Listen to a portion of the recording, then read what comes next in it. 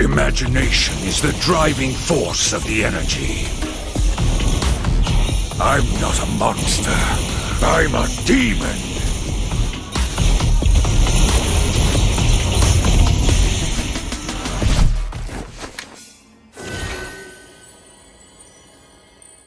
Get 8 gigabytes of all-access power. To do it all! Plus only TikTok to scroll and share non-stop. Power, work, life, and more. With Smart Power all-access data now up to 90 days. Load now. No signal, no fun. If only you could switch in an instant. But wait, you can with the Smart eSIM. Backed up by nationwide coverage. Get your Smart eSIM now.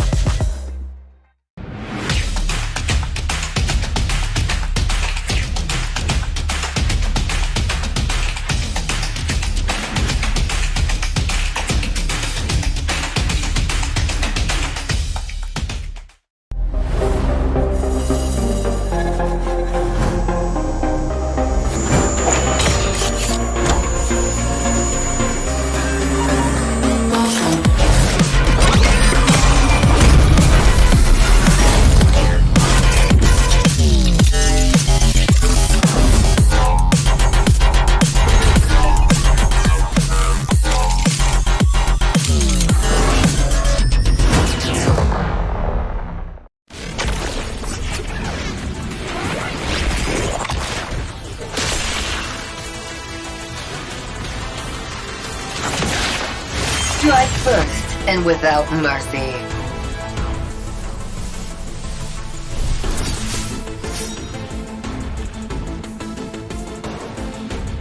Where I tread, death follows. Enjoy your last breath. Deploying smoke. Going dark.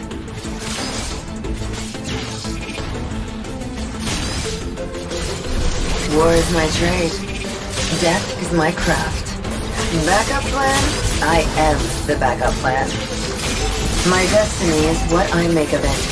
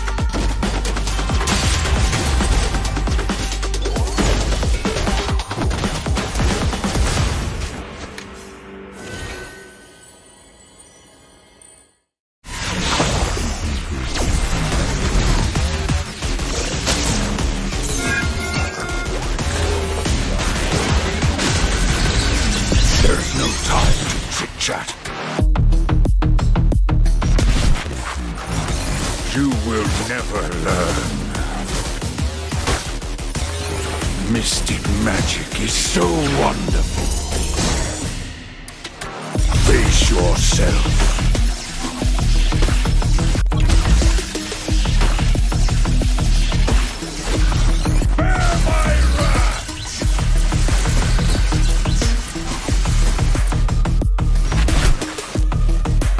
Imagination is the driving force of the energy. I'm not a monster. I'm a demon.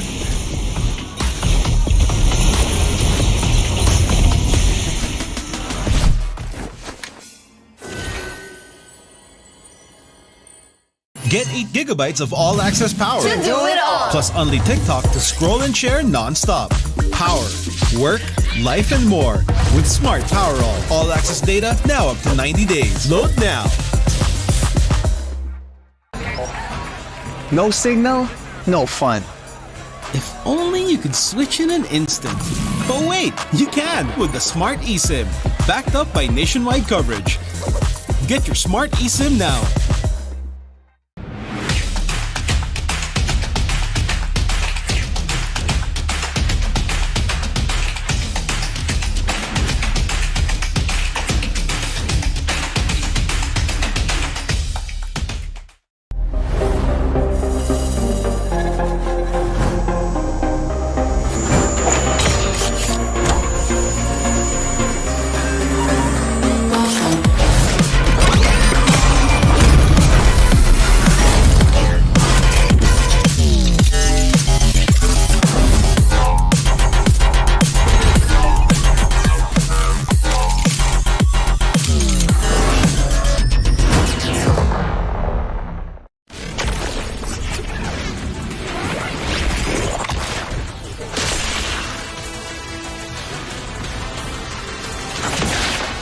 Strike first and without mercy.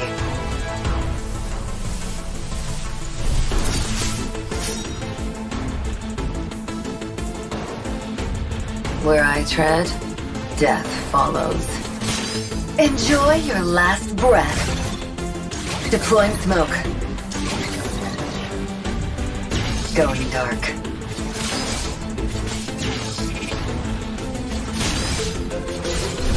War is my trade. Death is my craft. Backup plan? I am the backup plan. My destiny is what I make of it.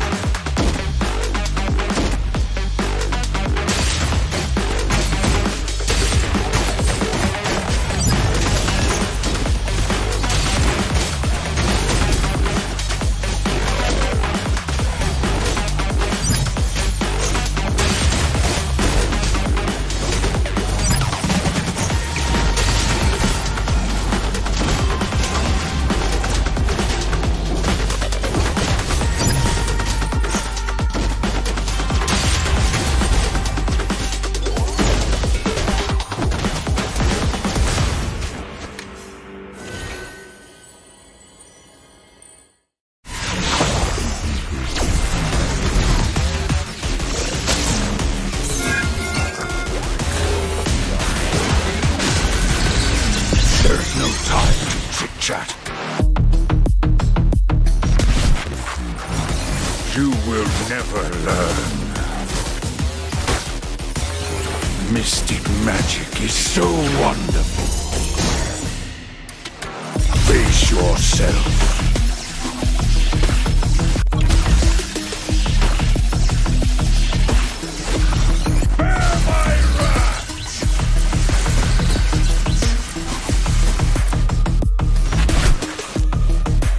Imagination is the driving force of the energy. I'm not a monster. I'm a demon.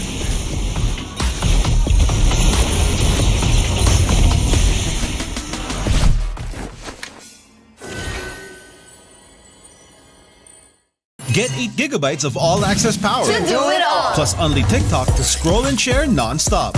Power, work, life, and more. With Smart Power all-access data now up to 90 days. Load now.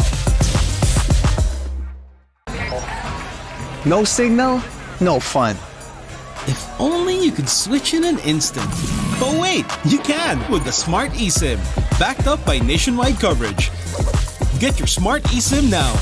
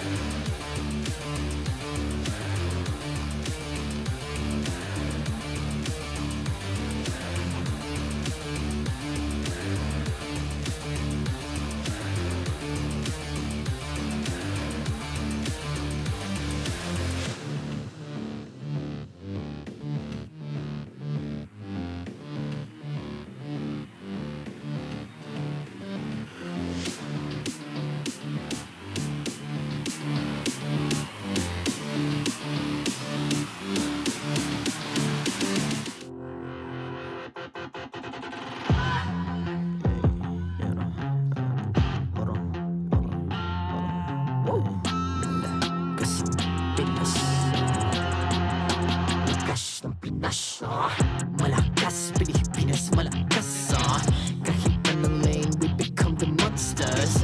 Malakas, Pilipinas, malakas. Face the golden sun and ripping for the 3 stars. Look at us to the top, no ifs, no buts. Winning any game, para to sa yan na yes. Di mo matitin ang aming boses sa new level. Nasa kalye man o mobile, you know I become a legend. Open fire, we unite, we winners. Built with pressure, the diamonds are made of. Switch in a lane na parang gera. HP racing, may reset up. Built agad ang buhat ni Hilda. Full load SS parang Lyra. Susundan ko ang iyong bakas. Kasama patas, tagumpay natin ito. Dahil tayo'y malakas. Para sa Pinas. Nasa amin ang alas, hindi tuwa atras. Kinikilala sa taas kasi kami ang malakas. Para sa Pinas. Nasa amin ang alas, hindi tuwa atras. Kinikilala sa taas, ganito kami sa Pinas. Wow! Hold on. Yeah, wala kasang Pinas. We are laging MVP, no surrender, no retreat. Pag nagsama-sama, just imagine what we can achieve. Laging MVP, no surrender, no retreat. Giving 100 all my all, cause we just cannot be defeated. We are unstoppable, immune and invulnerable. Ready ang equipment, lahat frozen, malang crowd control. Pakita ko na jab like pow, beast of the southeast. Takas sa watawat, proud and loud, cause every enemy we devour. Susundan ko ang iyong bakas. Kasama patas, tagumpay natin ito. Dahil tayo'y malakas. Para sa Pinas. Nasa amin ang alas, hindi tuwa atras. Kinikilala sa taas kasi kami ang malakas. Para sa Pinas. Nasa amin ang alas, hindi tuwa atras. Kinikilala sa taas, ganito kami sa Pinas. Wow!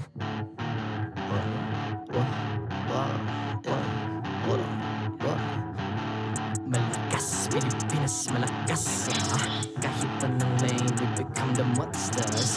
Malakas, Pilipinas, malakas. Face the golden sun and repping for the 3 stars.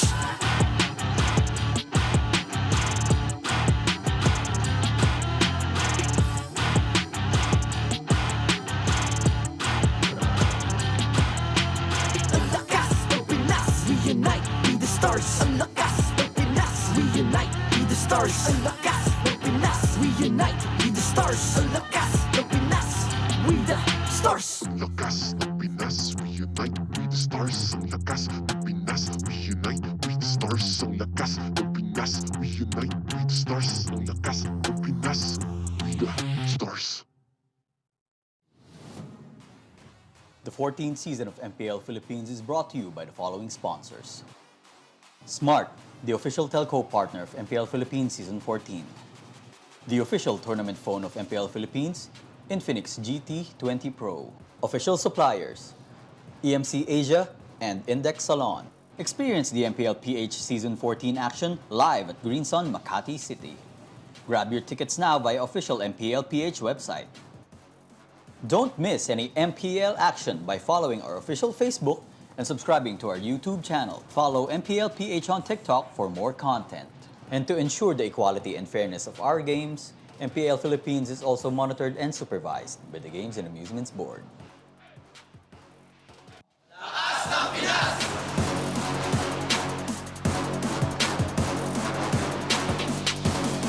Lakas ng Pinas!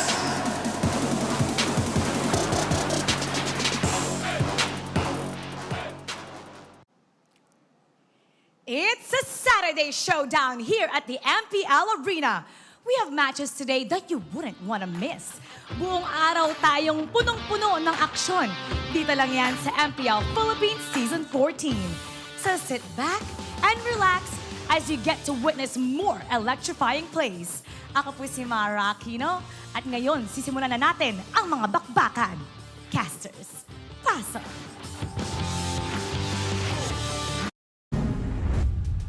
What's good? You're watching Week 4, Day 2 of MPL Philippines Season 14, and you're not seeing double. It's not two Leos, it's not two Nices, it's one of each. At your service. Joseph, how you doing?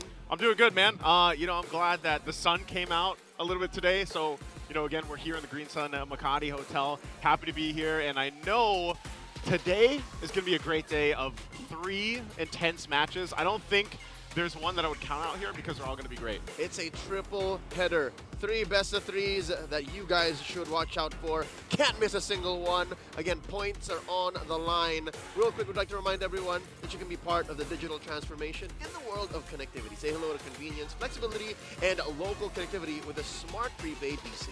It's now available for digital delivery through the smart online store, and it's only 99 pesos. Giggity Joseph, before we jump in to today's matches, let's talk about last night. All right. As much as I'd like to forget what happened, given the crazy state of affairs, what are some core memories that made it to you? I would say the Lolita steal from Ogwin, obviously. I think that was pretty cool. It was something I wasn't expecting, but overall, too, I got to say, I know this might get lost in translation a little bit, but the killing factor during the post-game interview of FNOP. Yeah. Right? That was great to see. Again, I love the fact that we're tying in with the community here too, and they get their chance on the stage. But yeah, the fact is, Fnatic Onyx is still on top 6-0. If there was a point for Kirk and Pia and Kirk, it was be up there. But looking at the leaderboards, again, the streak continues for the Super Family. Fnatic Onyx at 6-0, followed by Falcons AP Bren, Aurora, MLBB, Smart Omega, smack dab in the middle of the pack, as well as Team Liquid PH, and then right on the cusp of the safe zone, right wherein you don't feel like you're getting eliminated come playoffs, RSU Philippines, and then our 2 winless teams. Opening up today, by the way. Opening up today. So the bright side is one of the teams are going to get their first victory, right? That's part of it. It's tough to see TNC and both Blacklist International For be one in of there. them. For one of them. For one of them, I should say. For the other, just they're still there. Deeper dive into a rut. Followed up by TLPH versus Aurora. That's an ECA matchup the last time we saw them. And of course, RSG versus OMG, a rematch making its way back from the dead from 2022. Remember that? Remember that when they fought in the lower bracket of MSC 2022? I remember that. Let me hear y'all! That was this one. Shout out to our friend. That was this one. And that's exactly why we're saying you can't miss a single match, all of which have something to offer. Yeah, they're all going to be great. Even starting off with this first one here, Blacklist International TNC, like we said, it's tough to see them where they are in the standings, but they still have an opportunity. One of them is going to get their first win, and maybe this is going to be the start of maybe a new streak that they can go forward for the rest of the regular season. It's got to be, because the playoffs picture is dire for both the Agents and the Phoenix Army. We'll leave the analysts to break down that matchup. It's Renmar and Brigida in the Infinix game Tambayan.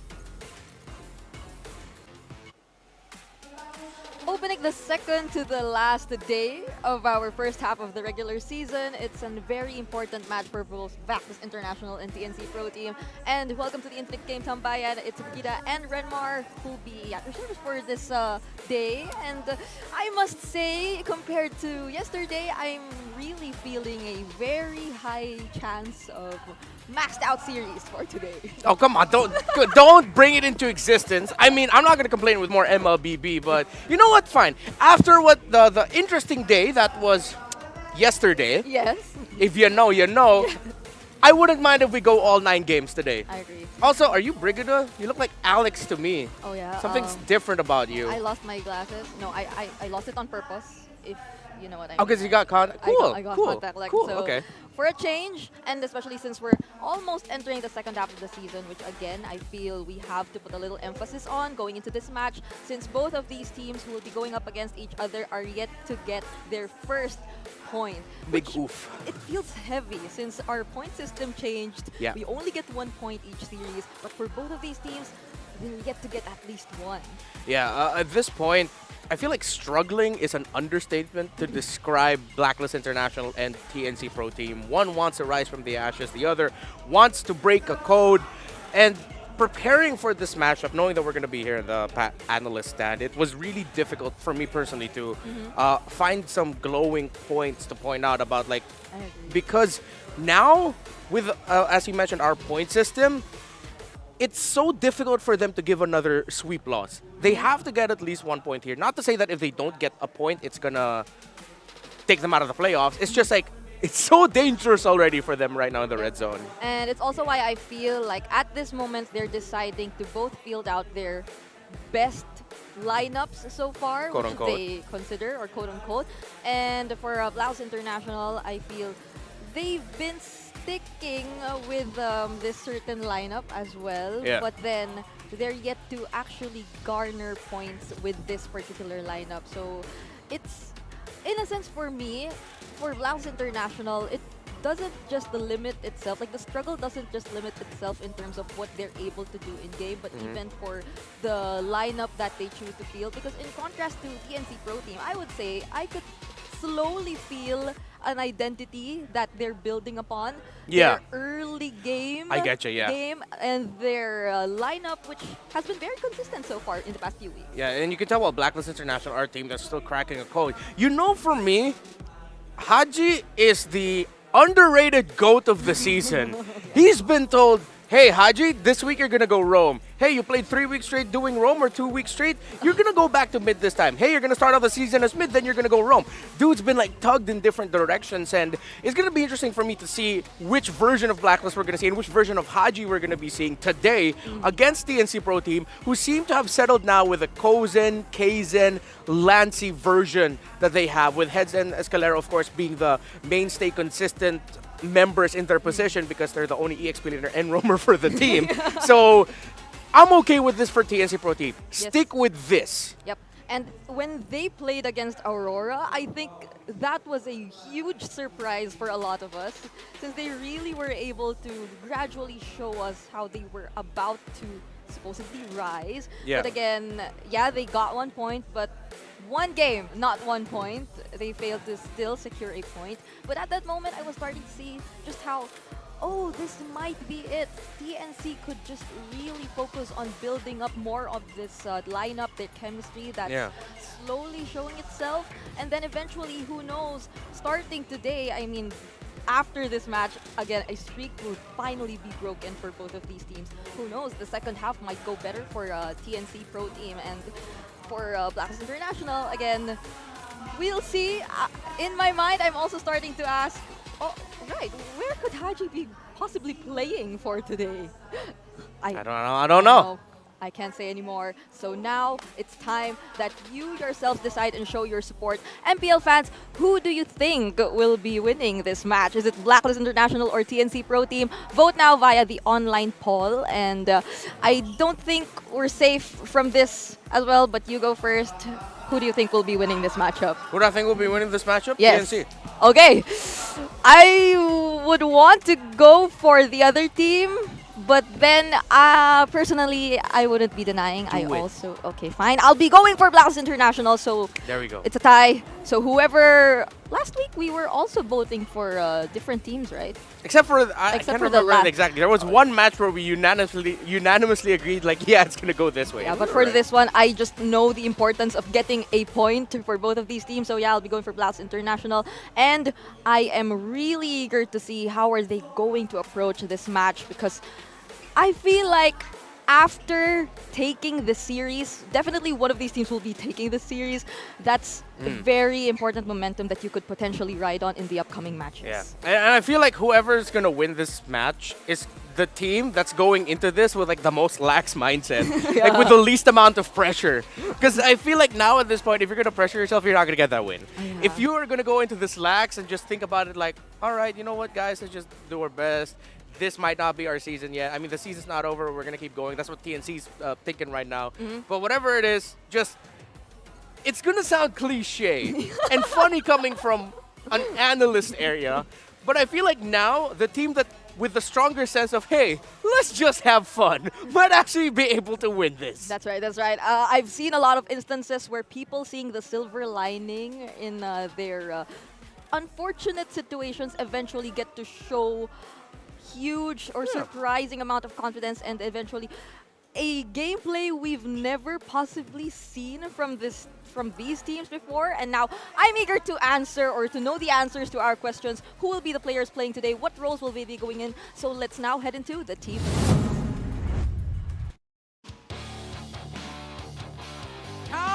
begin our Saturday showdown. Introducing our marshals, Jeff, Chico, Pat, and Wilbert.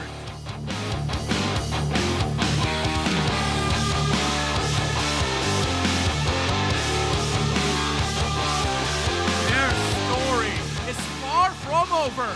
As long as there's a code to break, you can bet they'll keep finding the combination. Agents, let them hear you cheer. It's Blacklist International!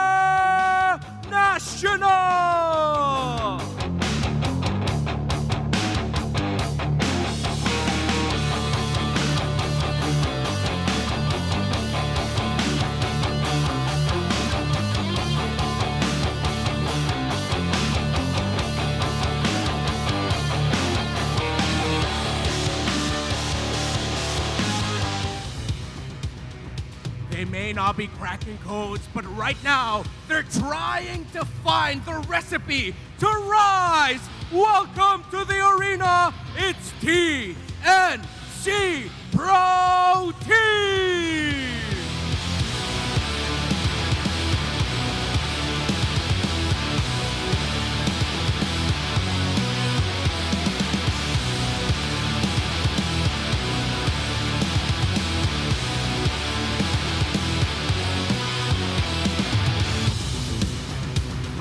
And their coaches for Blacklist International, Coach Onchan. And for TNC Pro Team, it's Wolf.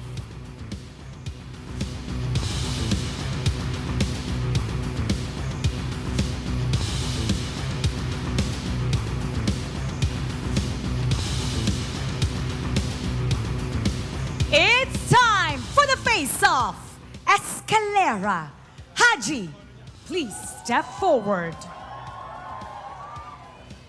Step closer together. This is the face-off. Escalera, ano ang palag mo kay Haji? Top 7 kami ngayon.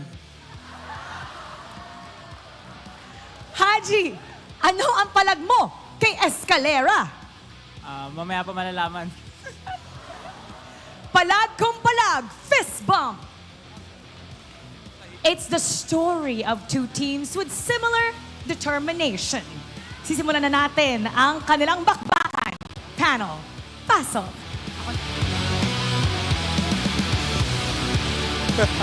I'd say aside from determination, I see a lot of similarities between these two teams first as well. But first, let's tackle Blacklist International. Again, we mentioned they're yet to actually find their code. And to answer our question, Haji once again will be going back in the mid lane role. Oh man, he gets tugged back into the 4, coming from the 5, and now Perks. I'm not gonna lie, I wish we saw more of this lineup with Perks at the roam, with Haji at the mid, and build the consistency from there. But hey, no point crying over spilled milk.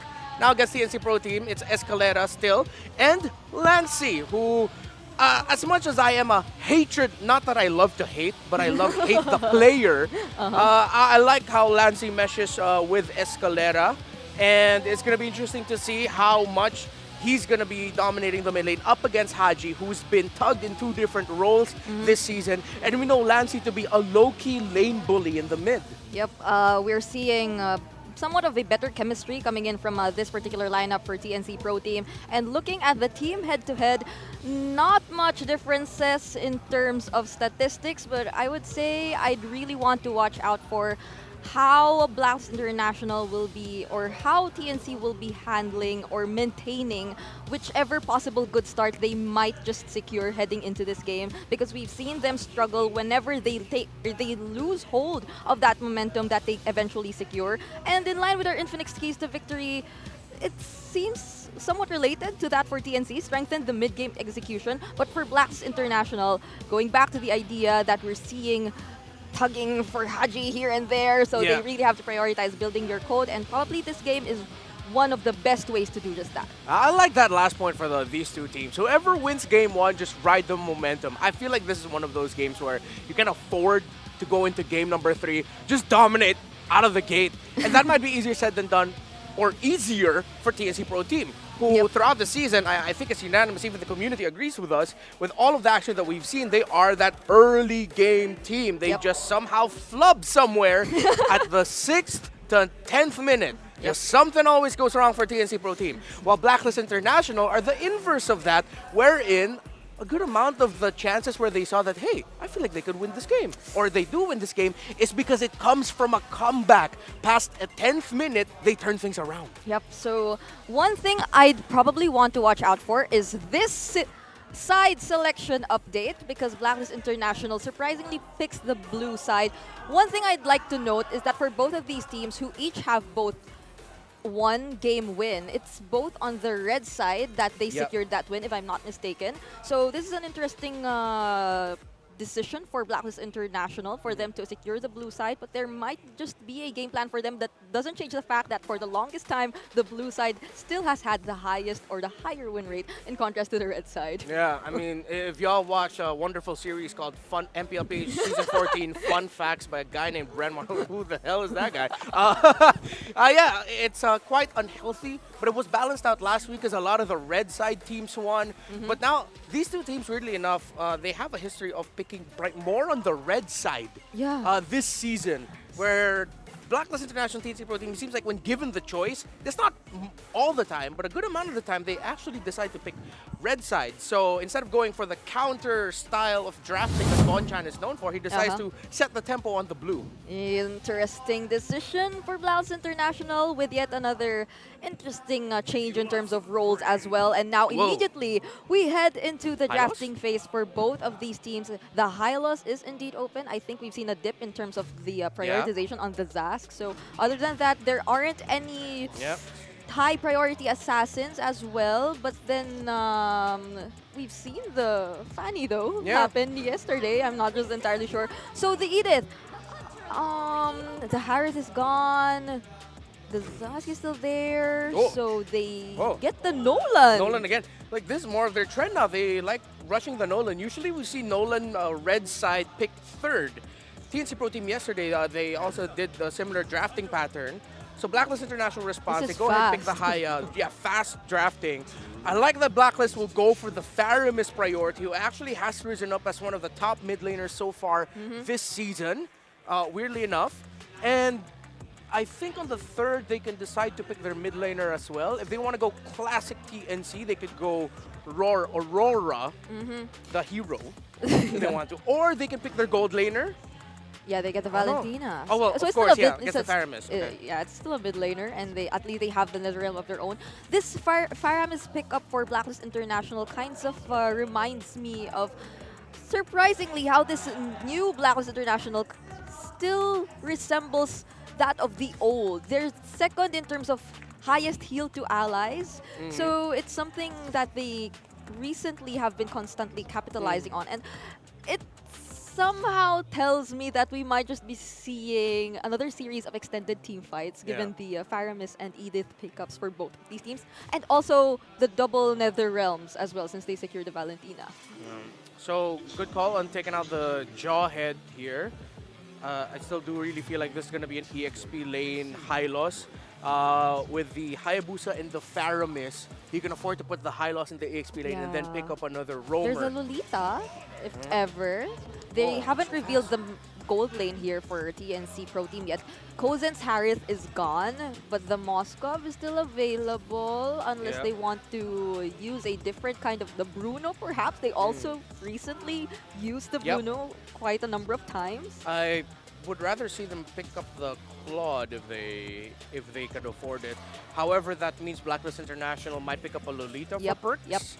So if this goes Claude, it might be Lolita or maybe even a Kufra on the side of Blacklist International, and then they could round it out with their gold laner if just to win the matchup.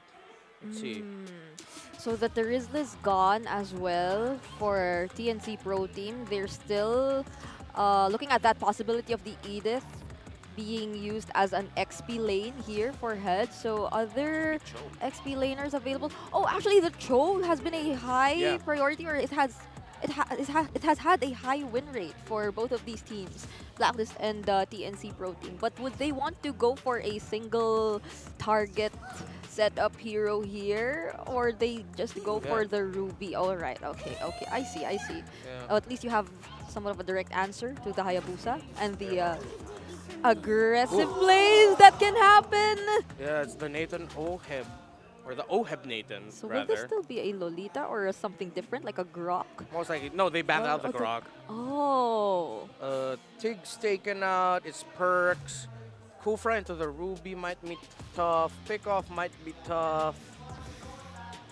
Oh, they could go the Minotaur? Are they willing to give the Minotaur ult to the Valentina though?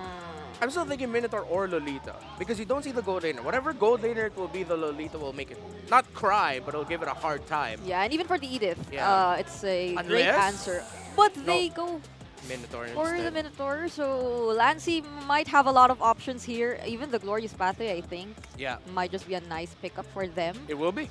It'll be a great ultimate. What could be the gold laner? Oh, Melissa! This reminds me of different international tournament where it's been a consistent answer to the Faramis, to those ultimates which entail you to group up together, which we are seeing right now for Blacklist International. Yeah, I've been a fan of the Melissa ever since we saw Smart Omega Empress take down the queendom of Team Vitality in MWI 2024. Shout out to the Savage Empress Shinoa. Yeah, this actually reminds me of SRG as well. Yeah. There have been a lot of Melissa games off season, and now we're finally seeing it happen here in MPL just when we're about to get halfway through the regular season. So I'm really interested to see how this will be panning out for both of these teams. I cannot wait. Who could potentially get the first game of this much anticipated series? Let's finally head over to our casters. I believe the tournament you were referring to was MSC 2024 in Riyadh, Saudi Arabia. Welcome to Game 1 in a best of 3. It's Blacklist International versus TNC Pro Team. Joseph? Daniel. Did you see that Melissa coming through? Because again, we see a lot of Faramis these days. Again, Faramis is in the top 5 of a majority of the winningest teams in Season 14, and Melissa's one of the solid answers. I guess so. Like, I don't know. Melissa is just not one of the heroes that I typically think of. Not in your radar. Not in my radar. But the fact that it does prove a point, it can work really well, too. That's going to be great to see how Kozin makes this work. Honestly, man, at this point, both these teams just need to pull the stops and get that win. You know, like, start off with the right foot, get Game 1 under your toes. And I think part of that, too, is, like, both these lineups, if you break it down, they're both good. They're both good. They both are going to make music. They still have 2 of the most tenured and fundamentally sound and theoretically gifted coaches in the world, I'd say. Coach Bonchan, Coach Wolf, who, by the way, I caught up with last night.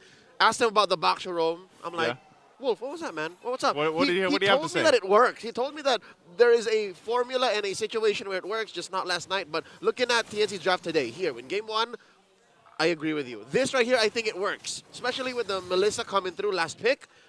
I think compared to Blacklist, like, no offense, like Blacklist solid draft here, especially since Hagi's back in mid. Yep. I like TNC's draft a little better. That's a good change. Like you just mentioned, Haji going to the mid here too. But I think we say this so many times. Like every time we look at a draft, it's always like, yeah, you know, this is a good draft. Depends on the execution. And when you talk about both these teams, that's been their issue. Like up to this point, halfway to the regular season is, what's the execution been like for them? You know, and I think that's the question. It's going to matter 110% more now that the turtle has spawned. We see a little bit of the early game lane to lane. KZ here working on the lore. Turtle, 10% left. Wow. Easy, quick. Blacklist didn't even think of contesting. Yeah, good take there. TNC, you know, wants to get these objectives, get the snowballing at least for Kazin, because that's why you also pick up that Nolan there. And I think Brigida and also Renmar pointed out too, it's funny because for TNC, the fact that Lancy has so many options on what ultimate does he want to take on the other side. So many good options. So many good options. Like, is it the Glorious Pathway? Does he take the Nether Realm? Does he take the Minoan Fury? Like, there's so many good options that TNC can play around with from every point of this game. And that always goes back to the point of, you know, how are they going to execute that? Because like Renmar mentioned too, they always get this tendency where they start really strong. and then something douses the fire mid-game. And that's the story of last night's Valentina in the hands of this very same gentleman you see here, Lancy. He was also facing off against a Paramis. Falcon is AP Brent's Paramis, to be specific. And he always had his hands on the Netherrealm. So now I think he's going to take lessons from that match, put it into play here, help TNC get a solid early lead. Now fight up top! Already up on top here. MP the King burning a little bit, but will be able to get away with a sliver of HP. So no first blood being taken up yet. Lancy got wind where he was in there. Gonna go for Haji. They get the Netherrealm out, but Haji looks like he's gonna be able to escape as well. Escalera is still in the hunt, but there's no way he's gonna catch him. So they'll put the pressure at least on the tier 1 in the mid. All right, I'll call that a small victory for TNC. A TKO, if you will. They did win 2 lanes, trading off with the bottom on Haji. And now Perks getting a little bit from Kozin. It's a lot of plating, Joseph. See that? Like, that's like mid's gone. Mid's gone. Top lane, they got maybe, almost half. TNC, about 1,000 ahead now, 4 minutes in. Yeah, that's great because, and honestly, like I just feel like TNC has this phase of the game down for the most part. You look at statistically a lot of their games, they control the early game. And so with this lineup, again, I'm looking at it and like they have the pieces to the puzzle here. I'm waiting for heads. All right, scoots on out. It is just Lord Jam on Hylos. He's going to go back, but now bringing it here to the objective. Turtles up, second 1. He was teetering on the edge. I was like, oh. He did not want to use the flicker, did not want to use his ult. It's like, no! I got this. No, Lord JM. Second turtle up already. Kazin and Escalada working on it. Perks walks into the pixel brush here. Turtle approaching half health. Wow, Perks is going to get already pulled in. It's quite low, does have the ultimate, Minoan Fury available, but I think they might still try to fight this. Kozin goes down in the exchange. They trade it for an objective, though. So still now for the fight here, looking for the kill. Glorious Pathway going to be dropped down. Wow. Or GM will get out, but TNC grabs themselves another objective.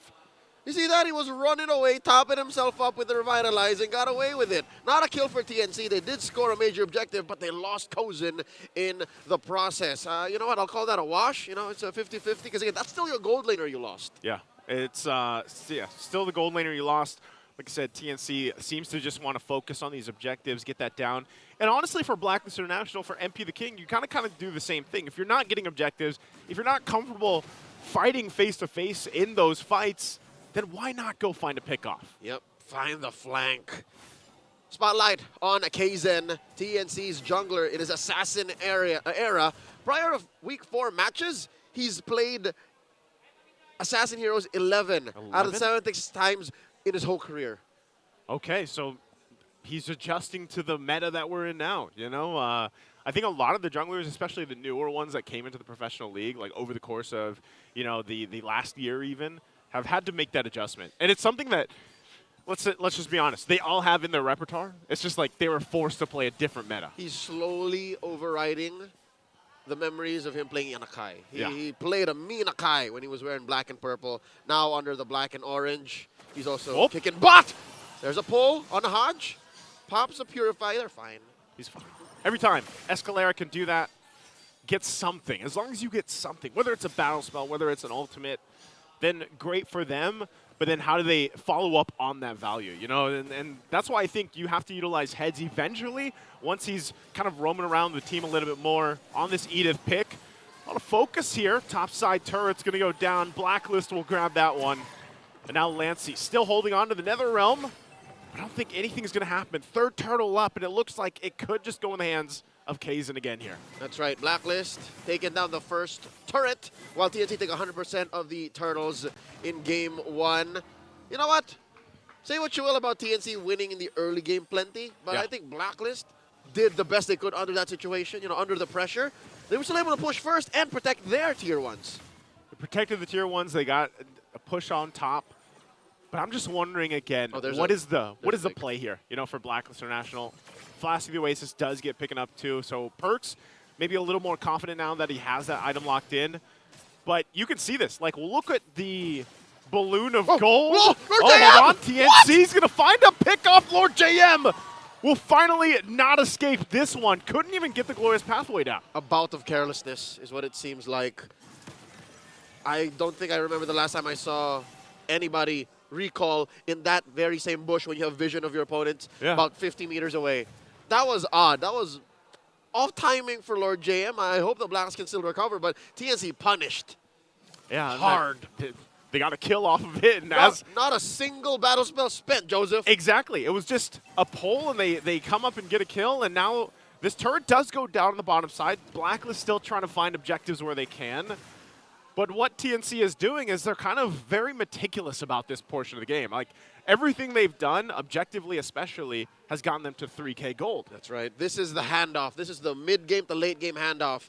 For the next maybe 2 or 3 minutes, if everything goes swellingly for TNC, then they're walking away with a dub game 1. So far, this right here, this area right here for Blacklist, this is the danger zone. They find it hard to engage, and now wait, Lancey walking in. He knows who's there. He knows exactly what he's walking into. But you asked me a question about 2 minutes ago, Joseph. You said, what is Blacklist looking for? Yeah. I'll tell you now. I think they're looking for an Ube. I think they're looking for a 3 or 4 man catch on a pull from Haji or Glorious Pathway, and then a Minoan Fury, and then the cleanup from MP. Like, that's the picture-perfect situation. I'm thinking part of this, too, is just the fact that they know... Oh, Escalera. Whoa! Escalera goes in with a flicker. Doesn't land the I'm offended. It seems like they might just call it off after that. The Lord is up here, though. And so Blacklist might be looking to make a move in themselves. Malefic Aurora also just picked up by MP the King. Luckily, 2,000, 2,500 is a big... Oh, wait! They're coming in! Heads, there's the Shadow Kill. Going to get the Primal Form out. Primal Wrath is popped. Still, though, dropping down Glorious Pathway, too. They force a fight in the mid lane, and now joining it. Kazin also forced out. Perks out of the picture. Down a member already, Haji. Netherrealm's expended as well, and TNC knows they have an advantage. They played a part. Still, Kazin on the bottom side, pushing that wave. And with Perks out of the picture, TNC are fully controlling the river. Now one more time to pull. So pull again from Escalera. Lord JM waiting for the rest of the team to follow this up, but they just don't want to go in just yet. Oheb possibly looking for a follow-up on the kill, but he gets just zoned out from Kozin. Glass Cannon, the Filipino sniper on that Nathan. Gotta watch out. Look at the back line. Lancey, sandwiched by Lord JM and MP. Lancey keeps him at bay, gets Kazin the Lord here, and Lancey will just sacrifice himself for TNC's objective. I'm not so sure if that's the only way that Lord take could have happened, but, you know, gets the job done. TNC scored the big one at the cost of Lancey, who, you know what? Sure. In hindsight, like, sure, if that's what it takes for you to not spend too much and to not threaten the kill on Kozin or Kazin, I guess you could sacrifice the mid lane. You could sacrifice the Valentina. It's like, hey, I got this, guys. You got the Lord, I got this. They got eyes on me.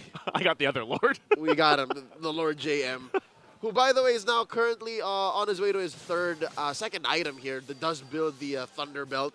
Looking at the cores this time around, at about deadlock between Kozin and Oheb, so that's good. Again, Oheb hasn't died, so at least they're still banking on one of their cores here. And that's why I'm going to go back. I'm going to answer my own question to myself 5 minutes ago. Okay. I think it was the plan here for Blacklist was like, yeah, let's just wait because we know Nathan needs time to build up, and he's there. Like, they're going to clear this Lord out. They try to hold on to what they can. They will lose a turret. They might want to force the fight now, too. Netherrealm already going to be used. The go away keeps them away on point. And now Escalera, what does he want? Has the flicker. They get cut off from heads. Looking for more. Kazin trying to join this fight, but still when to catch up to the team and won't be able to get a kill after it all. But the Holy Shield will be popped on the base turret top side of Blacklist. The cow gets away. Oh, look at the ungodly amount of heal. Perks has heal. Lord JM has heal, which he, by the way, used up, I think. You pressed the red vitalize there. TNC about 5,000 gold ahead, slow and steady. They're pushing in. The map is turning red. Lord JM drops the Glorious Pathway. Whoa, MP the King also not going to be able to find the angle he was looking for. Going to fight for the purple buff. Oheb looks like he's one to secure it here. So TNC playing with the control they have. And I would say, you know, there's some mistakes on both sides happening from both teams, but TNC has been holding it together so far. You mentioned a very interesting word, mistake. I think it's more complex than that. I think they're both very careful, where it seems like they don't want to make any mistakes, which lead to them overthinking the approach. We're in there, you know, they're walking on thin ice, Joseph. They're walking around broken glass, which, by the way, is a perfect metaphor for the past 4 weeks that they've gone through. It's tough to be an agent. It's tough to be a member of the Phoenix Army because your teams are winless right now. And off of this series, this single series alone, they get a point on the board. So maybe that's why everything just matters. Like, it's 10 like 10 times more. Super focused on discipline. That's right. You know, we can look at it that way. That it affects your state of flow. Yeah. And your synergy with your teammates, which, by the way, coming from these two teams who are freshly built, I would understand why there's a little bit more, I don't want to use the word hesitation, but carefulness. You know what I mean? Yeah. Like, will they take this well? Will this gambit work out? Yeah. And I think that's, again, with the lineups that they both have, they can afford to do that too. Especially for Blacklist lineup. It's covered so well. It's a fresh new lineup. It is. It's a reconfiguration. New, what is it? A new iteration, new code, if you will. Which, by the way, is holding out well. Look at this box formation approaching onto the Lord, while TNC a little more scattered out. In control of the river brush, though, don't worry. With heads in the pixel brush. KarlTzy taking care of the wave up top. What's MP the King up to? Is he securing his orange? Yeah, it looks like he's just going to grab his orange. He knows that as long as Lord JM's here, he's fine. Like, he can do what he needs to do. He can delay. He can delay it. They can wait. And that's what I'm saying. The upside of Blacklist lineup is the fact that they can extend a fight for so long with the lineup that they have and even the revitalize that is brought to this, plus the healing of the Minotaur. Like, they got HP bars good for 2 teams. Yes, exactly. they got 2 teams worth, a 10-man squad's worth of HP and healing. 14.5 minutes in, this is an enhanced Lord that both teams are circling around. Look at this 5-man approach from TNC. Oh, wow. Just by movements and rotations alone, they're able to push back Black. This feels like a different board game at this point. You know, both teams kind of feeling each other out, especially around the second Lord. It's rugby-esque. Rugby. Yeah. Rugby-esque. I feel like we should have done a haka before. Oh, look at KarlTzy! Oh, no. He's going to pop the Winter's Crown. There's the Minoan Fury 2. Going to get the knock-up on KarlTzy. He's out of the picture. NetherRealm dropped down as well. Kozin trying to get the distance, and MP the King on the hunt. Pops the shadow kill. Does he have enough damage? He doesn't. To get the kill, the flicker comes out from LaNCY. Looking for Blacklist jungler. Won't be able to get him, and now Haji keeping LaNCY at bay. But still, TNC, they lose 2, and no one, it seems like, is going to be able to get this Lord just yet. And TNC spent so much on the way out. Look at that, all the battle spells, the 2-for-1 trade. Lord JM was more than willing to give that up. And look at this, Black's going to try to burst. They're going to try to delay here as much as they can. KarlTzy will be up now. Head's just a couple seconds away, so TNC has done what they needed to do. Losing the jungler, they delay the Lord. That was the best 5 seconds to try and burst down a Lord. Especially when TNC were down 2, and wait, they're going to pick a fight again? MP the King using the shadow kill. He'll get a couple health bars down here from TNC, but that's about all he gets. Yeah, go away indeed does pull you out of the shadow kill. Yeah. Like you bounce off of it. Yeah, you just kind of get zoned out. Yep. Here we go, another 5v5, another scrum, if you will. Very rugby-esque engagement. Again, you know, you're looking for the better positioning. You drop the ball, you reset. The ball here being the Lord. Being the Lord. And look at this, wow, 5-man control of the river bush. Again, KarlTzy too. This time, like, he's got to, like, if we look at the last fight, KarlTzy has to be protected here. Can't go down. There's the conceal, setting it up on Lord JM, forcing out a Glorious Pathway. He's going to get pulled, and now pops the Revitalize and the Glorious Pathway. Do they actually just back off again? This time, though, Blacklist might start it up. As if it was nothing, Joseph. As if it was nothing. Via a single ult and a battle spell, Blacklist undoes TNC's engagement. Lord here standing at about half health. Now it's Blacklist in control of the river bush. KarlTzy taking the flank. I don't know if Lord JM knows. Oh, now he does.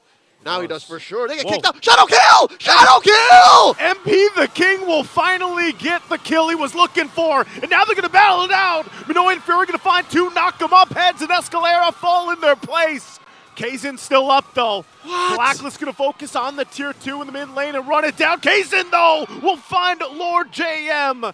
So at least gets one out of it. Call it a lane. Backstab. KarlTzy just coming in. Even a hero as chunky as a high loss on Lord JM will fall. And now for sure, Blacklist, for sure, the coast is clear. They take the Lord. This is what we're always talking about, though. TNC had the lead, and in, I don't know, discipline, hesitation, whatever we want to call it, they're not able to get the major objective. And although they hold on to a lead, things slowly change in momentum. All right, save for her outing in Riyadh for MSC 2024. The last time we saw Melissa in MPL Philippines was in Season 11. It was played by RG's Eman, who's now playing for MPL ID under BTR. And it was used in the lower bracket final playoffs against then Echo, now Team Liquid. Looking at the map, Joseph, it looks like Blacklist will slowly but surely take control.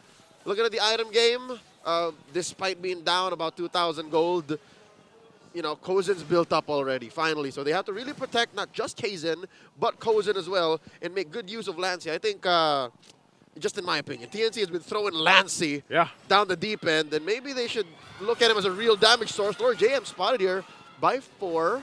Make that 5. That's all of TNC. What? Wow. TNC is going to lose that mid turret. Glorious Pathway dropped down. MP was looking for Kozen here. Not going to be able to find him, so Lord's going to be cleared out.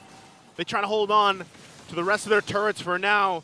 Not sure if they're going to engage or TNC just wants to be on the defensive. Lancey's going to get pulled. He has his own Netherrealm. Flickers forward on the defensive. MP the King will pop the shadow kill. Still expending that out. They'll try to heal up. There's a pull from Escalera. Netherrealm from Blacklist going to be used as well. And now the focus on the base turrets. Bottom one going to go down. Top one still standing with a little bit of health, and they'll get pushed off. TNC holds on. Able to kick Blacklist out of their backyard. And now the pendulum swings. Blacklist in control. 1 inhibitor left standing for the Phoenix Army, while Blacklist staring at a 1,000 gold lead and a map all blue. Just as I was saying, man. Just as I was saying, Lancey almost died. He spent everything. He had to take a loan and say, you know, can I borrow Flicker real quick? All right, thanks. Pow. Can I borrow another round? Pow. I wonder what the end game is for TNC. Like, are they really saving heads for the flank? Are they really saving heads for the flank? And does Escalade have to start off with an I'm offended? Is there like a late entry I'm offended? Maybe they can let heads do it, but like even if for too much? If you look at the last push from the Lord, man, they were in near the orange buff right here, push. right about yay. Oh, no, yeah, no, up on the top, other up top, side. yeah. And then they didn't do anything with it, so then they were in a very awkward like rotate back to their base retreat. Yeah. Yeah. And so it makes me wonder, like, what was the idea there? What was the call there? It's like moonwalking away from a fight. Yeah, so you're already trying to rush back to position on the defensive, and then you get collapsed down on. Yeah. So, you know, with that, hopefully they've learned. Escalera is going to get the immortality. Lord's coming up, though. I think, you know what? I double down on your theory, our findings together, because in addition to the whole positioning and movement that TNC have shown us the past 5 minutes, I think Blacklist has just hit critical mass. Like, they're just able to brute force their way into better positioning because of the Minotaur, the Faramis, and the Hylos. Yeah, it's almost too much. It's too much. Because at some point, too, Lord JM, you've seen him actually do it. He just lays down the Glorious Pathway. Like, don't cross. Lord JM's poverty era is over. Like, he's just, I'll just walk into any establishment I want, just point at things without even looking at the price tag. Just drop it down. Making it rain. Making it rain on the pathway. And so for TNC, they've got to solve that answer. Like, they have a couple of options themselves. We talked about Heads and Escalera, but, you know, at that point, even if Escalera gets a pull, you got to be ready to fight. You got to be ready to go against that lineup of that front line from Blacklist. And luckily they are ready, because just off of Haji, off of Oheb, that's enough magic damage to force back a majority of TNC, because Kaizen and Kozen can't take that kind of damage. Yeah. Sure, maybe they can take MP the King, they can split off and try to, you know, spread the damage of the shadow kill. That's why MP the King is taking this angle here. He knows he's a late entry assassin. Yeah. He cannot start the fight. There's no engagement in this 22-minute game that Blacklist started that MP was the initiator. Yeah, there's only maybe once where he's like, yeah, I'm just going to go shadow kill, It's see a what I can pick get. off. Yeah, that was on You know? Kozen in the early game. But now, watch this. He's in control of the river bush. And look at the base. Oh, that's the extra damage. Oh, it's too much. It's overloaded. Already immortality going to be popped and they go in. Heads also has to Primal Wrath. Watch Kaizen. Escalera still in trouble. He goes down. Heads now still alive. won't go down. NetherRealm into the Minoan Fury, gonna knock up KarlTzy. KarlTzy tries to pop off the damage, and Perkz in trouble, pops the winner's crown. They're trying to turn the tide of the fight as KarlTzy picks up a kill. Lord JM running as well. Let's see. The base still has to be worked on, but KarlTzy gonna be able to find Haji, picks up another. They send heads back to the base, and now TNC, what can they do with this advantage? They're too low. They can live another day, Joseph. They can help regain control of the map and climb back up. Shove Blacklist out of the driver's seat and go into cruise control. The Lord, you see how close the Lord was getting taken down? Like a fourth? Down to a fourth, and then suddenly TNC just pulls the trigger and says, you know what, it's now or never, gentlemen. They trade Escalera for Perkz, Roamer for Roamer, but that's best case scenario for where they were staring down early. Yeah, before that Lord fight. That's the thing. That was such a good usage as well. Of course, KarlTzy. Shadow kill. Is he going to be in trouble again? KarlTzy! He has immortality. It's going to be popped, but MP the King also still alive. What? His immortality goes down, and they will battle it out, jungler to jungle, as they both fall. Pyrrhic victory for KarlTzy and MP. I don't know who's, I don't even know who started the fight or who wanted to really go down, but they're both counting down to the same revive timer. I don't think either of these teams want to go for the Lord just yet. If anything, there's a slight advantage for Black since the map does belong to them. Yeah. But I think it's safer now. You know what? If anything, remember the uncharacteristic and unorthodox discipline and care and hesitation both teams were exhibiting in the first 10-15 minutes. Maybe now it should come into play. Because maybe now. A single team fight could turn it around. Lord JM dropping the glorious pathway. Heads taking a ton of damage already. Holding on to the Primal Wrath, and now Haji going to zone them out. No emos, no emos. Lord's going to reset here. They can't actually just take it just yet. They still have to be careful as both junglers still down. Once again, Orange Buff will just be taken, but we're at the stalemate here. Oh no, extra trouble in the base. Numbers TNC. advantage. Uh-oh. Have to defend. Escalera already had the flicker route. Won't be able to find I'm offended, misses it. KarlTzy drops down 2, still looking for more, wants to fight. Pushing off Blacklist from the Lord, and the glorious pathway will keep him at bay. You know what's scary for Blacklist right now, especially at this point in the game? You don't know if it's a DGP or an OGP. Whoa. Oh, shadow kill. Oh, no, KarlTzy! KarlTzy popping the wind chant. He's got the wind of nature. Already had to use it. Lancey too. Lancey! Oh, both of them are going for more, and now going to be in trouble here. Possible winner's crown. Heads has to flicker out. There's the fire back. KarlTzy will pick up the kill, and they look for more. It's a double for KarlTzy. TNC still trying to fight it out, but MP the King has a different plan as he gets a double. 2K for KarlTzy, and you can say the same for MP. And because of that, it's a 2 for 3. Blacklist gonna take a Lord. 25 minutes scaled. This is as big and as strong as a Lord can get.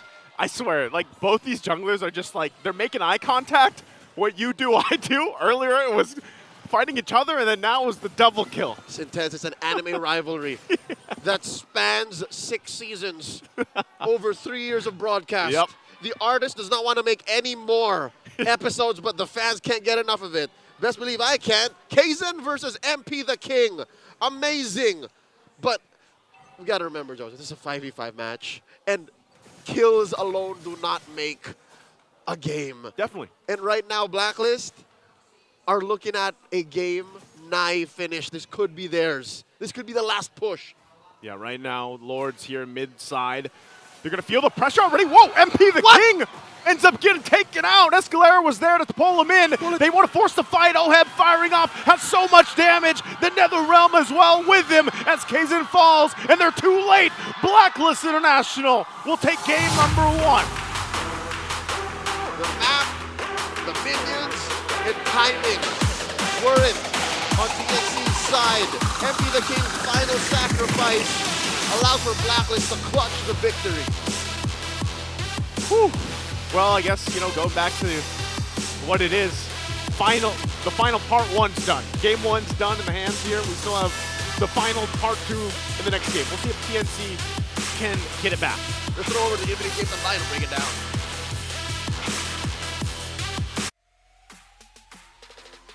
It was just unbelievable.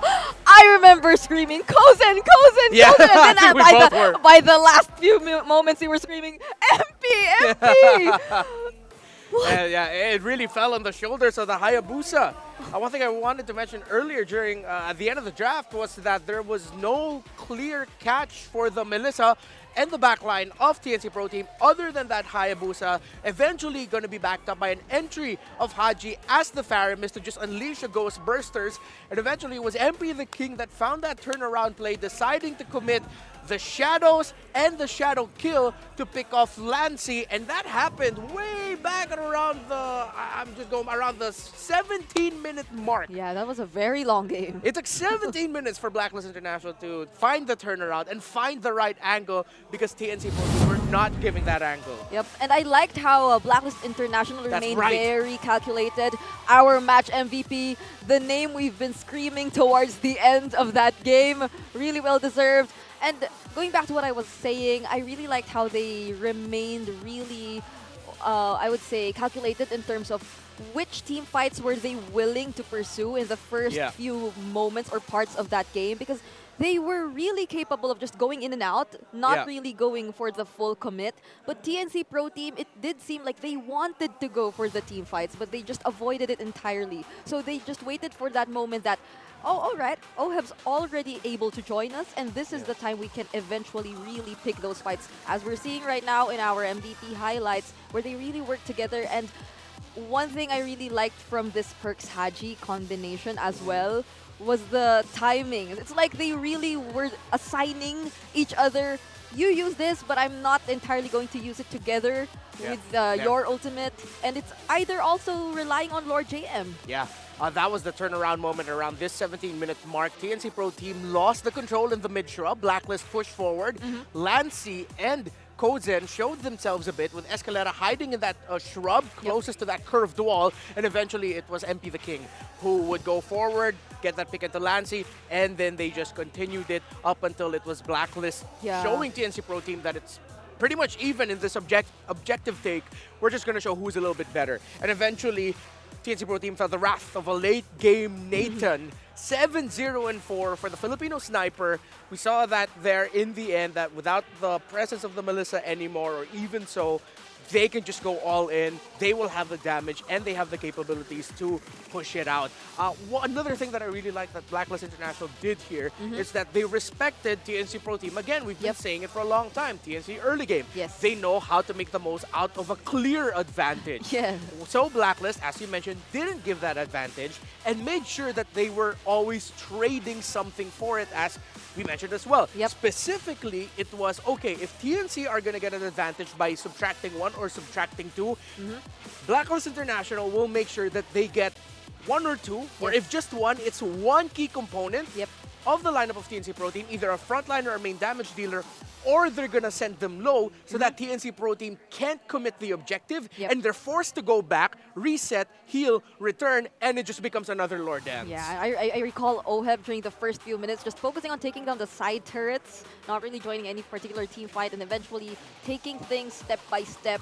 And as we've seen earlier, I'm still not taking away the fact that Kozen really did do a great job in that entire game. Even the timings of his Inspire spell, we were talking about it while the game was happening, that he really wasn't the type to immediately just put out those Inspire spells or just use the go away whenever he feels like there's a threat incoming. It's always like they have to make sure that this will be the best timing to use this ultimate.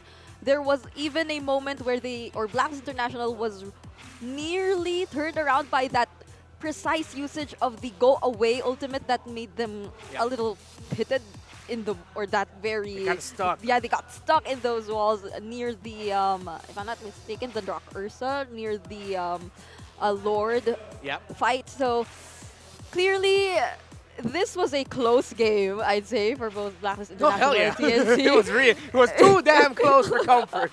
At multiple points all throughout. I'm glad that you pointed out the Kozen there, because there were some I think there's going to be like a mini compilation of Kozen just sidestepping and using falling, the first skill at the right time, dashing away at the right time, repositioning. Feel kind of bad for Kozen because he played out of his mind right now. But you could understand the hesitation of TNC Pro Team. Yes. Wherein they're up against a Hayabusa. They know that they have to get this one right. Not picture perfect, get their initial start right, because if not, the Hayabusa is just going to sweep in and then take over.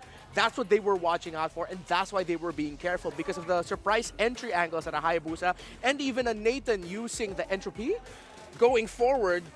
Their formations, if the beginning of the team fight isn't right, that could go bad for TNC Pro Team. What we saw maybe as hesitation is cautiousness up against a lineup where it's warranted. Yeah, it isn't just being able to immediately get out of whichever seemingly team fight that might happen. It's also the way that it could just happen so quickly. Because Oheb with the entropy, he could just like suddenly disappear. Yeah. Or he could just suddenly Show appear. up, yeah, exactly. Whenever he wants to. And there are other ultimates as well that could be expended here by Blacklist International, which could aid him in doing those surprise plays just the same. So really, if I were TNC Pro Team, I would also find it hard to like decide on which team fights could we willingly pick, especially towards the late game, towards the latter portions of the game.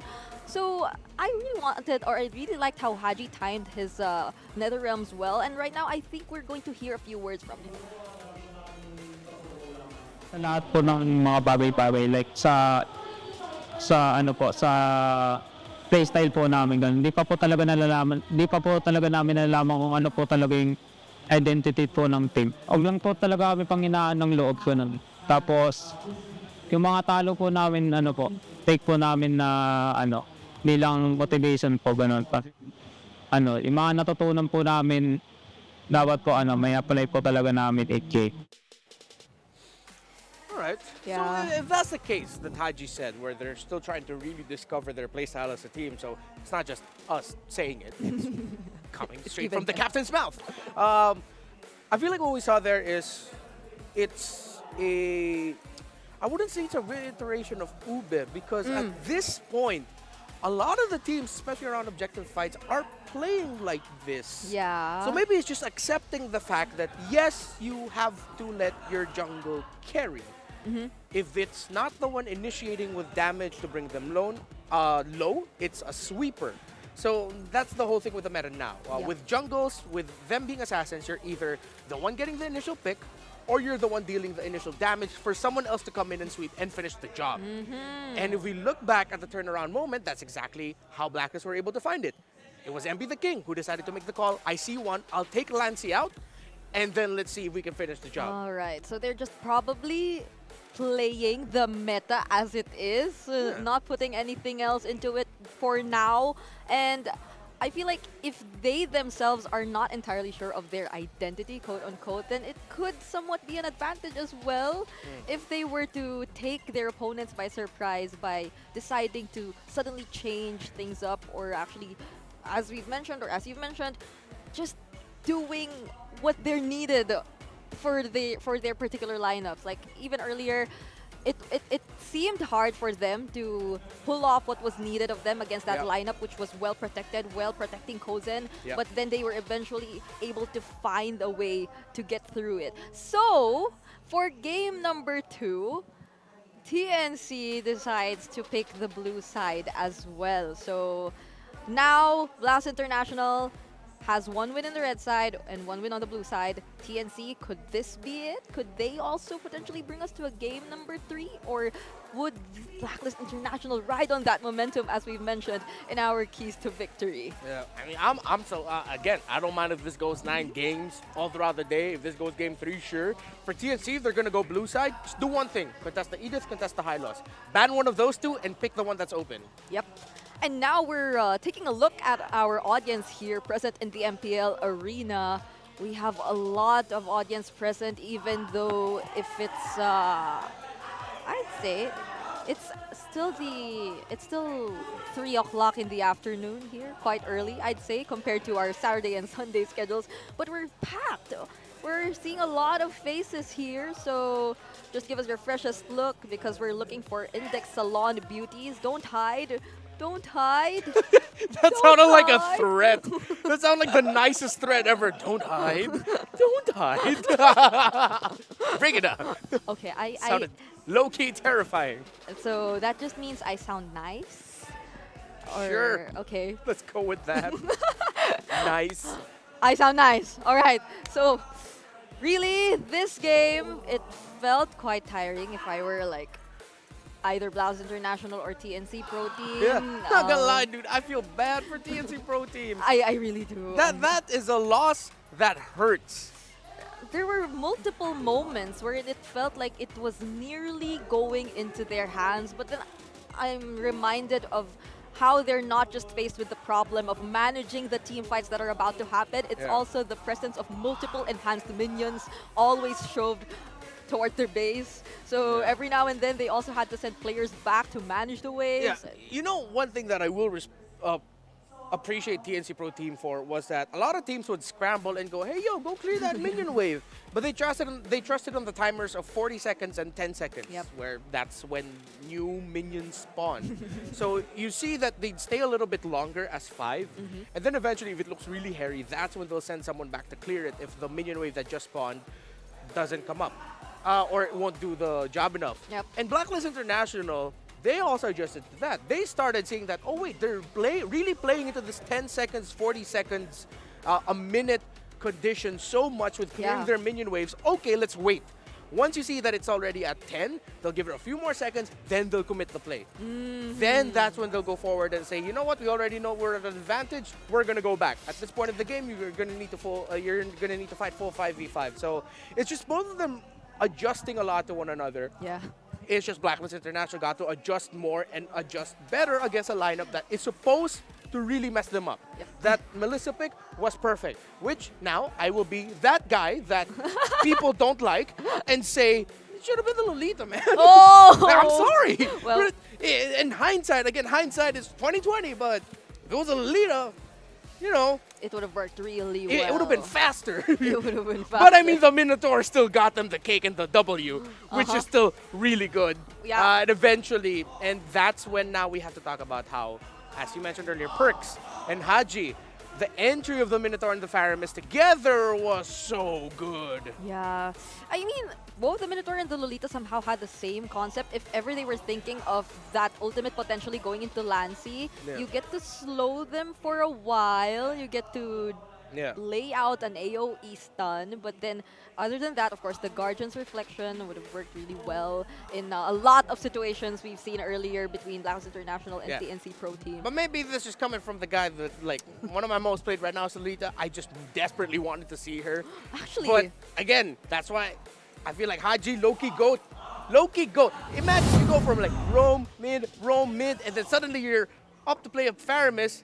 You have to play really well with a Minotaur and its entries, and Haji did just that. And shout out to Perks as well, who timed the flicker forwards with his ultimates, with his Minoan Fury, really dang good as well. Yeah, a lot of times earlier, Blacklist International's capability to just go in and commit whenever they were decisive enough to do so was just terrifying. They had a lot of ultimates that could complement that idea really well. So What?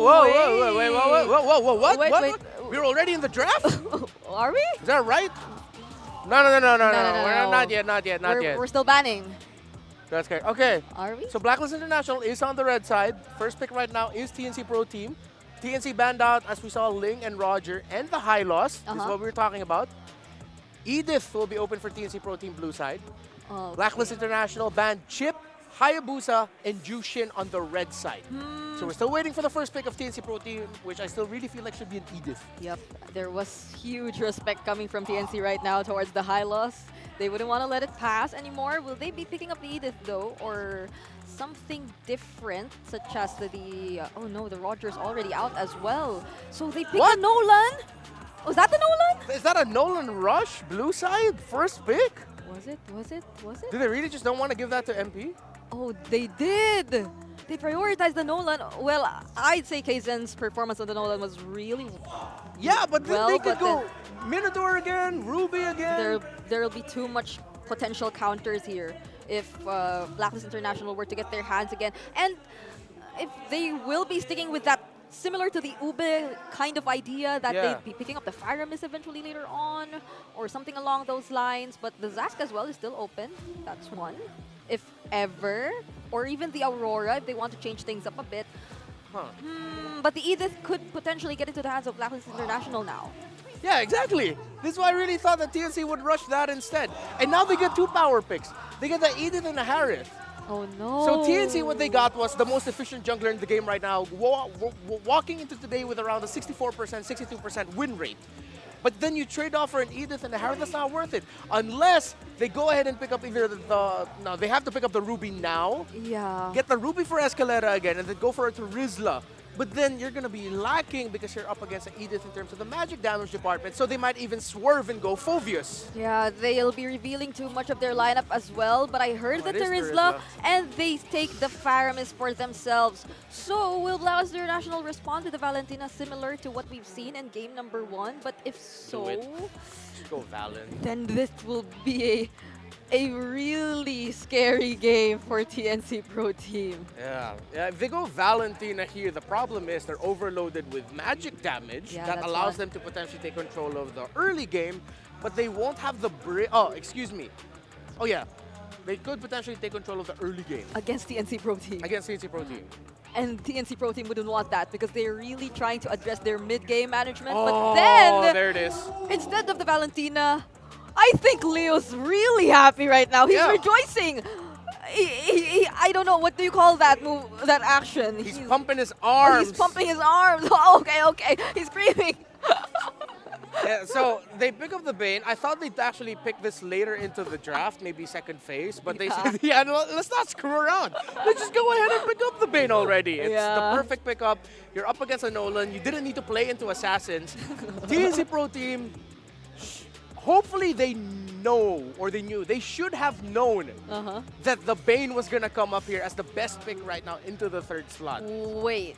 Okay, but now I'm thinking, wouldn't TNC this time want to pick up the Lolita for themselves? Because you can potentially Send back the Sharks, yep. send back the Sharks, and also somewhat protect your teammates from both the Edith and some of those the skills or damages that could be thrown out here by Oheb. Yeah, I agree with you. You know I'm a Lolita guy, so you been- go Lolita. Yeah.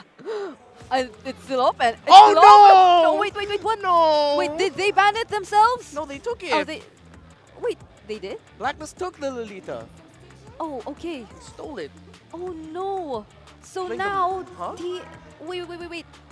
Okay, so Blacklist took the Lolita, Yes. and TNC sticks with the Melissa. Yes.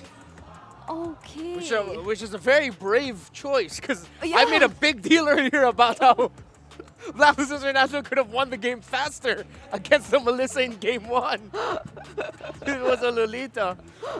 Oh, how do TNC Dude, they have- respond to this? Just go pick the Grok already, even though it's already going to be tough. Yeah, I mean, Grok likes or would not want magic Or damage Kaja? rather I don't than know. physical damage, but knockdown. Oh, it is Kaja. Okay, they go for the lockdown. They just gotta capture Oheb, perhaps, or just take one out for Vexana. Blacklist International. So Just go Vex. okay, so what are the options here? The Valentina? No more Valentina. So the Huh. Vexana, the Aurora, Vex or Aurora, the I Zask like. even still open. Iffy on the But Zask. if- even- Lilia would be I mean, good. yeah, you'd want to create space for Oheb. That's one. Lilia would be perfect. But the Numenon Blast could already do a good job in terms of Yeah. that. So you could just like pair it up with something else that could make a lot more space for Oheb. That's terrifying. You Quick also save. create space Lilia, for Vex or Effie. Aurora. I go Lilia. Oh wait, that's some. Oh, that's Oh, Louis, what? okay. That's also perfect. Yeah, that's not just space. That's literally the entire map that you could control if you had the Louis in your hand. So now there are a lot more surprises that could come out from Blacklist International, TNC Pro Team. They really have to pull off the early game this time. TNC is very objective fight-based, while Blacklist International might actually win this with just sheer macro and push. Oh, Might be no. really tough to actually even get a good position around the maybe third turtle or second turtle onwards, because Blacklist are just going to be splitting the map, Brigida. This is already match point for Blacklist International, and they decide to show us some interesting pickups here, such as the Bane and the Lolita. Yes, that's one thing we've been talking about since game number 1, but also the Lu Yi. And now to see how this will be panning out for both of these teams once again, let's head into the game and let's throw it over to our casters. You don't know how I feel about the Bane, but Joseph, I gotta check in with Welcome you. to How are the Mobile drafts Legends. looking? What kind of gameplay can we expect in this game too? I think Redmar put it well. I think Blacklist lineup, they're just gonna, sheer macro push, go for it. And on the flip side, TNC's got to be a little more meticulous. They got to be a little more calculated, I would say. And I want to ask you, man, how do you feel about the Bane? I feel like MP the King's probably one of the few players that does have it and brings it out to play. Yeah, in addition to me, it's just him and me in the MPL right now. But no, again, I'm on cloud 9. I'm happy to see heroes like Bane break it through, because right now I know how you feel. There is a triangle of power within the jungle, right? Yeah. Nolan, Ling, Hayabusa. Fanny. Hayabusa kind of like A-, Yeah. So with Bane coming in, it's obvious that Blacklist have something cooking. Like it's an alternate theory to affect the metagame. But look at this. Wait, this is dangerous. Whoa, What? already? Whoa, MP the King. I'm so sorry, man. There goes the Bane. No, that's one of the main weaknesses of a Bane, right? Early game. He put himself in a position where he could not get out. He's so immobile. You don't got the sharks yet. Well, I'm not so sure how that rotation happened without perks. Yeah. Or even without... Yeah, no, I don't think OM could have done anything to save him. So yeah, MP's just high off of the action and the win from game 1, I guess. Yeah, so he's got to kind of... He needs to calculate himself after that first blood already, because obviously that is going to play a part in the first objective, the first turtle, when it does come up. He's going to be down a little bit. But one of the great things about Bane, the pick there, is that I would say relatively you farm up at a pretty good pace. Yeah. And then, of course, again, your ultimate is a crucial part of these objective takes. Now, the first turtle is a wash. It's going to be taken for TNC because of what just happened. But so TNC, very similar to what we saw in the previous game, they're going to get control of the early game. And Blacklist knows this. Again, if they kind of slow things down, hold on, Haji, going to visit up top with a diversion. This time around, they're going to be able to find Escalera flickers out defensively. So no pickup. But that's the change. I was going to say, Blacklist, they can slow things down like they did previously and then flip the switch. But with a Lu Yi. I think they should do. Given what happened, first blood on their jungler, and the first turtle going over to TNC, they should slow the game down to the point wherein they're clearly in control and wherein these full-on diversions out of nowhere are lethal. Because you saw there in that approach, in that attempt up top, they were short on damage and range. If somebody flickers away and somebody dashes away, look at this lineup. Very few of them can actually close the gap. Yep. Very few of them can actually deal the kind of damage that you want at that range. You're home. Okay, hold on. Perks gonna get dragged and pulled. Flickers out himself. I'm actually surprised he was able to stay alive so far through that. KarlTzy now. Eyes here. Penalty zone gonna be able to find MP the King. He can't escape. Gets crashed down on. Haji, though, will get some payback as he picks up a kill, at least on the board. That was a jungler for a jungler trade, and that will still put TNC up. And what matters here is the tempo, because as long as TNC can go faster and faster and faster, Blacklist can't reach the point of critical mass wherein, much like in game 1, they're all kitted out, and they can just brute force their way through a win. So as someone who is an expert with the Bane, I would say Bane connoisseur. Bane connoisseur, yes. My map. Bane connoisseur. When you have this kind of a start, how do you make sure that you are still valuable to the team in this lineup? Oh, you just accept the fact that you're going to be farming for the next 5 minutes. Yeah. And right now, I think that's what MP the King is getting to. He's on his way to his War Axe, which now he built up. At about 4 minutes, maybe that's slightly behind. 2 kills in, 2 deaths in. I think with the way the map looks like right now, they can contest. Here it is. Deadliest catch, quite deadly. Able to find a pickoff off of heads too. Starting up, KarlTzy now joining the fight. They want to battle for the objective. Going to come in. KarlTzy sweeps on in, retries the turtle away. So they're not going to be able to get that, but Blacklist does find a kill amongst it all. He is down a level, so that does allow for Kaizen to just burst in. Lord JM! Lord JM in trouble. Blacklist trying to make a play up top against Kozin. They won't find it. So TNC still able to find a positive plus the objective. Oh, look at this, a steal! Oh, Kaizen does get it! They're starving MP! So this is the thing, you know, you play around the fact that, hey, you guys do have a diversion, but if it's not successful, there's a clear lack of bodies on the side of the map, especially with how many they send up top. Yep, again, even if you do leave one out, it's still an inefficient way. Perks is very low. Again. Diversion going to be used again. Flicker out to survive. Oheb's fine. Haji will pick up 2 kills. But MP the King will strike into Kaizen comes on in and finds an assassination. TNC losing 3 members. There's the flicker. There's the Neuron Blast. They get the stun off. Kaizen trying to get out of the jungle, trying to get out of the danger zone. In between the 2 turrets he goes. How far can Kaizen escape? Heads just around the corner. They go in, he bobs, he weaves, but he gets tossed up. A huge penalty zone, but it's all heads until Lancey gets there in time. Flickers forward, gets the pull off. We'll be able to find Perks as well before heads goes down. That's an expensive escort mission that Heads put himself on to try and protect Kaizen. But it was close. I think Kaizen was maybe a dash or 2 away from actually getting away with it, scot-free, surviving. But now Escalera spots Oheb, which by the way, this whole sequence started up here. It started with Oheb with a rope-a-dope, and now they're going to try to punish Escalera. And now that weakness rears its ugly head, their lack of range. Yep. Escalera did not need to flicker away, by the way. He just dashed out. He just dashed out. And that's what you're talking about, the range here. Oheb taking some damage. Has to back off. Perks there now to help him out. How many times have we seen that choreography here up top? You know, the diversion used into the bush. 3rd time this game. 3rd time? 3rd time in 6 minutes. Oh, man. So, best believe as long as this turret stands, Blacklist has all the incentive to try it again and again and again. And let's see, one more ballista hit. And, okay, so they have room to do it. But because of that, a push by TNC in mid. That's a main artery. Wow, I think this is a green light for MP to actually, I was going to say ramp up the farm, but it's doing pretty good. Yeah, all throughout that, he was able to stay in touch with Kaizen's gold lead. No, check out. Oh! For the 4th time, Neuron Blast going to find the mark here. Still fighting it out, though. TNC going to lose Kozin.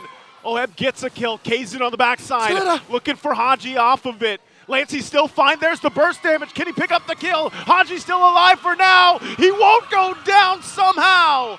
Oheb does fall as well. Now Heads on the hunt for Lord JM here. Haji trying to tank it all with that body of Smith. But does he have enough damage? Escalera there using the conceal. He pops off the rings here. Lord JM is still alive. Not just Lord JM, but even Haji. Folks, this exactly is the reason why they call him the KDA machine. His numbers are always through the roof. 5-0 and 3. Joseph, 5-0 and 3 at 8 minutes. Yeah, he's been a staple so far for the lineup Blacklist International. It's great to see him back in this position. Total of 8, by the way. That's a lot. When you calculate for KDA, you just add your assists and your kills divided by your deaths, and spotless so far. The young Salik Imam Haji, the captain of Blacklist International. Looking at TNC, though, given how on a micro scale Blacklist are doing well to recover, TNC are still in control. All Tier 1 turrets pushed in. Yep. TNC about 1,500 gold ahead for the first time in a while. MP the King able to taste his buffs. Because Kaizen has been crossing the river, man. Kaizen has been living in MP the King's jungle. And I'll tell you now, as a Bane, you always need to be hyper farming. Best case scenario, you're taking your opponent's jungle. Here, he's barely touching his own. Wait, whoa. All right, Lord JM's going to be fine. Diversion. Ooh. That's a good displacement here, of course. It's a long lizard bush. Long lizard. Little push up top. Of course, coming out from Kaizen, and now they're going to force the fight. Heads will flicker out. Zalman Force drop down 2. Lancey pulls 2. They get the nether round. They get the Neuron Blast down. There's the deadliest catch as well. They're trying to focus down Escalera. They'll finally get him, but Kozin fires back. Gets the double. It's Lord JM on the run, and they have to back off. Now TNC with control of the Lord. That's a bad trade. They bought high, sold low. 2 for 1. Now Haji sending him back right in the bush. Oh, Kaizen will get the Lord, though, and now still for the fight. Kozin goes down. Oheb picks up a double. Him and Haji keeping them together. Head still on the run. tanky enough. MV2 strikes again. They turned something worse to bad. Again, it was still a bad trade. We don't take that away from TNC. But Blacklist able to take Kozin and Kazin out on the way through. Now they have to accept the fact that they have to defend against the Lord. Joseph, again, this is something that showed itself in the first minute, second minute. MP the King is going to have to sacrifice himself a lot of times. Yeah. He's a hero with a lot of burst damage, a lot of consistent CC, but he has to put himself in harm's way. Check out our stat on the Filipino sniper who's locked in on turrets. He's second in all-time turret damage with 3.26 million turret damage dealt in his career in MPL, which started in Season 7. That's a whole lot of turret damage, you know, for Oheb. And at this point, too, I think he's going to be a pinnacle part for them to go ahead and get this defense. Escalera flickers in, gets his Divine Judgment off, but a whole lot of AoEs thrown at him, cutting him off from the push. Numinum Blast, Deadliest Catch, everything thrown. Was that or was that not a Divine Judgment on the almost perfect target? Was that an Oheb? It wasn't, right? Because Oheb was like down to a third, and then he just dropped the Z-Force. Oh, wait, what is this? What is this shocking rotation? All right, I guess they're just taking a visit, see what they can see. Just checking. All right, so back to what could have been a devastating approach by TNC. They could have not just killed Oheb. Yeah. They could have popped that turret, and they could have won maybe 2 or 3 kills. Even on a trade, that would have been amazing. But Blacklist defended very well. Kudos to Black.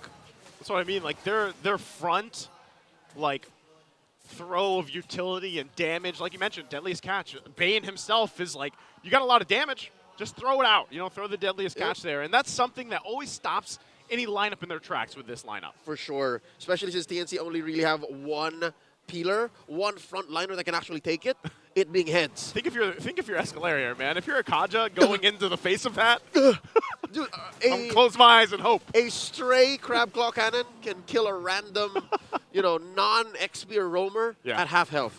Like, that happens, especially with the kit that MP is building. I think last time we checked in, he was on his way to a Brute Force breastplate. Yep. I wonder what he's at now. I'm guessing maybe a Bladed Despair or Malefic Roar. There's no need to Malefic Roar. Like, none of these heroes build armor. Yeah, and Haji just recently, you can see, he picked the Divine Glaive. Oheb now has the Holy Crystal. So, in terms of damage, Blacklist is there. Like, they're online, they're ready to fight. And so that's why I'm saying, like, the challenge here is for TNC to make those adjustments and pick those fights in the best way possible, which is, again, if Escalera, hold on, go away, already going to be used. Look at the damage coming out. Deadliest Catch into the Num Blast. Going to force Lancey back. He's trying to get away, trying to peel them off the team. He's going to collapse down. Oheb picks up a kill. Meanwhile, this whole time, Kazin with the Lord secures it in. All right. Diversion. They find heads, toss them up. Into the Deadliest Catch again, they pick up a kill. Heads is rolling and they're not done. Kozin gets on the run, could not get away. And they turn the switch now on Lancey. I set on him. They'll get a double for Oheb. Now Blacklist looks to run it down mid. That was Lancey after he revived. He got the Faramis stacks, came back in, ran his way back into the fight and still fell. Now, the Lord just spawns from TNC right underneath their base, right underneath their turret. Escalera trying to buy time. Kazin does get back. Immortality into the flicker. Trying to clear out the lanes, and Lancey's back up as well.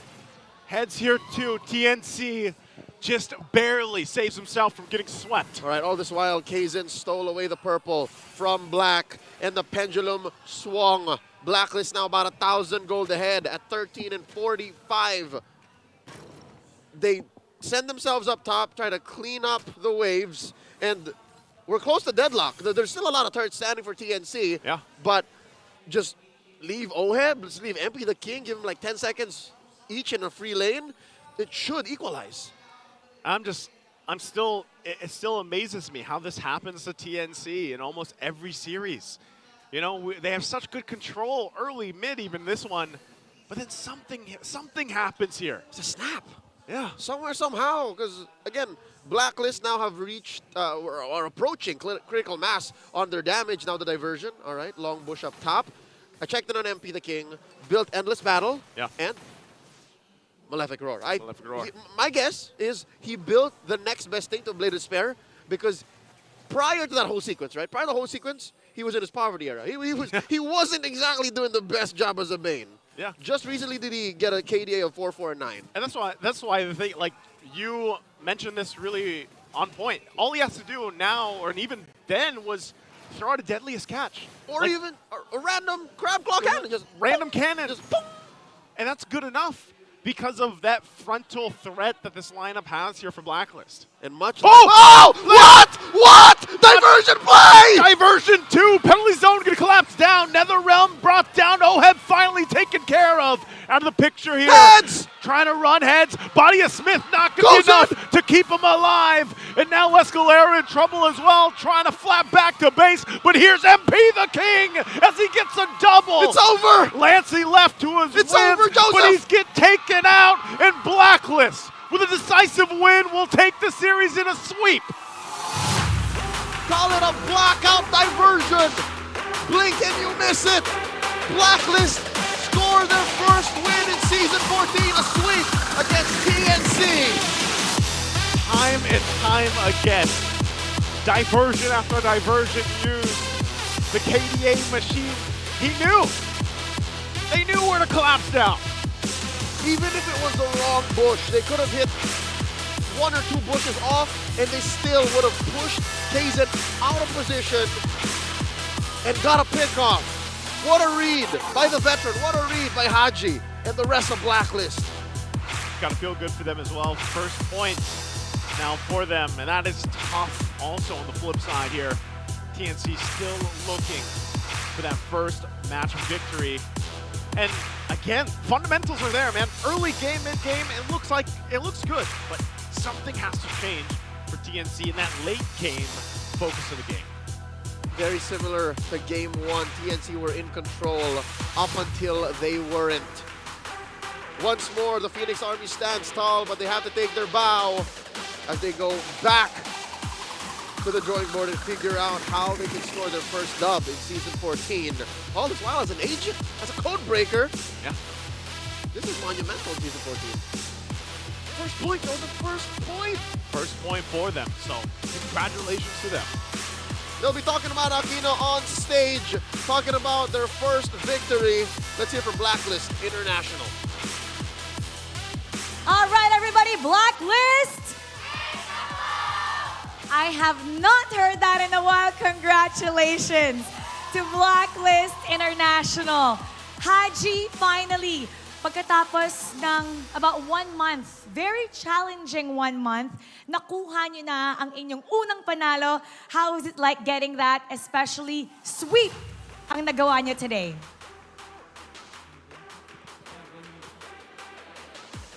Sakto lang po kasi parang nagkaroon po ng konting confidence. Pero wala po, di po siya big deal para sa akin. Kahit nanalo kami ngayon. Bakit? What do you mean? Bakit hindi siya big deal? I mean, for a lot of people, they would rejoice kasi finally, meron ng first win. Ito na yung confidence booster dapat. What's going through your mind right now? Wala po, nasa baba pa rin po kami. For now. For now. Nasa baba kayo for now. But if you keep going at it the way you're doing now, may chance na talaga kayong umakyat ng umakyat. Now, being a leader para sa inyong koponan, paano mo motivate yung mga teammates mo to make sure na hindi sila madadown and they keep their hopes up every game? Ano lang po, sinasabi ko lang po na na wag lang po kami mawala ng pag-asa, ganun. Siyempre, bago pa lang po kami as a team. So, expect ko talaga na ganito po talagang na mangyari. Sino ba dito yung confidence booster nyo? Sino dito yung talagang nagle-lift ng team na nagpapagaan ng pakiramdam para sa inyo? Ako po minsan, tas si Coach Bon.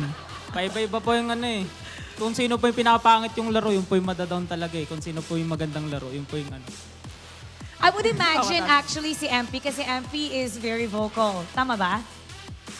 Sakto lang po, minsan. Actually, kung nga MP, alam mo ba na ikaw ang nangunguna ngayon ng jungler with most heroes picked? 9 before this series started. Sabi mo sa isang interview na gusto mong patunayan yung kakayahan mo here in the home soil.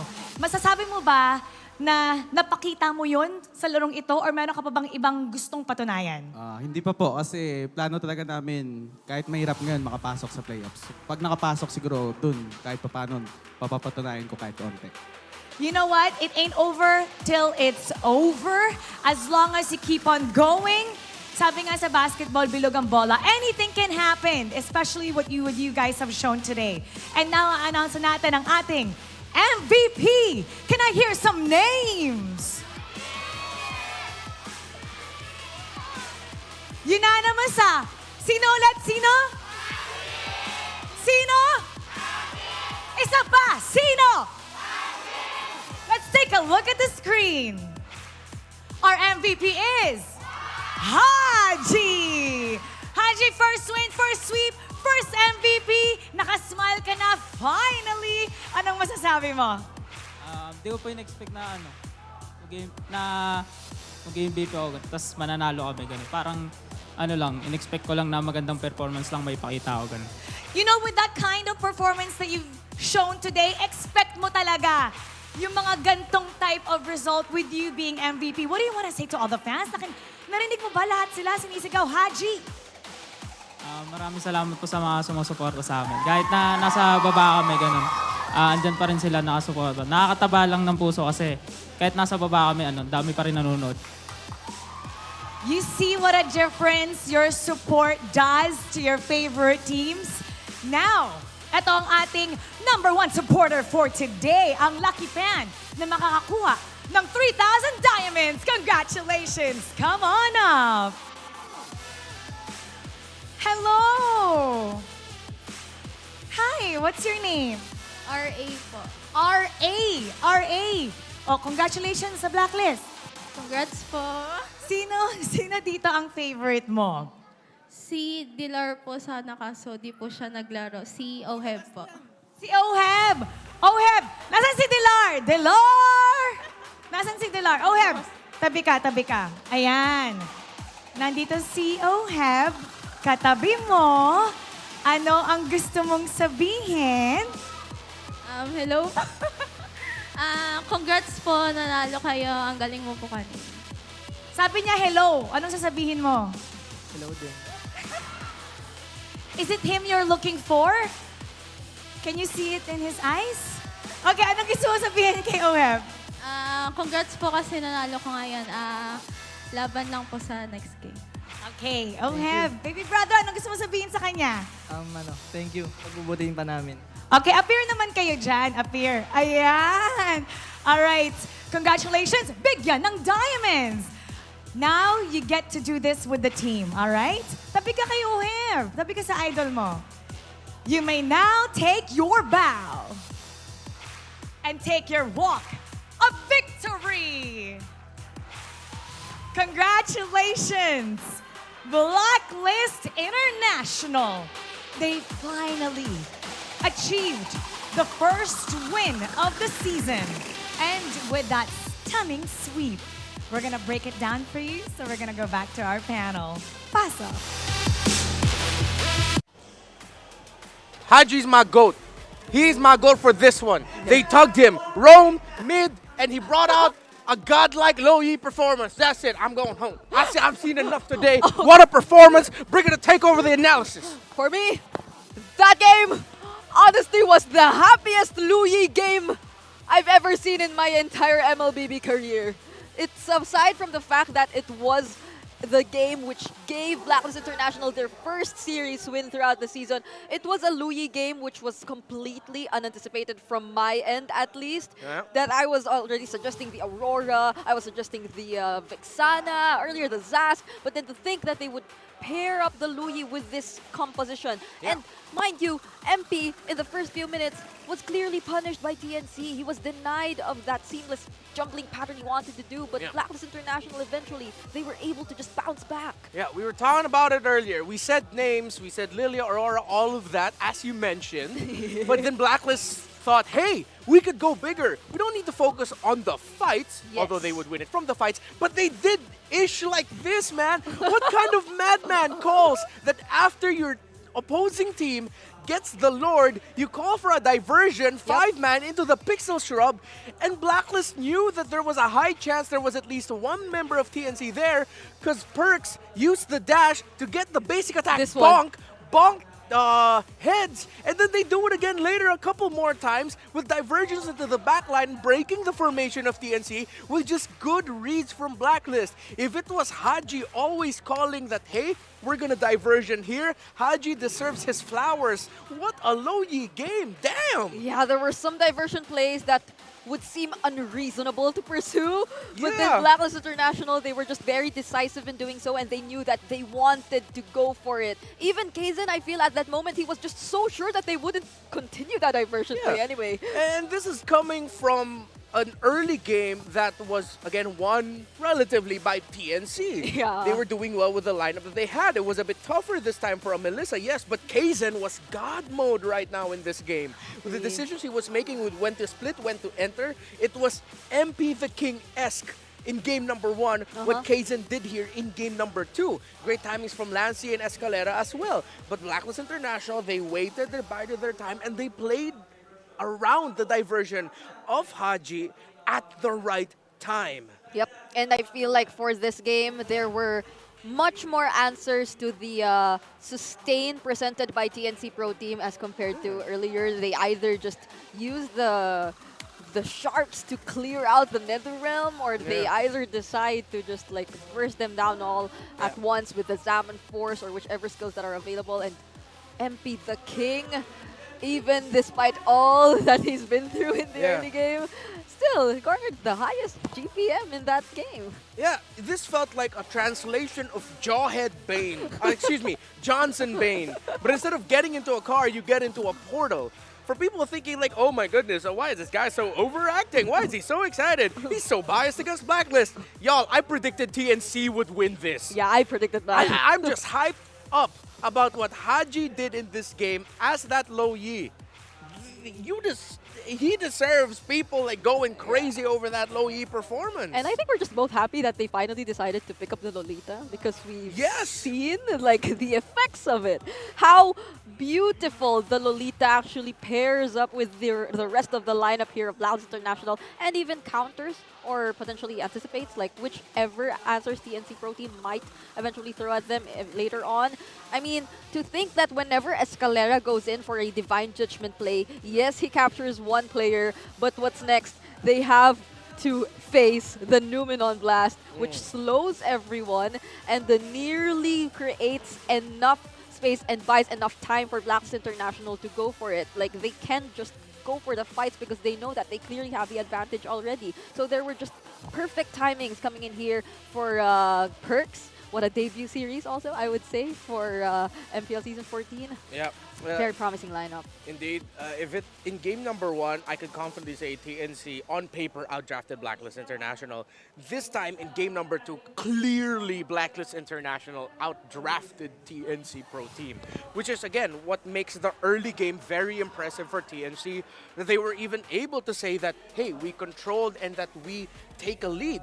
But for Blacklist International, then suddenly it's like, all right, no, we'll remind you what this lineup can do against a lineup centered around the Faramis. Even if you have that Nether Realm with you, it'll feel like the Shadow Realm for you, because where the hell are you going to go after with the Numenon Blast, Sharks chasing after you, rotation, dispersion from the low-yi? Yeah, there was no way out. I need to calm down. I mean, even if there was, okay, while he's trying to calm down a bit, even if there was a way to get out, there's a diversion play that might just surprise you towards the end of whichever path you're trying to take to get away from Blacklist International here.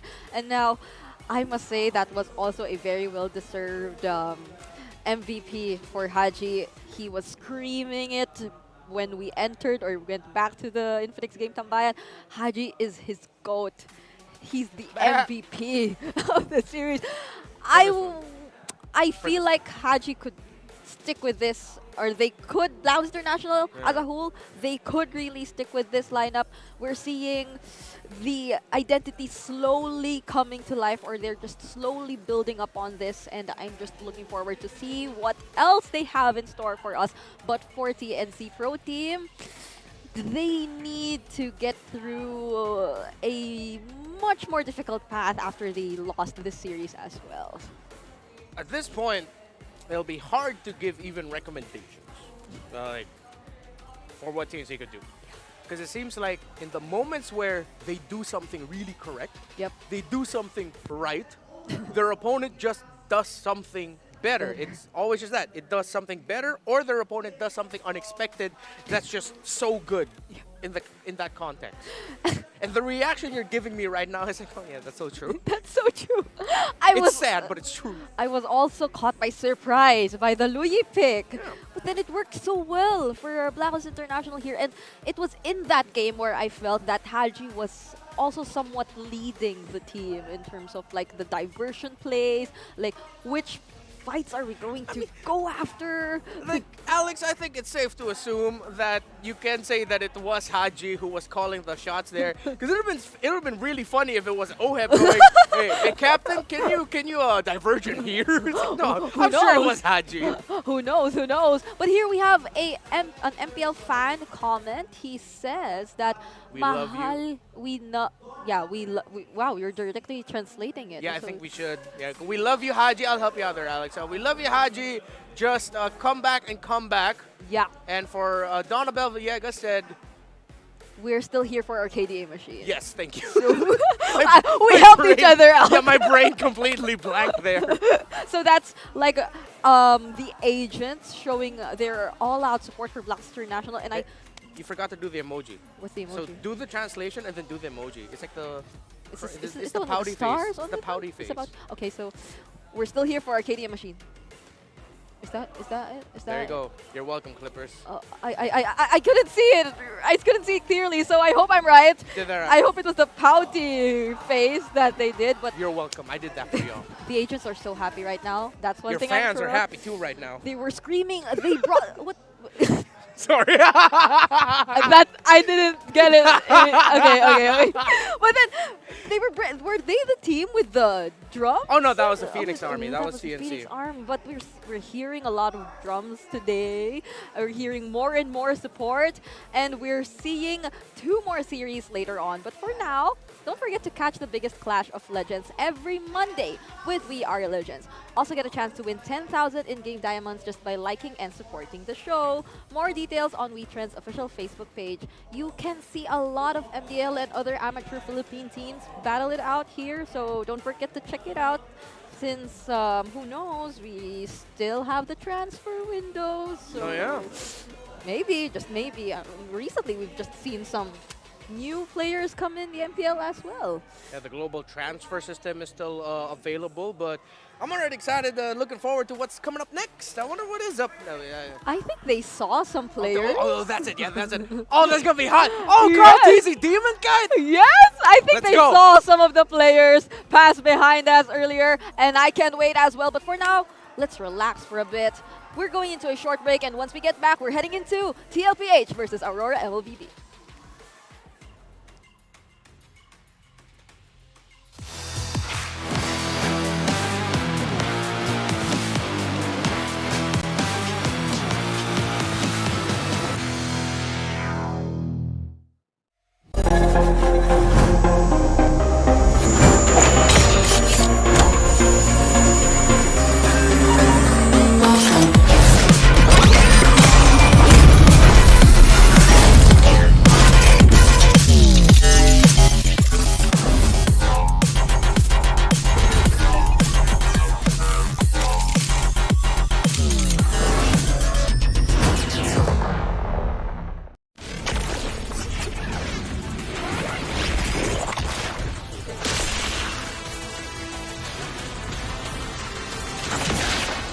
Strike first and without mercy.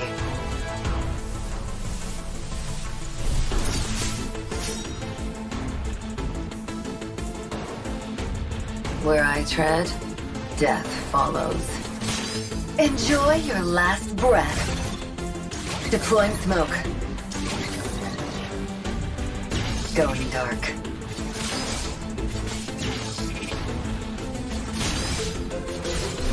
War is my trade. Death is my craft. Backup plan? I am the backup plan. My destiny is what I make of it.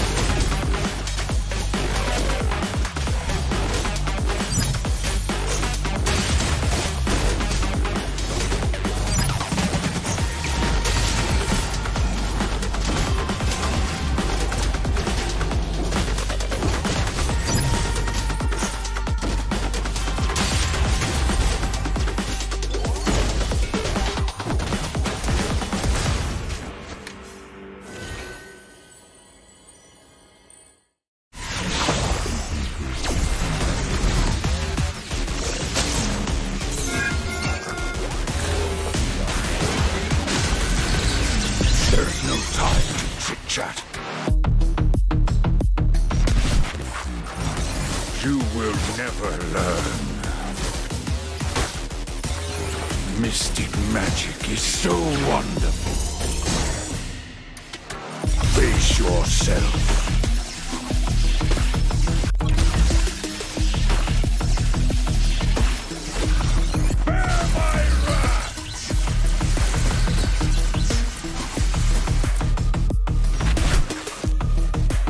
Imagination is the driving force of the energy.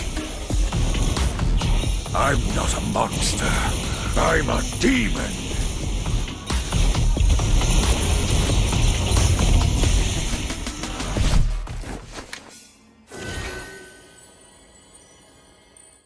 Get 8 gigabytes of all-access power. To do it all. Plus only TikTok to scroll and share non-stop. Power, work, life, and more. With Smart Power all-access data now up to 90 days. Load now.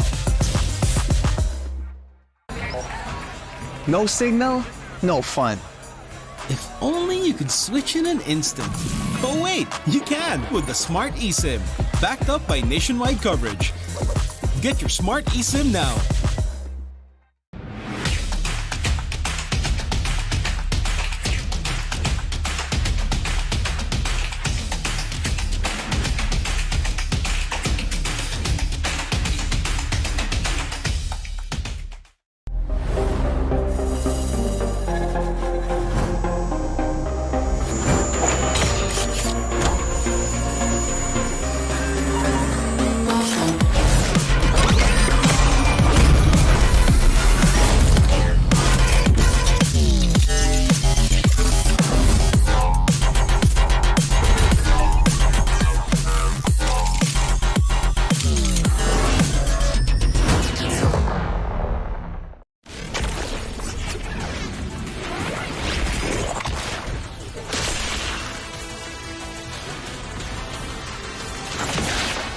Strike first and without mercy.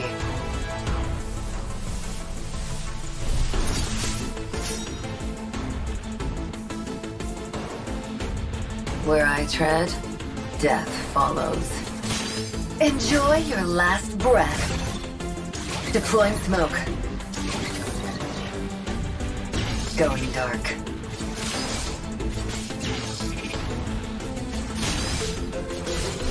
War is my trade.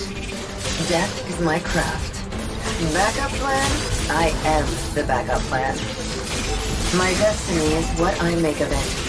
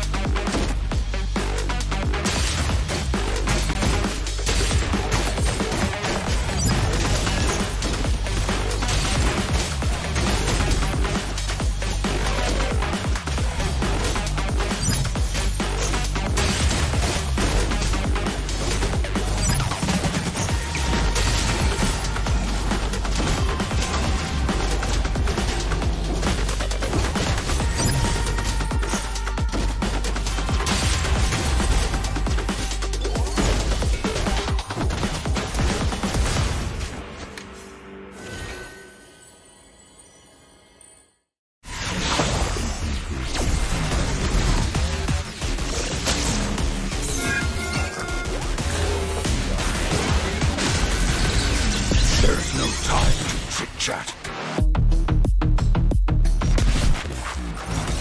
You will never learn. Mystic magic is so wonderful. Face yourself.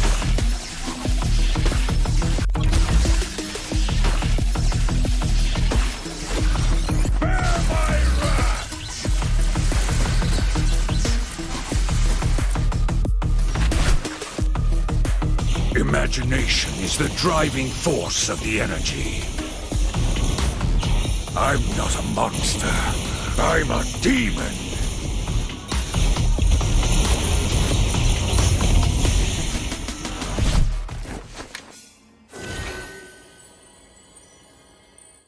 Get 8 gigabytes of all-access power. To do it all. Plus only TikTok to scroll and share non-stop. Power, work, life, and more. With Smart Power all-access data now up to 90 days. Load now. No signal, no fun. If only you could switch in an instant. But wait, you can with the Smart eSIM. Backed up by nationwide coverage. Get your Smart eSIM now.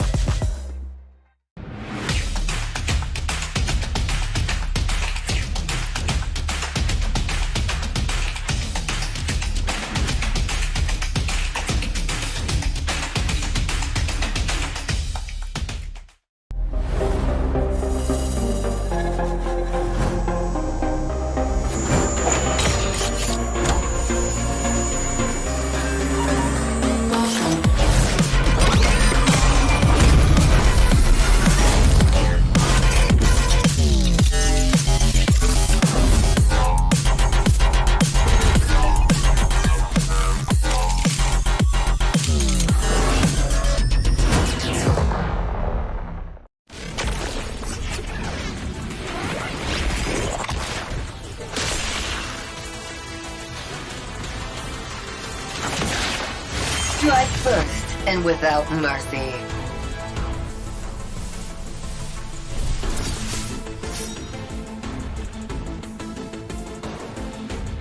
Where I tread, death follows. Enjoy your last breath. Deploying smoke. Going dark.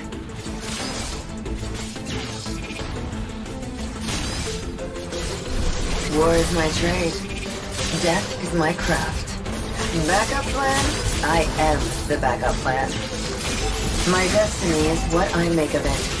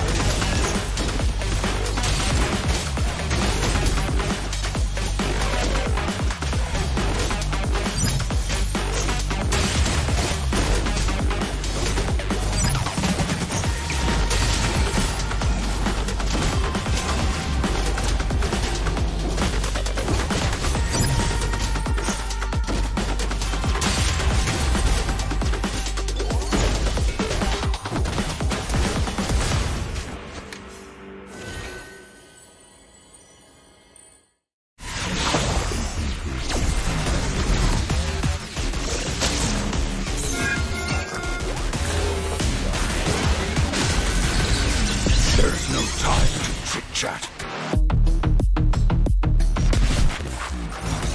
You will never learn. Mystic magic is so wonderful. Face yourself.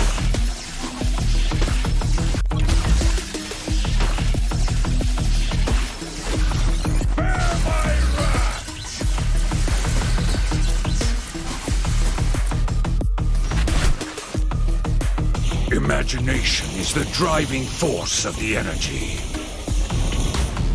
I'm not a monster. I'm a demon.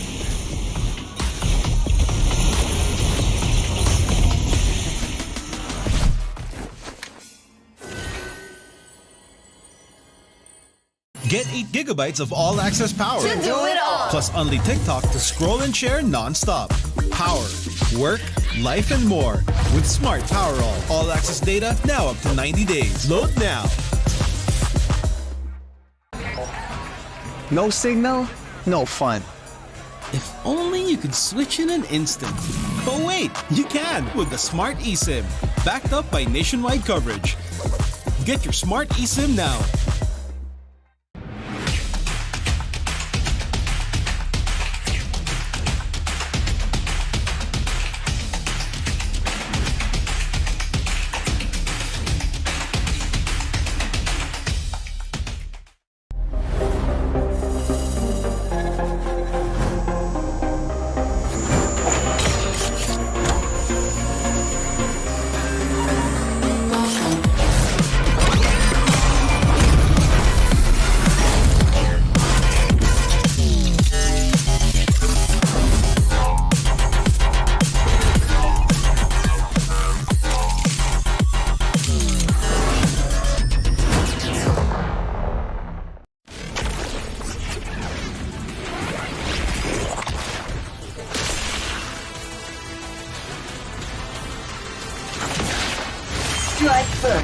and without mercy.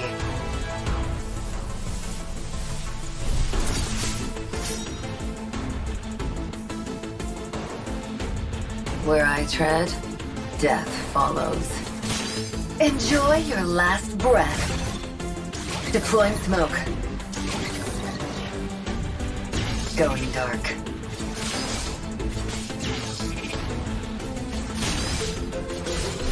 War is my trade. Death is my craft. Backup plan? I am the backup plan. My destiny is what I make of it.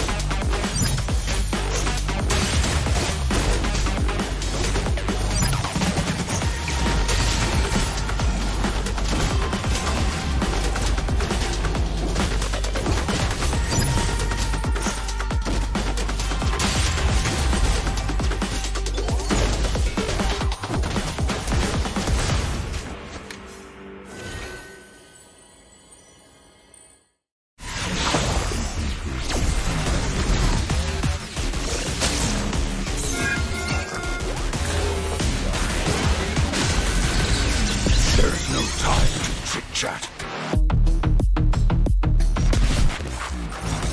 You will never learn. Mystic magic is so wonderful. Face yourself.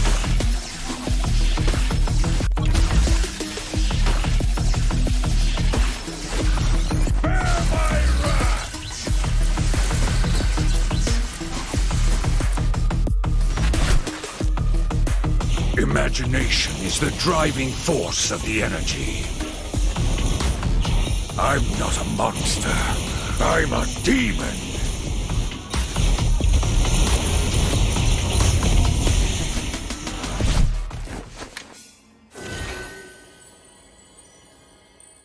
Get 8 gigabytes of all-access power. To do it all. Plus only TikTok to scroll and share non-stop.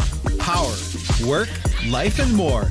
With Smart Power all-access data now up to 90 days. Load now. No signal, no fun. If only you could switch in an instant. But wait, you can with the Smart eSIM. Backed up by nationwide coverage. Get your Smart eSIM now.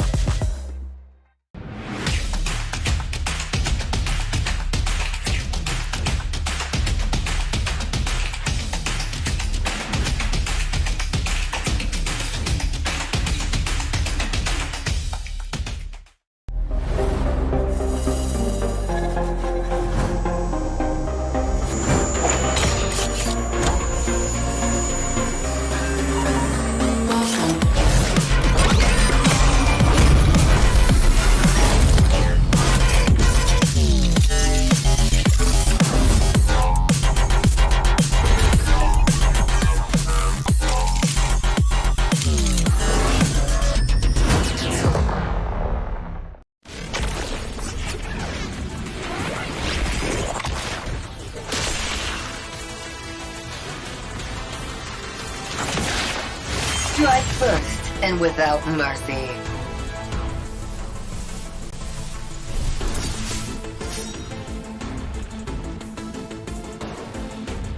Where I tread, death follows. Enjoy your last breath. Deploying smoke.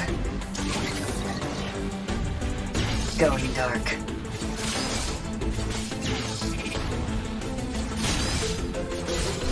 War is my trade. Death is my craft. Backup plan? I am the backup plan. My destiny is what I make of it.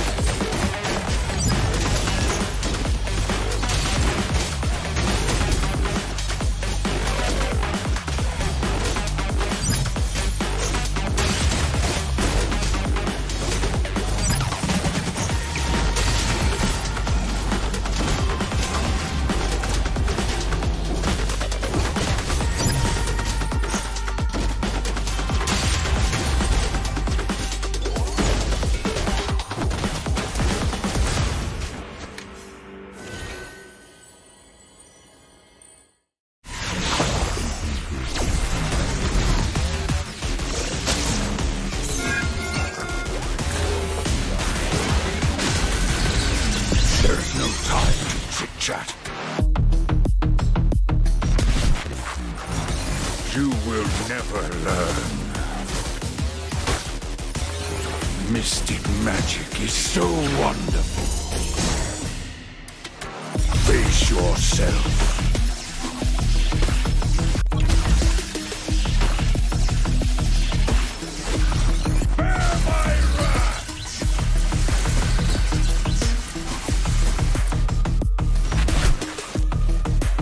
Imagination is the driving force of the energy. I'm not a monster. I'm a demon.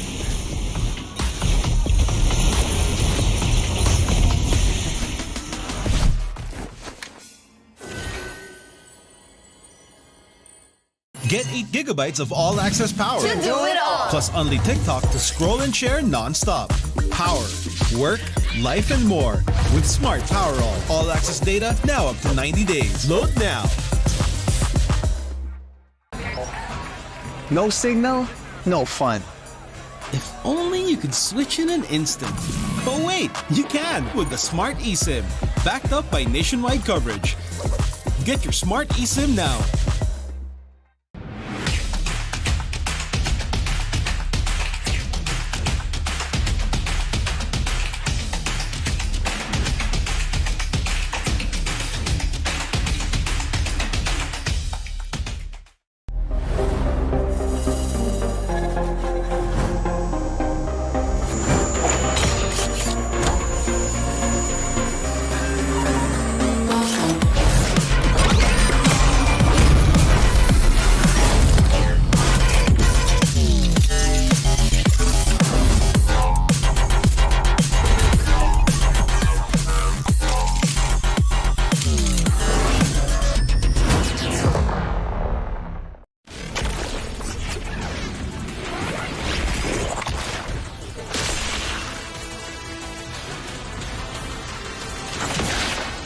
Strike first and without mercy.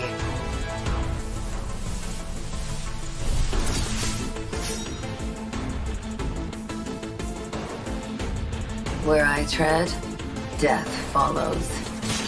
Enjoy your last breath. Deploying smoke.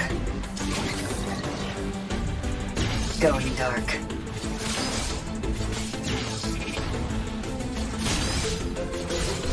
War is my trade. Death is my craft. Backup plan? I am the backup plan. My destiny is what I make of it.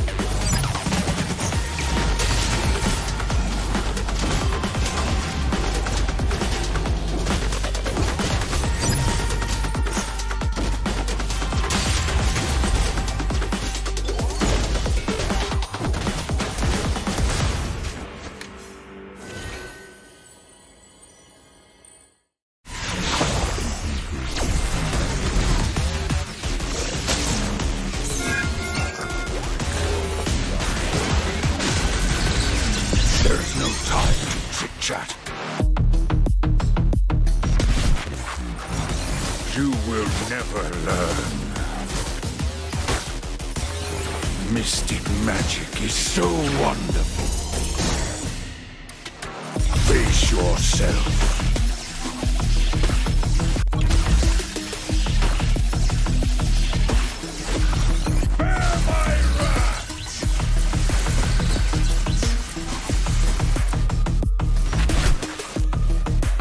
Imagination is the driving force of the energy. I'm not a monster. I'm a demon.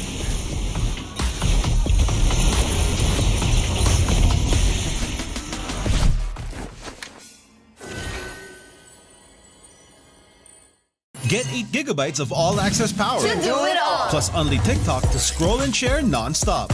Power, work, life, and more. With Smart Power all-access data now up to 90 days. Load now. No signal, no fun. If only you could switch in an instant. But wait, you can with the Smart eSIM. Backed up by nationwide coverage. Get your Smart eSIM now.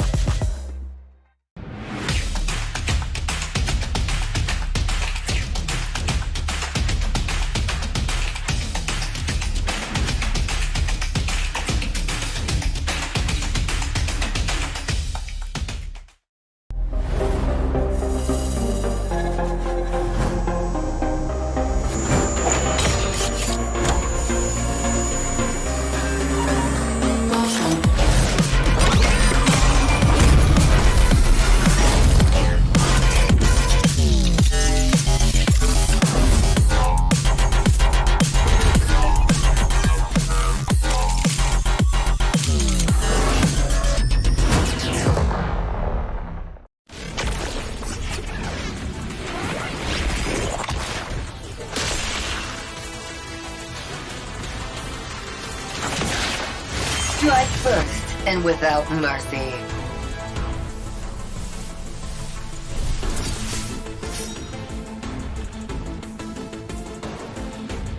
Where I tread, death follows.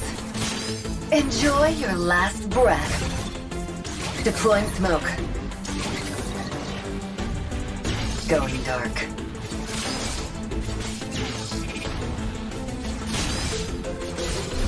War is my trade. Death is my craft. Backup plan? I am the backup plan. My destiny is what I make of it.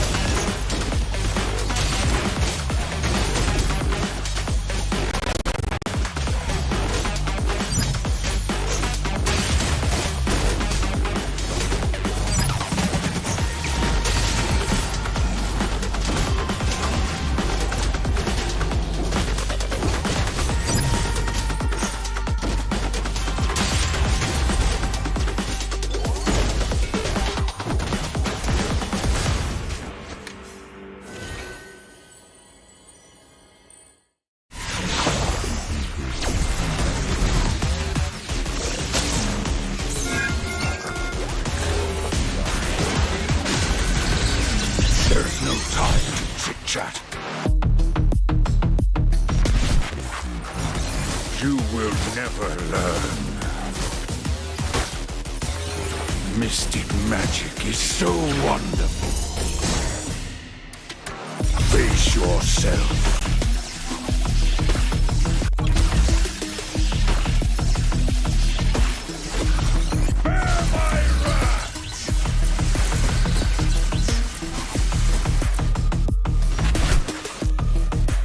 Imagination is the driving force of the energy.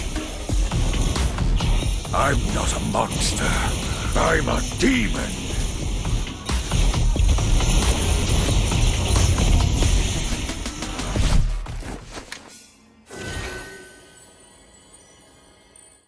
Get 8 gigabytes of all-access power. To do it all. Plus only TikTok to scroll and share non-stop.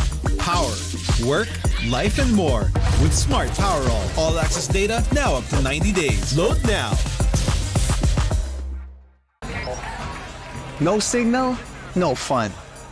If only you could switch in an instant. But wait, you can with the Smart eSIM. backed up by nationwide coverage. Get your smart eSIM now.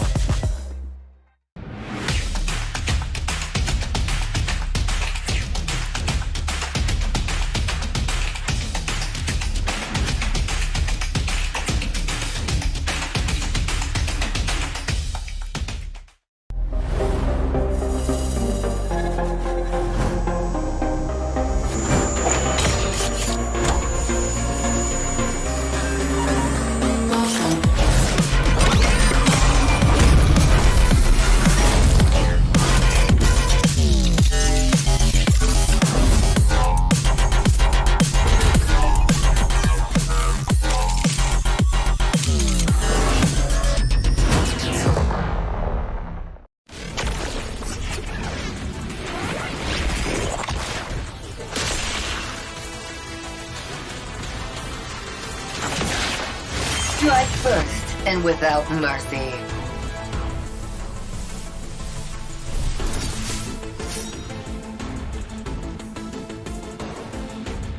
Where I tread, death follows. Enjoy your last breath. Deploying smoke. Going dark.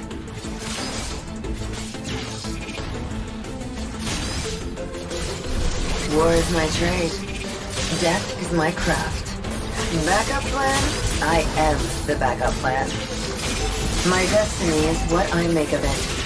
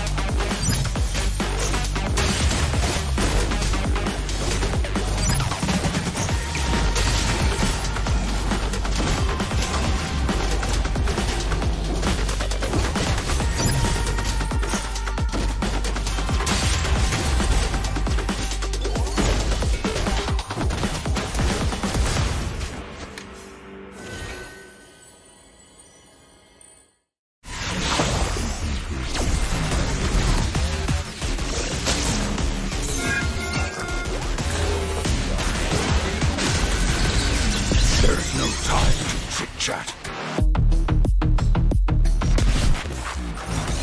You will never learn.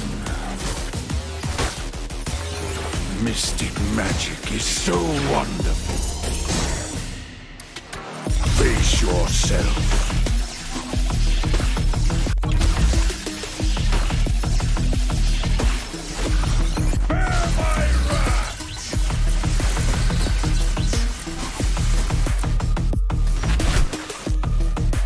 Imagination is the driving force of the energy.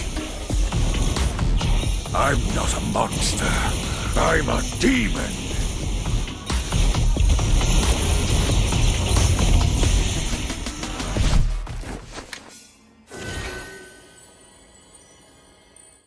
Get 8 gigabytes of all-access power. To do it all. Plus only TikTok to scroll and share non-stop.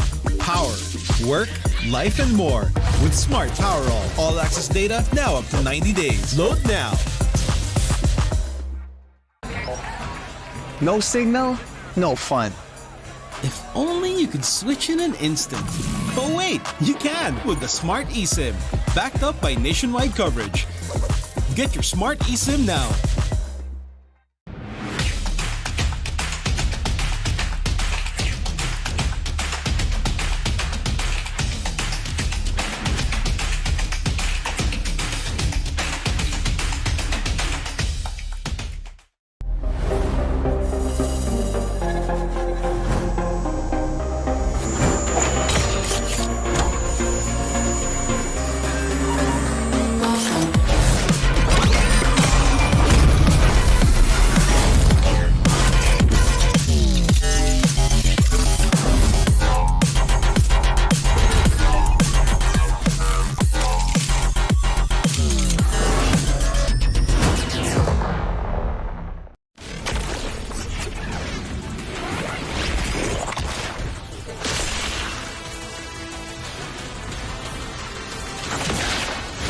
Strike first and without mercy.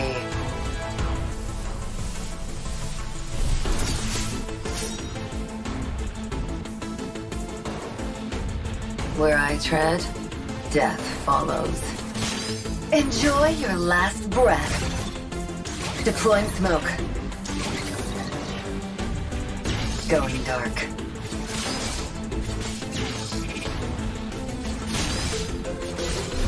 War is my trade. Death is my craft.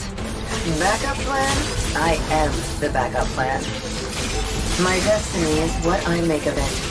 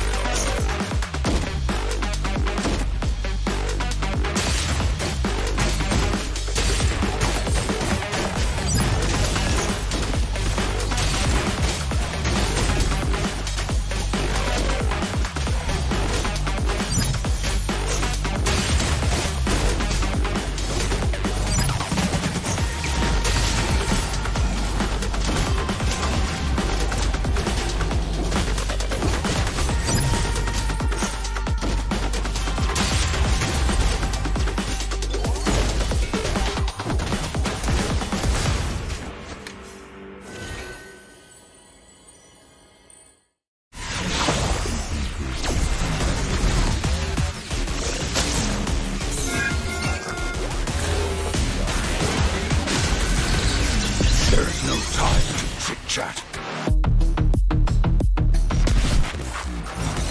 You will never learn. Mystic magic is so wonderful. Face yourself.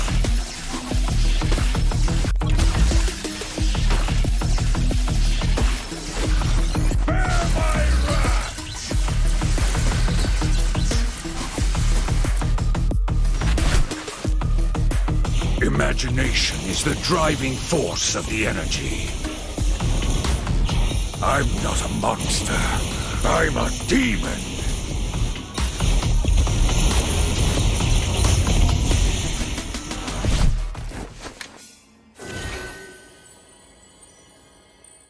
Get 8 gigabytes of all-access power. To do it all. Plus only TikTok to scroll and share non-stop. Power, work, life, and more. With Smart Power all-access data now up to 90 days. Load now. No signal, no fun. If only you could switch in an instant. But wait, you can with the Smart eSIM. Backed up by nationwide coverage. Get your Smart eSIM now.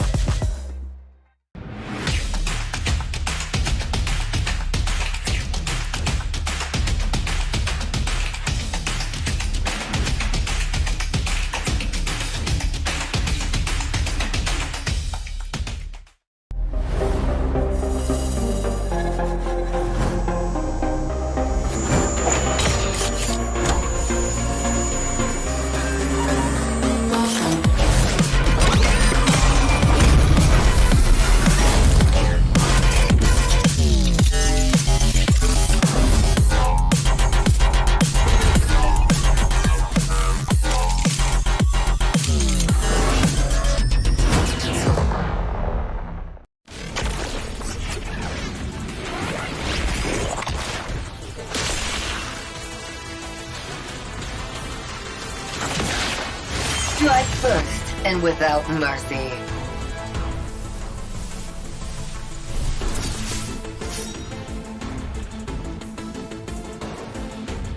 Where I tread, death follows.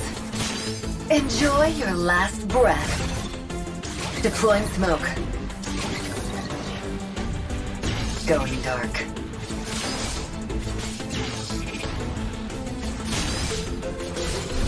War is my trade. Death is my craft. Backup plan?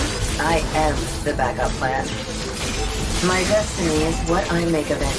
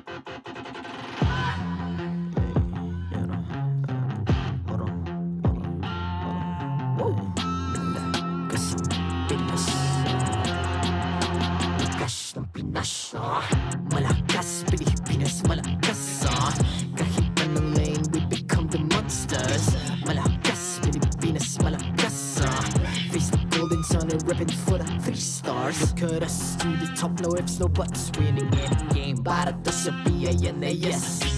Di mo matitin ang aming boses sa new level. Nasa kalye man o mobile, you know I become a legend. Open fire, we unite, we winners. Built with pressure, the diamonds are made of. Switch na lane na parang gera, HP racing, way reset up. Built na kitang buhat, we hear that full load, SS parang Lyra. Susundan ko ang iyong bakas, kasama patas, tagumpay natin to dahil tayo'y malakas. Para sa Pinas, nasa amin ang alas, hindi tuwa atras, kinikilala sa taas kasi kami ang malakas. Para sa Pinas, nasa amin ang alas, hindi tuwa atras, kinikilala sa taas, ganito kami sa Pinas. Wow! Hold on. Yeah, malakas ang Pinas. We are laging every beat, no surrender, no retreat. Pag nagsama-sama, just imagine what we can achieve. Lacking every beat, no surrender, no retreat. Giving 100 all my all, cause we just cannot be defeated. We are unstoppable, immune and invulnerable. Ready ang equipment, lahat frozen, malang crowd control. Pakita ko na jab like pow, beast of the southeast. So matawag proud and loud, cause every enemy we devour. Susundan ko ang iyong bakas, kasama patas, tagumpay natin to dahil tayo'y malakas. Para sa Pinas, nasa amin ang alas, hindi tuwa atras, kinikilala sa taas kasi kami ang malakas. Para sa Pinas, nasa amin ang alas, hindi tuwa atras, kinikilala sa taas, ganito kami sa Pinas. Wow!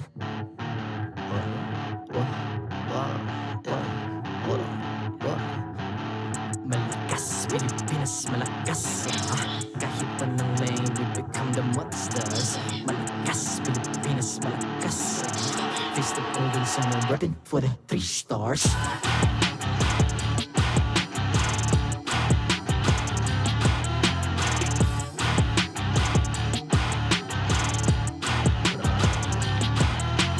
Ang lakas ng Pinas, we unite, be the stars. Ang lakas ng Pinas, we unite, be the stars. Ang lakas ng Pinas, we unite, be the stars. Ang lakas ng Pinas, we the stars. Ang lakas ng Pinas, we unite, we the stars. Ang lakas ng Pinas, we unite, we the stars. Ang lakas ng Pinas, we unite, we the stars. Ang lakas ng Pinas, we the stars.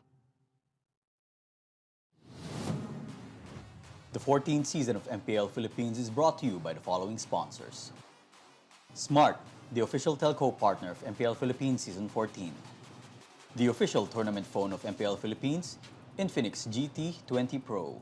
Official suppliers, EMC Asia and Index Salon. Experience the TLPH Season 14 action live at Green Sun, Makati City. Grab your tickets now via official MPLPH website. Don't miss any MPL action by following our official Facebook and subscribing to our YouTube channel. Follow MPLPH on TikTok for more content. And to ensure the equality and fairness of our games, MPL Philippines is also monitored and supervised by the Games and Amusements Board.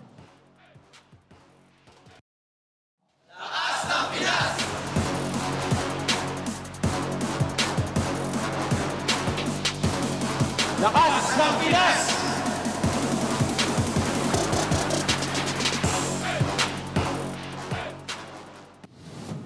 Wala pang Melissa, Kelly. Wala pang Melissa. Nice one, boy. Nice one, boy. Nice, pre. Nice. Tore. Lansin muna. Nice.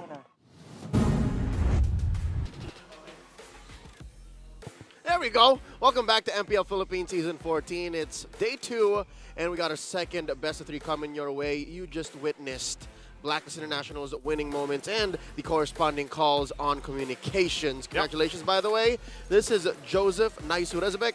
I'm Leo at your service. Real quick, let's double back on what happened there. Congratulations to the agents. I got you. Thank you. There you go. You know what? And that's what I think. They were a helping hand to each other throughout the series. They finally got their winning moment. And I would say, listening to the comms there, it feels very calm. Aside from when they're like, lock on the base, but very calm. Even stragglers left, escalator first, grab that. Watch out, the militia's not here. Oh, somebody's responding. Yeah. So every little detail matters when you're a pro player. So folks, if you're playing ranked games and you feel like you're speaking a little too much or you're outspoken, that's normal. Just let them, let your captains do it again. But I will say, real quick, last thing about that matchup, maybe this is the code that they were looking for, the iteration of Blacklist to make things work. Yeah, it took a while. And again, not just in general in time, but even in game. Like there's always a tough 5 or 6 minutes for Blacklist, and then they bounce back. So we got another couple of best of threes coming your way. But I got a question for y'all. You're feeling bored with the usual ranked game matches? Spice things up with Snapdragon Pro Series Mobile Legends Bang Bang Season 6. It's time to step up your game and face off against the best. Sign-ups are open right now for all the qualifiers. Just head on over to esl.gg/SPS MLBB. We got a season already down this year. Another one just around the corner. We'd love to see some brand new grassroots team come up through SPS. Snap back right into MPL Philippines, Season 14. Fnatic Onic Philippines still on top of the food chain with Falcons, AP Brand following up. And, of course, one of the teams in action up next, Aurora MLBB, facing off against Team Liquid PH smack dab in the middle.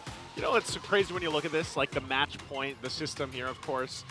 Like that 1 point that Blacklist got in the previous series, it makes things so much more like close, I guess, for them and even the RSG, fans. Right? Yeah, against like RSG. And even Team Liquid. Team Liquid, Smart Omega, like you mentioned, they're here at the middle of the pack. Things can change here based off this.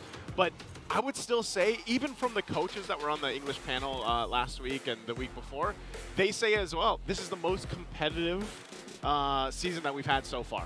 And it's because of that 1 point that makes a difference. Yeah. No matter how long a series goes, 2-0, 2-1, every point matters. Let's throw it over to our Infinix Game Tambayan with Brigida and Renmar Santa Cruz to break down this next best of 3. This next best of 3 sounds like a really close series that's about to happen between TLPH and Aurora MLBB. And one thing we're definitely looking out for would be the showdown that's about to happen between two prominent assassin junglers once again, Demonkite and KarlTzy. Oh man, for the longest time, every time these two faced off against each other, we're thinking, oh, Sanford versus Edward. Yeah. But then now, since the assassins are back, we're gonna bring back the little bit of beef that KarlTzy and Demonkite has. I'm excited. Yeah, I like how you mentioned beef and probably putting in a little bit of history between these two players as well, since we all probably know by now that there's been an ongoing rivalry perhaps way back Season 10, starting when, there were some comments flying around regarding these two junglers and how KarlTzy for Demonkite isn't really the best jungler in the league, according to him. Yeah, let's throw it back a little bit as we flash the numbers on your screen right now. That's the match win rate and game win rate, which of course against these two, this is their historical matchup, not just for the season, but how many times they faced each other throughout the years. It all began in Season 10 when Demonkite said, hey, why is everyone looking at KarlTzy? I'm strong too. And then that continued up until KarlTzy got to the point where he said, I don't know what the junglers of RSG Philippines have against me, because at that time, Demonkite and Irad were in RSG Philippines. The beef of Demonkite and KarlTzy continued into Irad and KarlTzy until eventually Demonkite came back, and the beef thus continued. But then it's all good and fun, because now we're going to see another episode of that, but this time with both of them rocking assassins. Well, we're seeing these two junglers battle KarlTzy separately now, but then looking at the numbers and statistics, probably we could say, or it's safe to say, that even previously, majority really favor KarlTzy as compared to Demonkite. Yeah, this season, Turtle kills and the Lord kills go for KarlTzy. Eighth is Demonkite in terms of the average turtle kills, while KarlTzy is at third.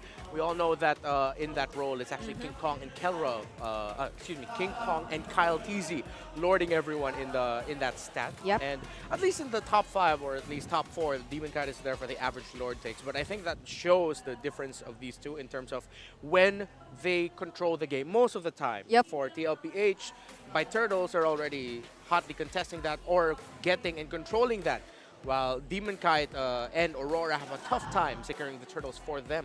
Yep. Ironically though, it seems like Aurora MLBB is the team who likes to work together a lot more as compared to basing on the stats showed to us previously, where KarlTzy tends to make the plays or some plays by himself and basing it off the kill participation numbers we've seen earlier. So we are seeing a well-adjusted KarlTzy versus a well-rested Demonkite in a while. But for now, since we've mentioned a lot about both of these teams, show your support, MPL fans. Who do you think will be winning this match as well? Is it going to be Team Liquid Philippines or is it going to be Aurora MLBB? So it's your time. You can now vote via the online poll. You know, Brigida, there's an important thing that I wasn't able to mention about the history of their beef. When it was Irad taking over the reins from Demonkite in RSG Philippines, it was Irad, again, talking a bit of spicy things towards KarlTzy.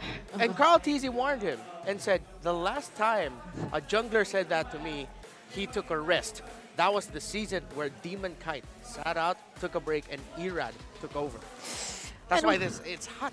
It's hot between these two, and that's why that's our headline. Yes, it is. It is. I mean, the venue is not that hot. I must say it's feeling quite cold, especially yesterday. But I don't know, today we're seeing a lot more audience with us. So I'd say the heat is slowly starting to kick in. But then what's definitely going to start the heat is once these two teams start the battles that are about to happen in a bit. Later on, I'm very interested to see really how is Aurora MLBB going to manage the early game. We've mentioned Team Liquid Philippines. That's going to be one of the things they really have to take into consideration. Later on, we'll be taking a look at the statistics between these two teams. But for now, I'm also wondering, since Aurora MLBB previously, we've seen them, I'd say, give a game away to TNC, and probably there were a little bit of adjustments needed from their end. How well prepared are they coming into the season? And the same goes for Team Liquid. We've seen them struggle a bit, especially against familiar opponents in the previous week. Yeah, well, we're looking at who's going to be getting the objectives. Well, let's look at which of the members will be making their entrance. Who will be playing for today's matches. Let's finally get to know the teams and head into our team intros.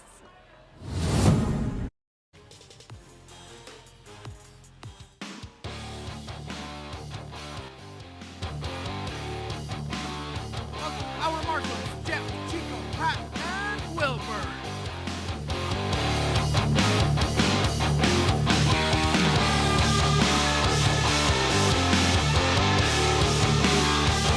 Cavalry has arrived at the halfway point. Not even a storm can stop Maglumpeni and his squad. Here's Team Liquid Philippines.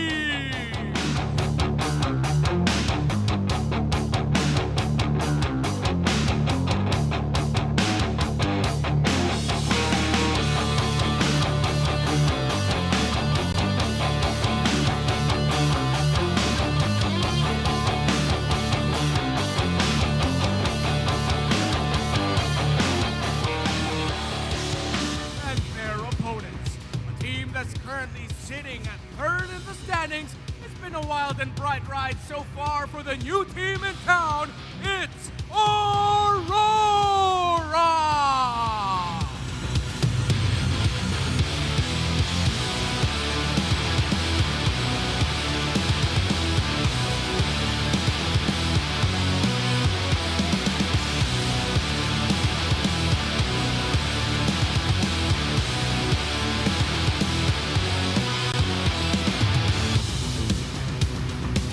Coaches for Team Liquid Philippines, Coach Tic Tac.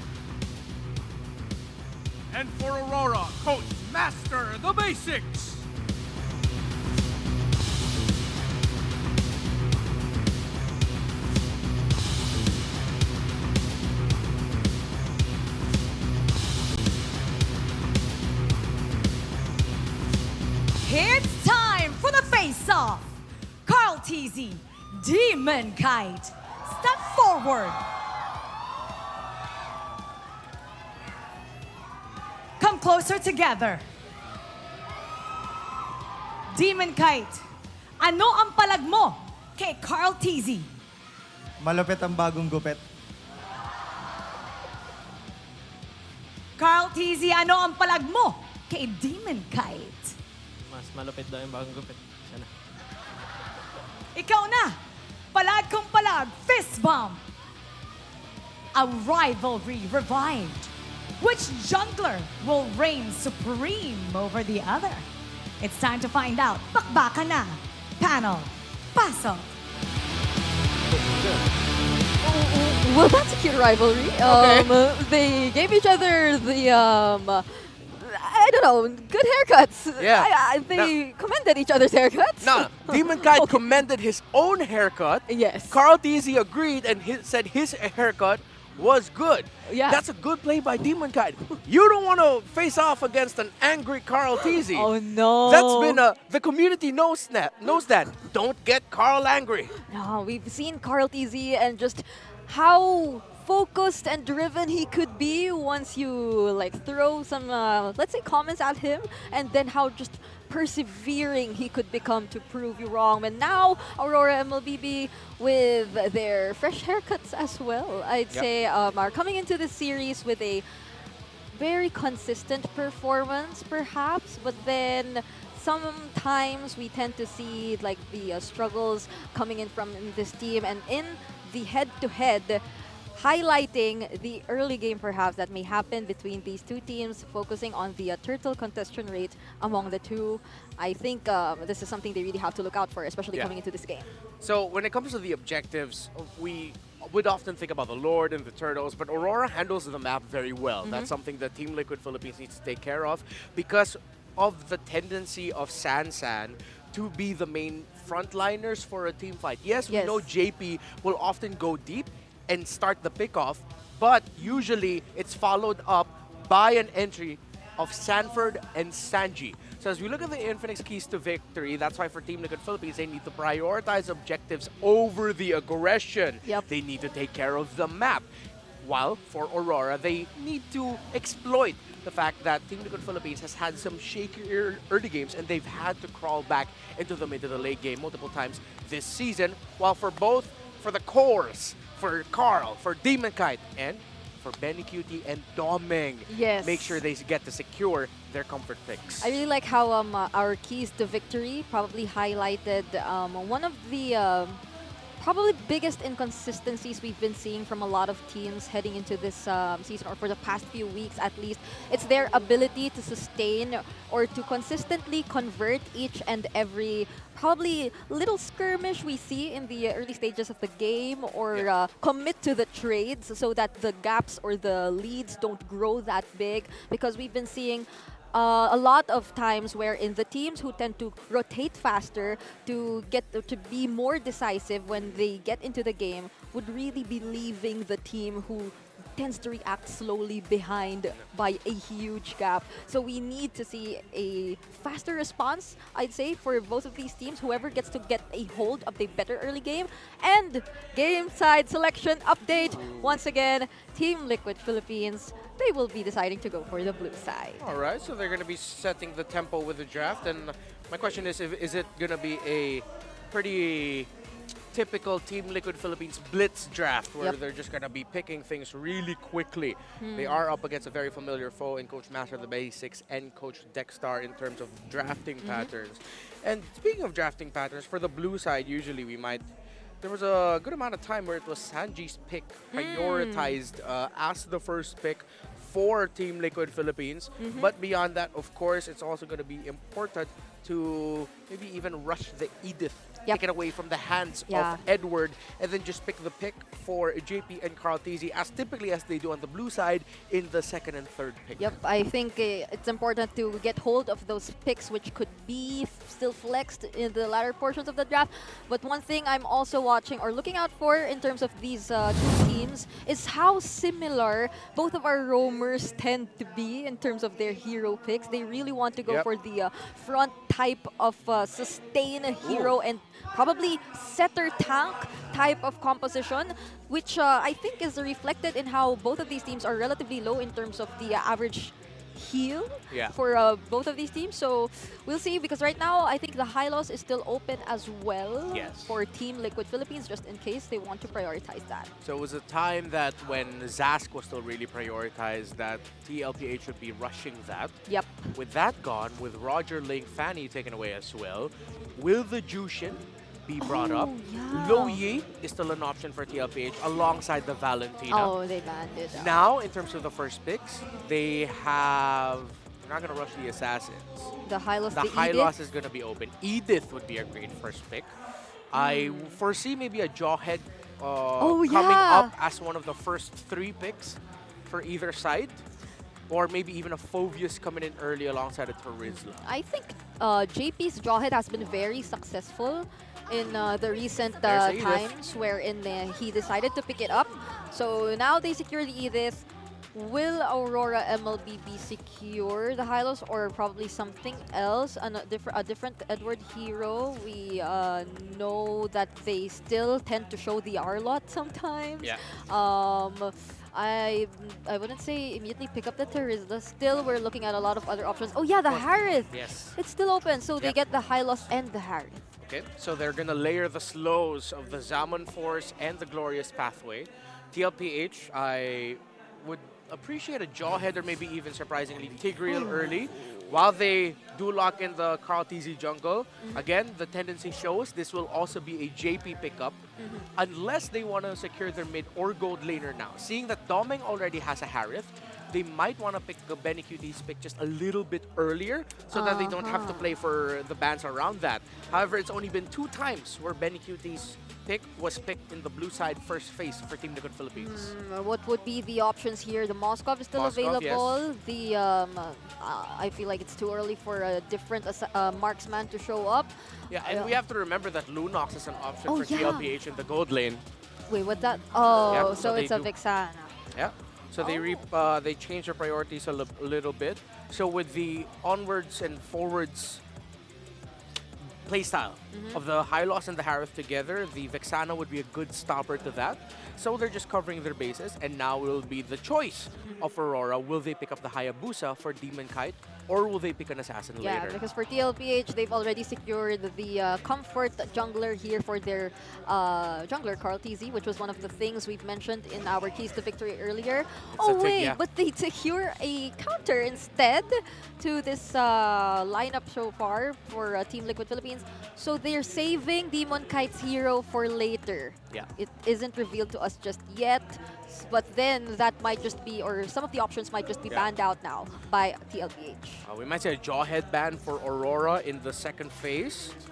Oh, they banned the Lunox. Yeah, so they do cover their base and still they ban the Lunox. The pick that we brought up earlier. JP has 2 games on the Edith. I believe he is, 2 out of 3 on that hero.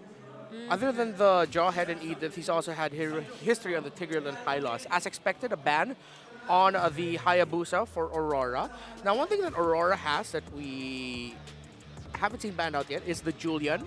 Oh, yeah. Which is still available here, which would mean that the cores of Aurora are going to be rushing for magic damage. But in terms of the physical assassins... Fanny's not really. Fanny's not. I'm thinking if Lancelot might be brought in here for Aurora, considering that they're up against the Vexana. With the members of TLPH being forward-minded, that might mean the Vexana will be left open in the back line. But knowing Aurora and their tendency... I did not expect that. Knowing Aurora and tendencies, it might be a Julian pick. All right. And Good they take ban. out, the carry of Benny Cutie. How could we forget? And so far, that... Undefeated, actually, Yeah, for it's Benny. undefeated. And it directly answers a lot of problems here for Aurora MLBB. They have really tanky frontliners right now. We might actually see a Bruno or a Beatrix. Oh. If they want to go magic damage for Benny, he hasn't played Nathan yet. Yep. they want to open up the map, Claude's might take some time. It will. What else? It's been a while since we've last seen other marksmen such as the His Clint lost earlier this season. It was against Fnatic Onyx Philippines. He struggled. And the Clint might not be good against the Tig, Harith, and Hylos. So they're saving their jungle pick for later. Because if TLPH aren't careful, with the 2 sources of magic damage already, they might go through and pick Alpha as their jungle later. Well, I wouldn't want to think that this could be another Lolita combo. So, well, the Lolita, yes, is open though, but I feel like they secure... Oh, the Minotaur and the Claude, so they will risk it. They might just take some time now, but it overall does seem like a safer composition to go by if they want to cover like the early to late portions of the game with that. So for Aurora, MLBB, and their potential last pick, they're looking for a jungler for Demonkite. And we mentioned the Julian, it's still open to this Or point. Alpha. Or the Alpha. I'd want to see them go for true damage. We already have 2 sources of magic. It's a Bane! Oh, it's a Bane! It's the second Bane game of the day. Oh, it is a great pickup too. I could see Leo jumping right now again. Another Bane game, but oh yeah, he's happy. this might actually go really badly for TLPH, considering the nature of their heroes. If they outplay this Bane and they take control of it in the early, that means Team Liquid Philippines just really ran away with it. Maybe a really great game with from San paired up with KarlTzy, because they need to bridge it into the mid to the late game for Benny QT, which is a tough task right now. You were considering Lancelot since they were very forward in terms of the idea, but what better way to answer this composition from Team Liquid if not by picking up the Bane, who could directly stop you in your tracks once you go for an attempt. But we'll see. This is game number 1 between Team Liquid Philippines and Aurora MLBB. It's time to see the action. Let's throw it over to our casters. Welcome back to the Lanadon. It's game 1 in a best of 3. Team Liquid Philippines to versus Mobile Aurora Legends. MLBB. Joseph, tell me I'm not dreaming. You're not. You're not dreaming. This is second Bane today. Back to back. Well, different series, but It won with Blacklist, so now in a stroke of genius, I'd like to think, again, this got the blessing of Master the Basics and Dexstar. yeah. And I think part of this too, like in the hands of Demonkite, is going to be very interesting in the matchup like we saw in the head-to-head, of course, between these 2 amazing junglers, KarlTzy and Demonkite. Now, the fact that he picks up the Bane this time too, and it's paired up with a Hylos and Renegade on this Tigreal, are going to be quite devastating for TLPH. Especially since TLPH really only have one way in. Count it 2 if Benny Cutie wants to get in there.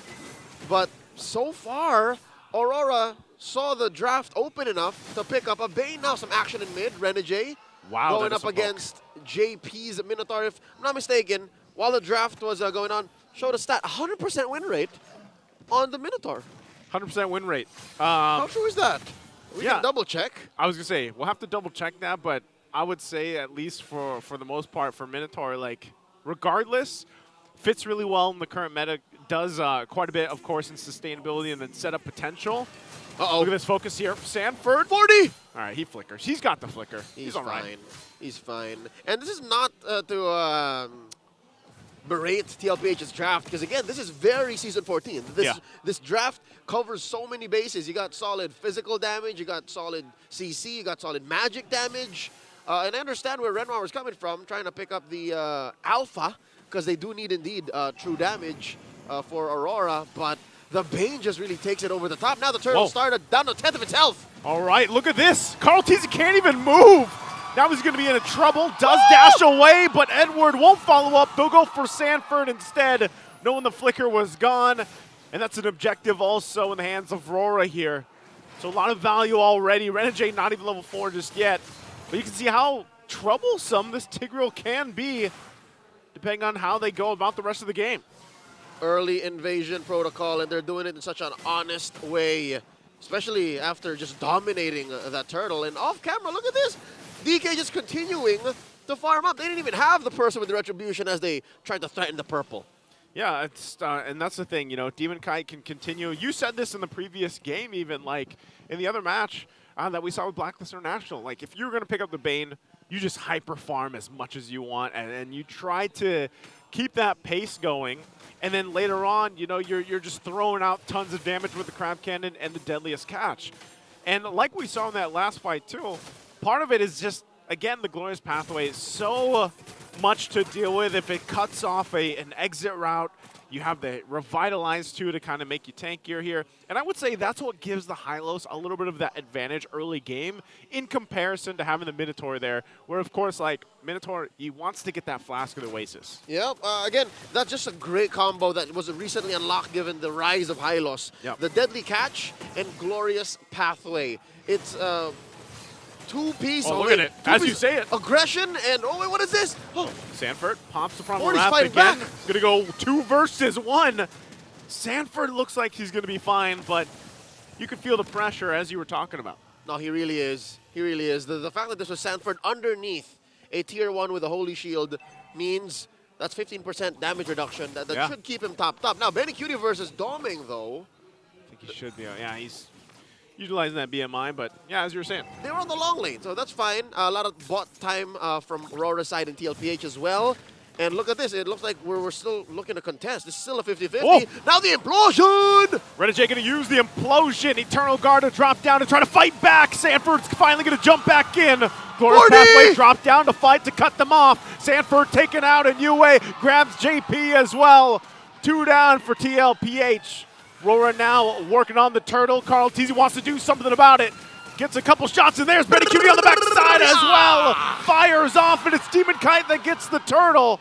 When they get punished, but Renegade will finally go down to put TLPH on the board. Bold movements by the Storm. Benny Cutie at 4 minutes, 4.5. You usually wouldn't want to go that deep on a blazing duet. He barely has a core item, if I'm not mistaken. Yeah. But what this does do for Aurora is open up the map. Joseph, look at this. Doming just had free reign over that Holy Shield down bottom on gold lane, and he's going to be fine. He's going to be safe. What does that make for him? 3,500. He's almost 1,000 gold ahead from Benny. That's a ton of gold. Oh! KarlTzy's got the burst. Not enough to pick up a kill. Domeng too. Wow. He's going to go ahead and show that, hey, you know what? I'm all right. And he's going to get back to base, but he already got a ton of gold off of it. The next standard says, next, what else you got up for me? With, of course, Renegade to the rescue. But this does put Aurora 2,000 gold ahead, not even 6 minutes in. There's one more turtle. And so far, Demonkite 10, KarlTzy at 8. What? Not just gold, Joseph, not just gold, even XP. Even XP. That's what this hyper-farming Bane has got for Aurora. And it just feels like you can't really slow Bane down unless you're committing so much to take him out of the picture. To get in his face. Exactly. And, you know, that's why, look at this pressure. This is what Aurora has done constantly, is putting pressure on all parts of the map. If it's not here, then look at the push happening right now with Domeng. Not just Domeng, look up top as well. Look, that's a free wave that Edward is helping Demonkite get to, and that's definitely a push top and bottom. This is Edward just kind of spotting out here. Look how deep RORA is in the jungle. Sanji could be in trouble here. Does pop the Eternal Guard. Had to use the Purify as well. Holds on, but it just looks like RORA wants the next tier 1. They don't even have to go for that. They don't have to force anything. Turtle spawning lower corner. And, oh, implosion! Renegade again going to be able to find a couple marks here. Minoan's Fury comes down. UA gets punished. And Benny Cutie will jump in again. Edward falls next, 2 down. Teasing. But KarlTzy will get taken out. And now Sanford trying to fight him off. But it's Demonkite that gets the 3rd turtle of the game. Domeng, does he want more? Jumps in forward. Takes a couple shots. Sanji gets the call. They want to fight it out. But they're disengaged with the Deadliest Catch. Amazing work so far from Aurora, taking what they can even from these small windows of opportunity. Looking at the item builds, again, Aurora keeping themselves about 1,500, 2,000 gold ahead. We see Demonkite about 500 gold up from KarlTzy, who just recently picked up his, oh, wow, look at the bank on these two. Hunter Strike and Heptases on Karl, while Demonkite's building, there it is, the War Axe and the Endless Battle. Real quick, let me translate the MPL fan comment. Here we go, Aurora finally making work in the early game. It's no longer passive gameplay, there's a chance. There's a chance. And I would say, you know, for a long time, people have been waiting to see what can happen with this lineup. Aurora, what can they bring to the table? And this, against a team like TLPH, is off to some great showing here already. As they still hold on to a healthy lead, but you saw it, man. And I think this is always the thing about TLPH, the veterancy, the experience there. Even in those team fights where they might lose initially, they know the calculations on being able to fight back if they have to. Yeah, and the secret to that is they know the limits of each of their heroes, the limits of what the map can do for you, which bushes allow for which maneuvers, and at what point in the game they're capable of doing that. Now, in the mid-game, I'd say TLPH still definitely need to get Benny Cutie up and ready. And luckily, Sanji knows how to protect himself very well. Sanji's using the Eternal Guard defensively, offensively, the CC you get from his skill too. And I think Aurora, now more than ever, have slowed down. Yeah, they went out swinging in the early portion of the game. They got all the objectives they wanted to. And now they're like, all right, let's go ahead, settle in, I feel like, with the lead that we have, and make sure that we don't throw it into this First Lord. Because always, when you look at teams like TLPH, that is where they shine. They might actually give up those turtles if they have to. But then once this Lord comes up, maybe even the second Lord, they're ready to fight. And you can already see it happening here.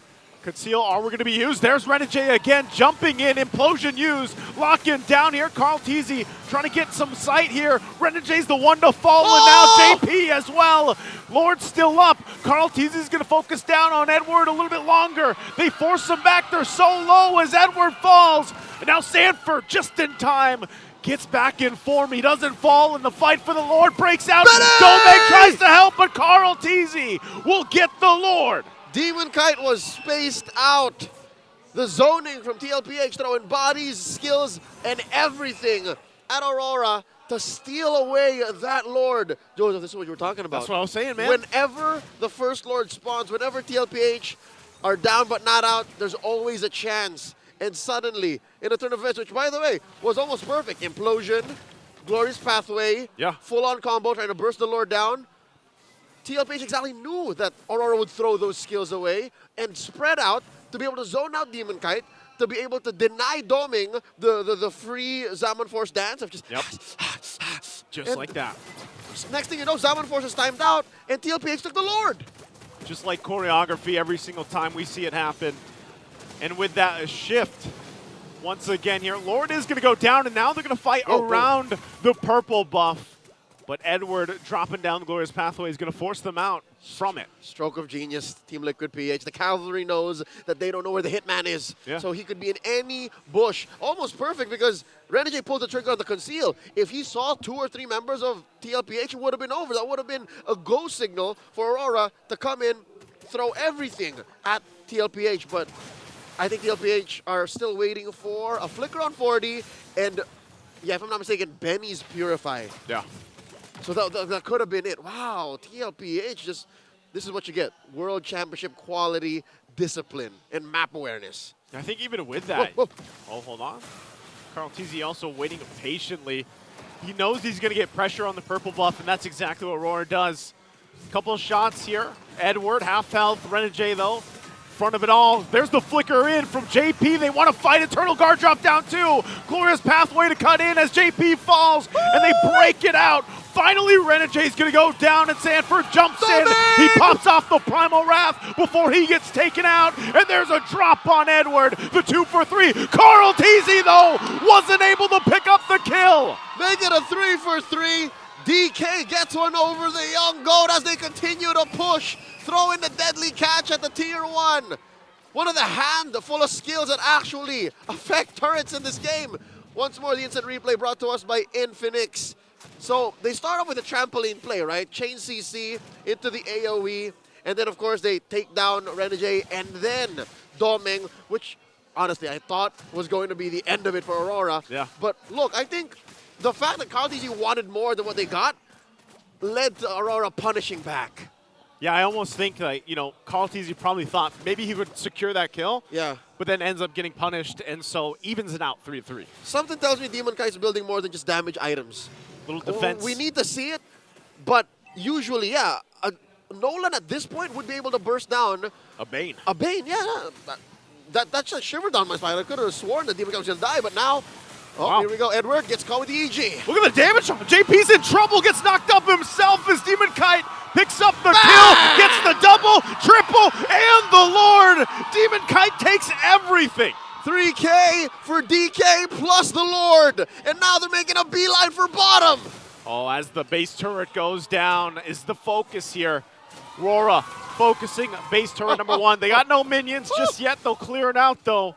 But they got a whole lot in that exchange. Great timing from UA as well on the Minotaur. There it is, Joseph. There it is, the Thunder Belt. The Thunder He Belt. built the Thunder Belt. 1, 2, 3, 4. Pow. 1, 2. That's extra defense, hybrid defense every time he hits. Plus the BOD. The enhanced, plus the BOD. All right. So already very spicy from Aurora, making their siege down mid. Bottom's got a Lord coming up. Lord here making its way. It's going to charge in. First base turret, bottom side of TLPH is down.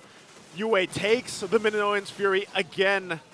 So Aurora, they have a decision. They can actually force a fight on the base turret. We'll see if they do that with this next wave pushing down the mid. Sanford decides to go in himself. He's going to focus on Demonkite as he will fall. With the rest of Aurora fighting it out. Sanford in trouble as he's the one to fall. And KarlTzy will be able to fight off J, but they lose the mid turret as well. RORA only down Demonkite. Aurora aware of the fact that they cannot win this siege. They cannot end the game here without Demonkite. Amazing work by the Apex Predator, Sanford. He turned that Edith into an assassin.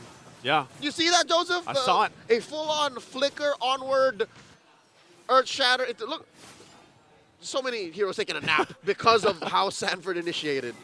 That's what you got to do, man. Look at the community prediction here, too. Almost 55% for Aurora here. All right, so there's a slight numbers advantage for the Auroras. Cavaliers, if you're watching right now, ping it. Let us know. Vote for PLPH because even I believe now, even with Aurora's success so far, 15 minutes in, you can never count out TLPH.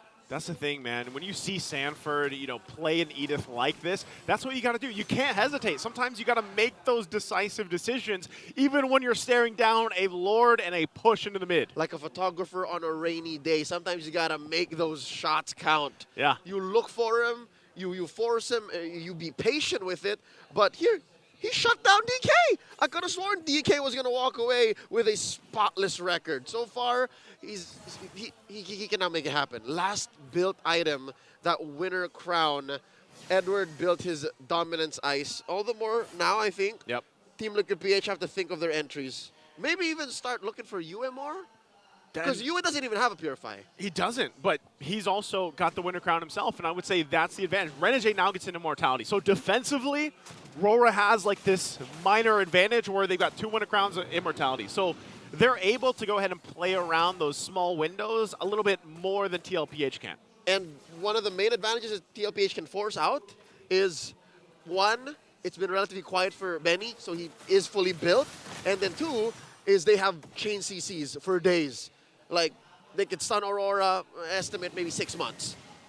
Yeah, and with that... Heroes in the air. Heroes in the air. Take him to the fun house. Throw him up in the air, if you will. They hold on to the Lord. It's going to go ahead and get reset a little bit here.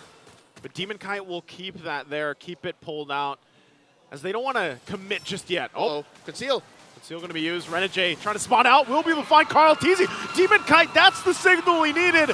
They get the Lord, and now for the fight. Sanford's already taken out. JP throws everybody into the air, but it's just too much damage, overloading TLPH. Benny Cutie can't do it himself as they get wiped out by RORA.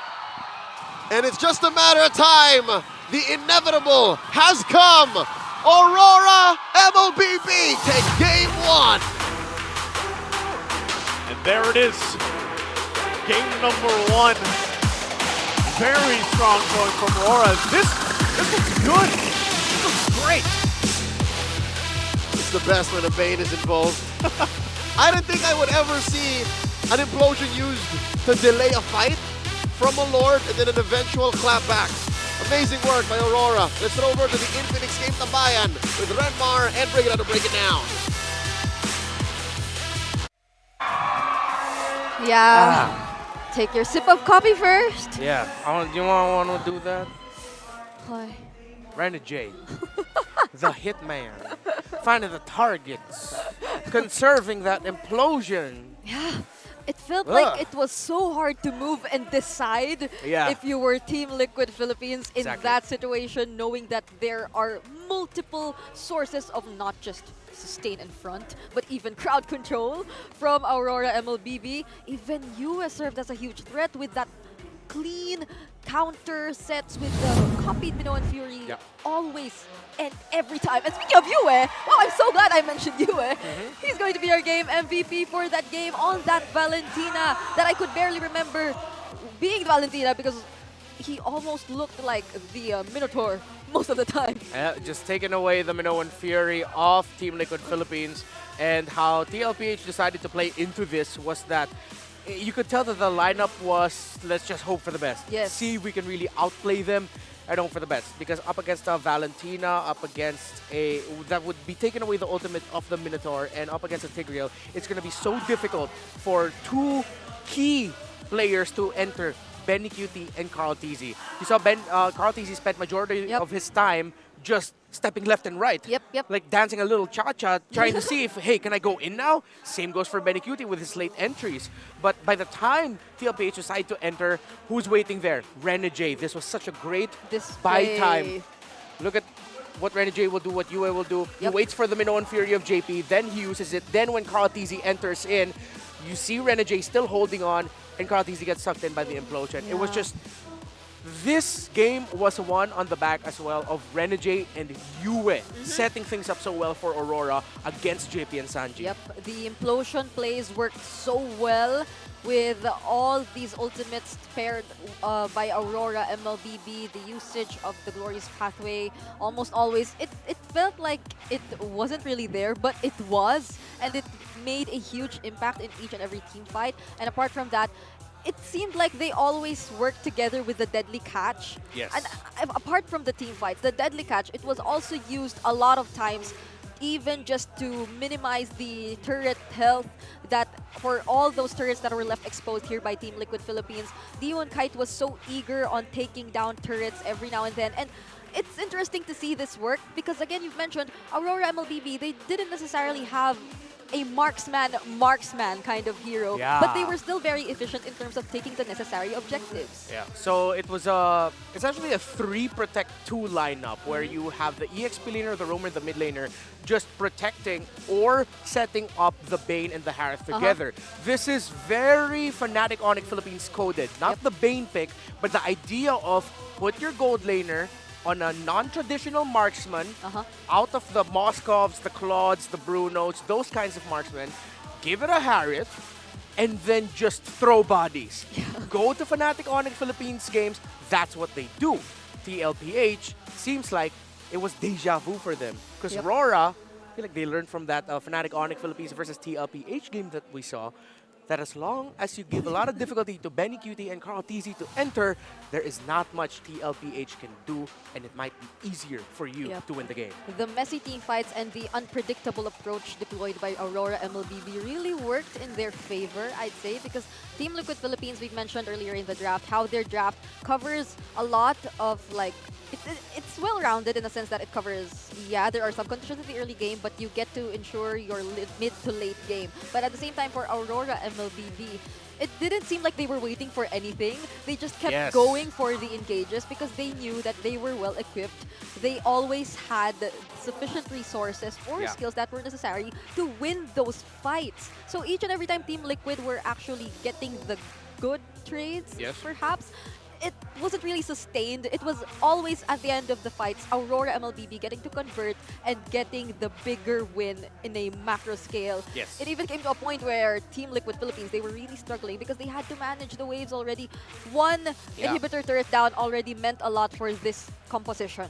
And it got to the point where we also saw that one of the main conditions actually of Team Liquid Philippines is how long can Sanford survive? And can Sanford survive long enough? Early on, they got a win in the major objective because Sanford survived and his Primal Wrath was at full and he was just able to deal the damage onto Aurora, TLPH to buy time for Benny Cutie to come in. I want to commend Benny Cutie though. Smart little bit of itemization when he went for the Swift Crossbow, didn't full build it, knowing that dang, we're up against a high loss and a, and a Tigreal that are so chunky. Okay, I'll build my Demon Hunter sword first, then he goes into Corrosion, then he goes into the Golden Staff. Yes. So nice little bit of itemization, and you can tell the TLPH already knew what they were up against and that they will struggle, so they tried to adjust to it. But at that point, it was just like, damn, this main, man, it's way too hard. There's no entry at all. Yeah, I it's couldn't. Aurora. Yeah. Oh, they were all together when they went down. Okay, so if honestly, I'm trying to think of the best way on how you could actually manage, like, who do you force out, which ultimate do you force out first if you were TLPH earlier? Are you willing to, like, risk one of your members to get the implosion? I mean, we've seen a moment that when there was an unsuccessful attempt to capture even KarlTzy using the implosion by Renegade, somehow things slightly favored Team Liquid Philippines, but those were, it felt like you were just trying to capitalize on possible errors that could be committed here by Aurora MLBB. But eventually, they were very careful, and that didn't happen anymore. Yeah, and we also got to admit, it was a stroke of genius from RORA to ban out the Lunox and the carry. Yeah. So, again, Benny QD's carry is undefeated. Even though the Lunox hasn't won yet, it would have been the perfect response. In terms of the hierarchy of the marksman priorities right now, I was thinking that they'd go along the lines of a backline heavy marksman that won't really dive in. But you understand also why they picked up the Claude, because they already accepted that they'd probably lose the fight, so might as well have someone who's mobile, can go around, split the map. That's fine. The Moskov was open though. Yeah, I agree. I was thinking of it I just realized, yeah, the earlier. Moskov was open earlier. You mentioned since Benny is yet to use the Nathan, I think that's also another hero that could have potentially served as more of a shredder type. But then they Looking back though, the Nathan pick might have not gone well for Team Liquid Philippines because they would have been too magic heavy. Yeah, that would have been. They already had the Vexana and Edith. So yeah, you're right. I think the Moskov might have been a good alternative pickup. The Claude seems like it was just asking way too much of the Storm. Now I'm thinking a lot of team fights, a lot of the team fights we've seen earlier, it seemed like Aurora and MLBB were just lined up. So how well would have the Moskov worked in that kind of situation where you could just like spam your ultimate, since you were really waiting for either Energy to go first and then next up there's Yue. But all in all, they're really stuck together. Even Demonkite, he was just behind everyone, like, okay, I leave it to you. I'm just gonna throw all those sharks out there. It was such a clean execution here coming in from Aurora MLBB. It needs a hard reset if you were Team Liquid, definitely. I'm now thinking who or what side will they be picking? Might be a little restructuring in the draft though. I agree. So now, let's hear some words from the Pain user earlier, Mr. Demonkite, and head into this short video. Lugi kasi kami sa early game, bali binabawi namin siya sa late game. Composure lang kailangan namin, tapos kailangan namin lagi kami mananalo kahit malugi kami sa early. Gusto ko lang sabihin sa mga teammates ko na proud ako sa kanila, tsaka believe din ako sa mga hard work nila. Sobrang galing nila, tsaka sarap nila maging kampe. You know what I was thinking about earlier? What? It did seem like, I mean, we were highlighting the matchup of our junglers, but in the recent weeks, we've seen Aurora MLBB perform. It's like Demonkite really gelled well with the team, and the chemistry, it just seems to be there. They seem like they're very reliable teammates for one another. Even Doming's really shining in this current lineup. It's just that you need to see a little bit more of consistency, I'd say, in all of their matches, since we like suddenly see them losing to this team and then winning over the other that you wouldn't expect them to suddenly win over. But then overall, I think they're slowly really starting to get their groove in this season. Yeah. I think now Harith and those early game gold laners for Aurora might be something that Team Liquid Philippines will be watching out for heading into the draft for game number 2, as well as, because I'm also looking at the ordering here. I feel like maybe they could have maybe taken away the Valentina, not given it to you instead of the Vexana. Lock in the Valen, but understandable, they were up against a high loss and a Harith. So every time I look at trying to think of ways of what Team Liquid PH could have done differently, at that moment in the situation, looking back at the draft, it's like, oh, but you did make the right call. I don't know, maybe I'm thinking about the Vexana, but then let's talk about that later. Let's still, or first look at the MPL arena and look for our smart gameplay post. Who could copy Demonkite's post best among our audience? Everyone's so quiet right now. That Wait. guy's accurate. What That are you guy's doing? accurate. What are you doing? What are you doing? Don't poke the nose, Don't bro. poke it. Oh, wait, no, actually, in terms of the placement, he might be good. Wait, isn't it like in front of the nose, supposedly? So, see, they got it right. It's Got two slightly winners. in front of the nose, Yeah. not under the nose. Yeah, that's how technical we get with the smart gameplay post here. Hashtag the power of smart, y'all. If you're going to be coming here, we get technical. You look closely and make Yeah. sure you get the accurate Yeah. representation. There was a guy yesterday, we didn't declare him the winner until he stopped smiling. Oh, really? 'Cause the photo he was copying, the player wasn't smiling. So we gotta Okay. be specific. Wow. Why did you suddenly look so stressed about No, that? if I were to be one of the audience here and I wouldn't Yeah. know that the face expression was part. Oh, Uh-huh. that's so sad. You could have I mean, won, we're not- but you didn't get the facial expression. Okay, we're not that ruthless. Okay, yeah. So, I mean, we still want our viewers to win. That's all good. Congratulations to our smart gay face of the day for putting your finger in front of your nose and not under. You got it right. Feel bad for the other guy, though. He looks so enthusiastic. That was such a small difference between those two. Right? Right, we're very particular. Just as particular as these teams were in this series. And here comes the side selection update. Oof. Aurora MLBB proceeds to pick the blue side. Yep. Okay. Again, the structuring right now is that we have home and away teams. Uh-huh. So the home team for this one is Team Liquid Philippines. The away team gets to select for Game 2. Which slot they're going to be drafting in, heading into Game 2. So the previous structure that we had was that it would be the losing side selecting which side they go for in Game 2. But now it's the away team. Yep, so don't be surprised that the winning team got to get the side selection this time because we're having that kind of setup currently. Aurora's the away team.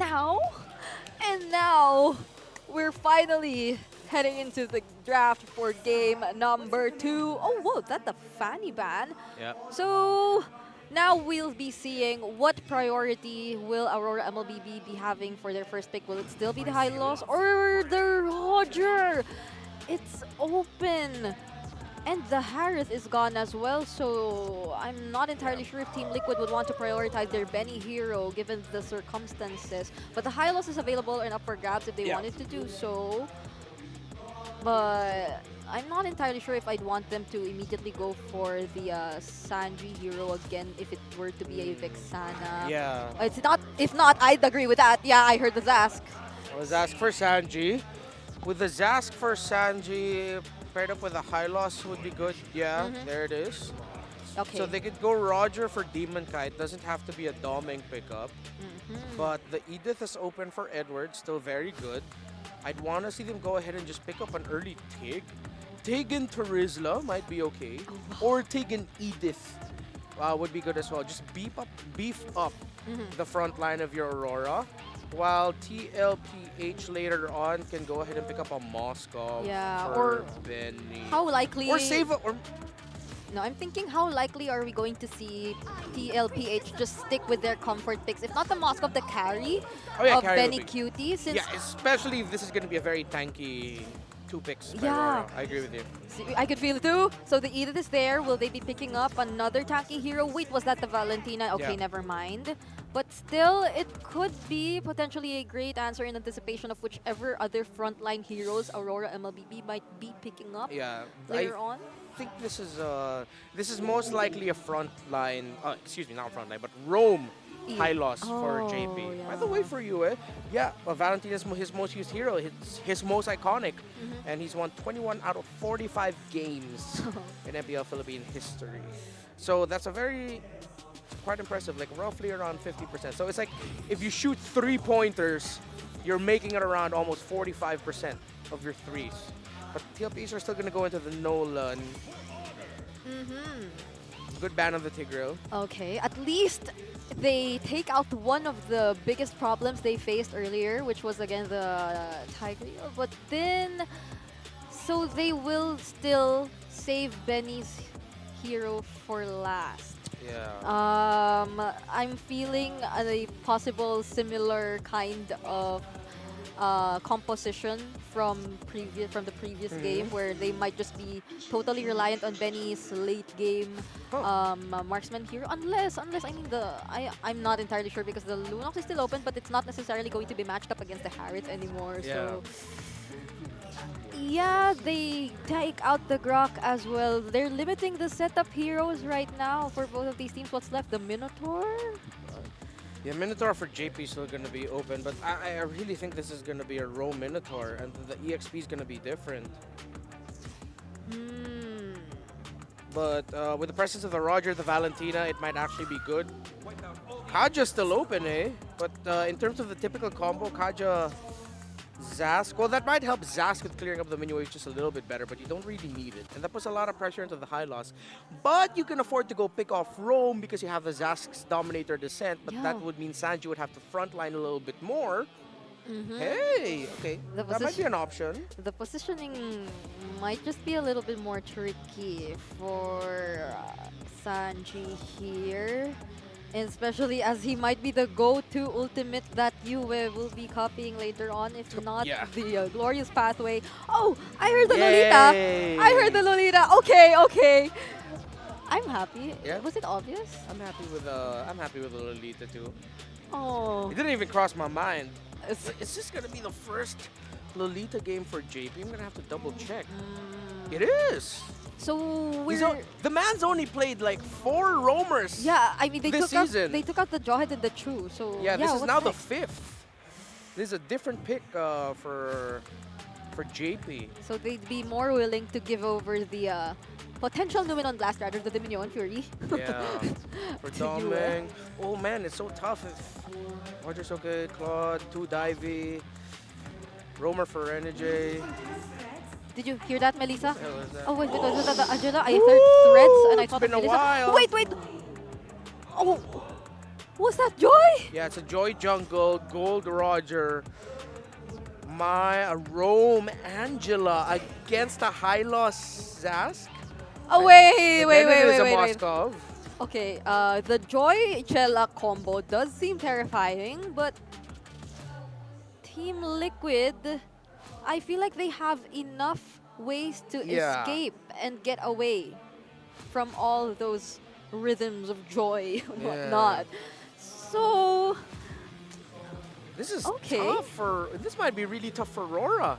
Not saying I'm not saying the writing's on the wall and we're gonna be seeing a game number 3, but Joy historically does not fare well anymore in MPL Philippines since she started to dip out. This is very magic damage based. It's like, okay, you're trying to get the early game, but it seems like TLPH has that. Oh, this is going to be tough. I'd like to believe Aurora MLBB are sticking with their comforts. So let's see how this goes, and let's head into game number 2 together with our casters, Leo and Naisu. If not for that Lolita, Aurora's last 2 picks might have been very different. Joseph, do you concur? I concur, man. Lolita, she's been making waves so far in the current meta in this season, and whether or not that's with the infamous Hanabi pick, she still provides so much to the lineups here, and I can't wait to see how this unfolds. Aurora starting out strong, currently at match point. Want to take Team Liquid down, but with the way things went, again, as mentioned by Brigida and Renmar, this is JP's first outing with the Lolita in Season 14. So let's see if Team Liquid can take us to the distance. Look at it as gold lane matchup. Also, if I'm not mistaken, the first time we're seeing an Angela? There's a lot of, I don't know about first exactly, but the Angela is there. Hold on, Yue. Okay. He's going to get forced out. Good damage, too, from Demonkite, and that's what I want to talk about as well.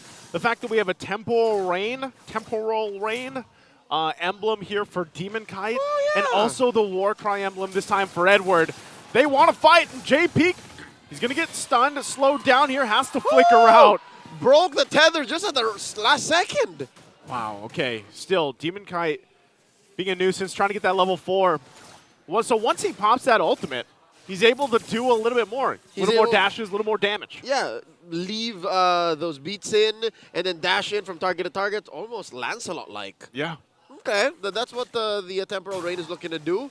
But that aside, Joseph, look, am I, what's going on? Warcry Edith?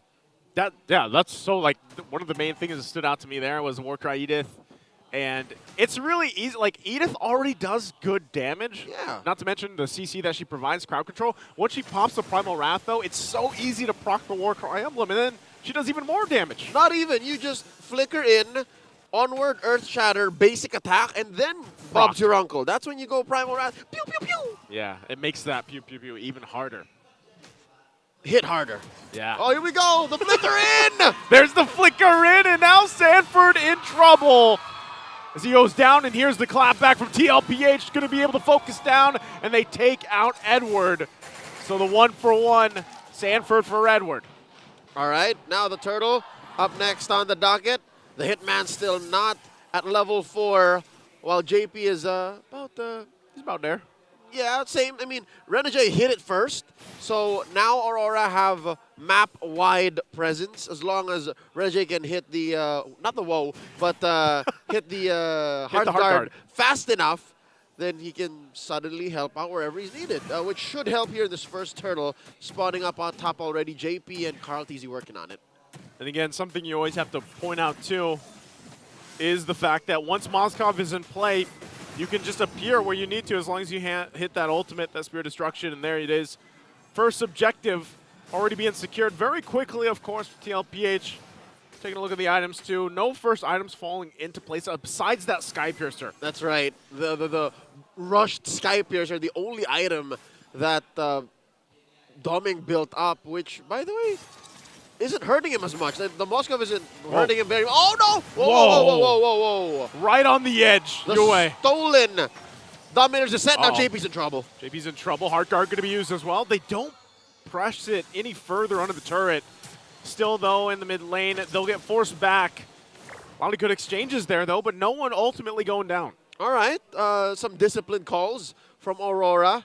They know exactly what Team Liquid PH is capable of, even early on. Like, KarlTzy just built his Hunter Strike, so if he was in range, he could burst him down.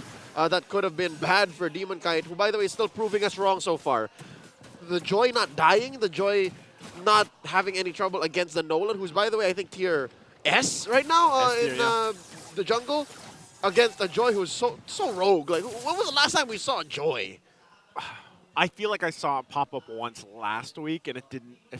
I don't know the exact stats, but I don't think she usually works out. And she's holding her own. Yeah. Demonkite first built up a... he got the Blood Wings, I Blood think it was. Wings, yeah. Yep. So he should be able to dive in before Renegade able to... Wait, what? There's... Here we were trying to break down the game on a very intellectual level, and Edward and Sanford just go for a recall battle.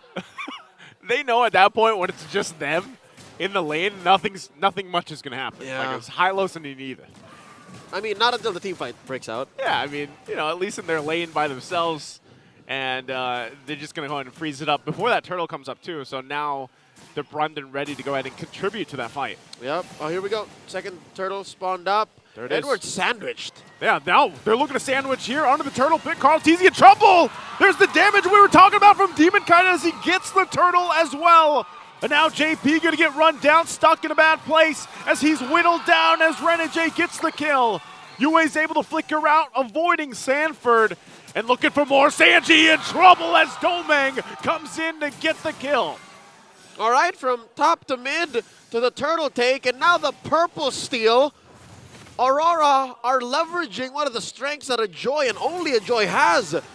Kit-wise, like she's able to deal so much reliable DPS, magic DPS at that, and go from target to target and not really stop like an Energizer Bunny. Oh wait, 1v1. All right. Okay. Domang's had Renegade for the majority of this game so far. Going to be able to go ahead and stay in that lane. And also, you're taking a look at the items here falling in place. Corrosion Scythe there now, finally here for Benecutie as he continues to farm up. Yep. Here in the bottom side once again. Domang! Gonna get stunned. Has the heal though from the waves. Wow. And he knows it. He's feeling good about it too. Clutch.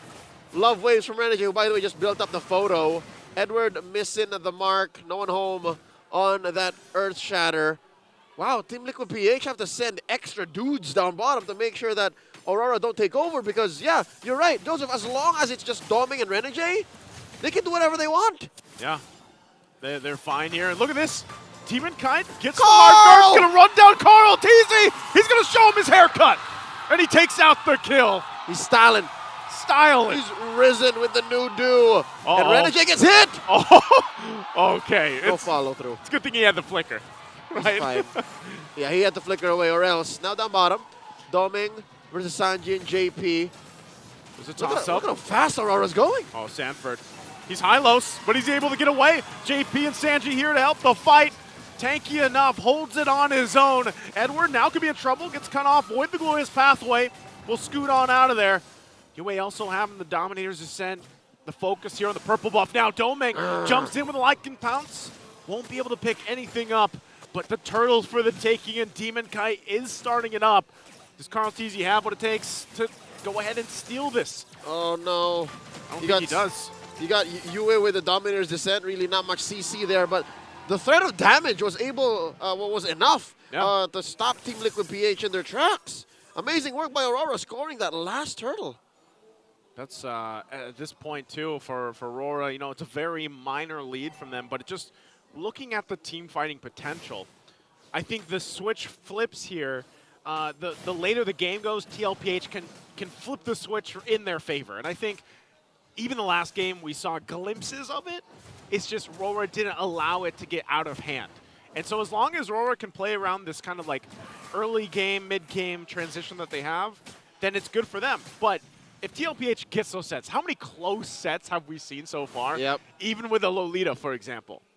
And more than just the sets, I think it's range. Team Liquid PH have to play around Moskov and Sanji to be able to deal the DPS. They have to watch out for that as we watch out for Week 5 tickets. They're running out fast. Get yours now. Just head on to the ph-mpl.com for ticketing details. We hope to see you here at Week 5. Back to the action here. I'm guessing if this does make it to an enhanced Lord and Aurora hasn't won yet, that's maybe where Team Liquid PH can start to, you know, rev back up. Rev back up. Especially once Benecutie gets to this point in the Moskov. Demonkite now go ahead and pump out some damage on Sanford, but he's tanky enough. KarlTzy as well has to play a little defensive here under the turret while the rest of the team gets the vision. And really, there's not much more that I feel like RORA can do until this Lord is up. They can't really push any other turret. Maybe the tier 1 in the mid lane if they're able to get an advantage, but right now it's just kind of the stalemate where they get as much as they can here, especially defensively before the first Lord fight. I'd reckon leverage the whole cross-map play, you know, just while you can and while it's free, while Benecutie isn't as confident in throwing out the SOD. Oh, wait, Edward? Oh, he's fine. While Benecutie isn't so confident with the SOD and clicking it actually teleport, keep pushing the split lanes, man. Maybe mid if it's free, but yeah, look, this is the right call. Leave a fat wave down bottom and then threaten the major objectives, tier 1 in mid and the Lord. Oh, Edward gonna jump in with the flicker, and now they're gonna have to force the fight. Edward deleted.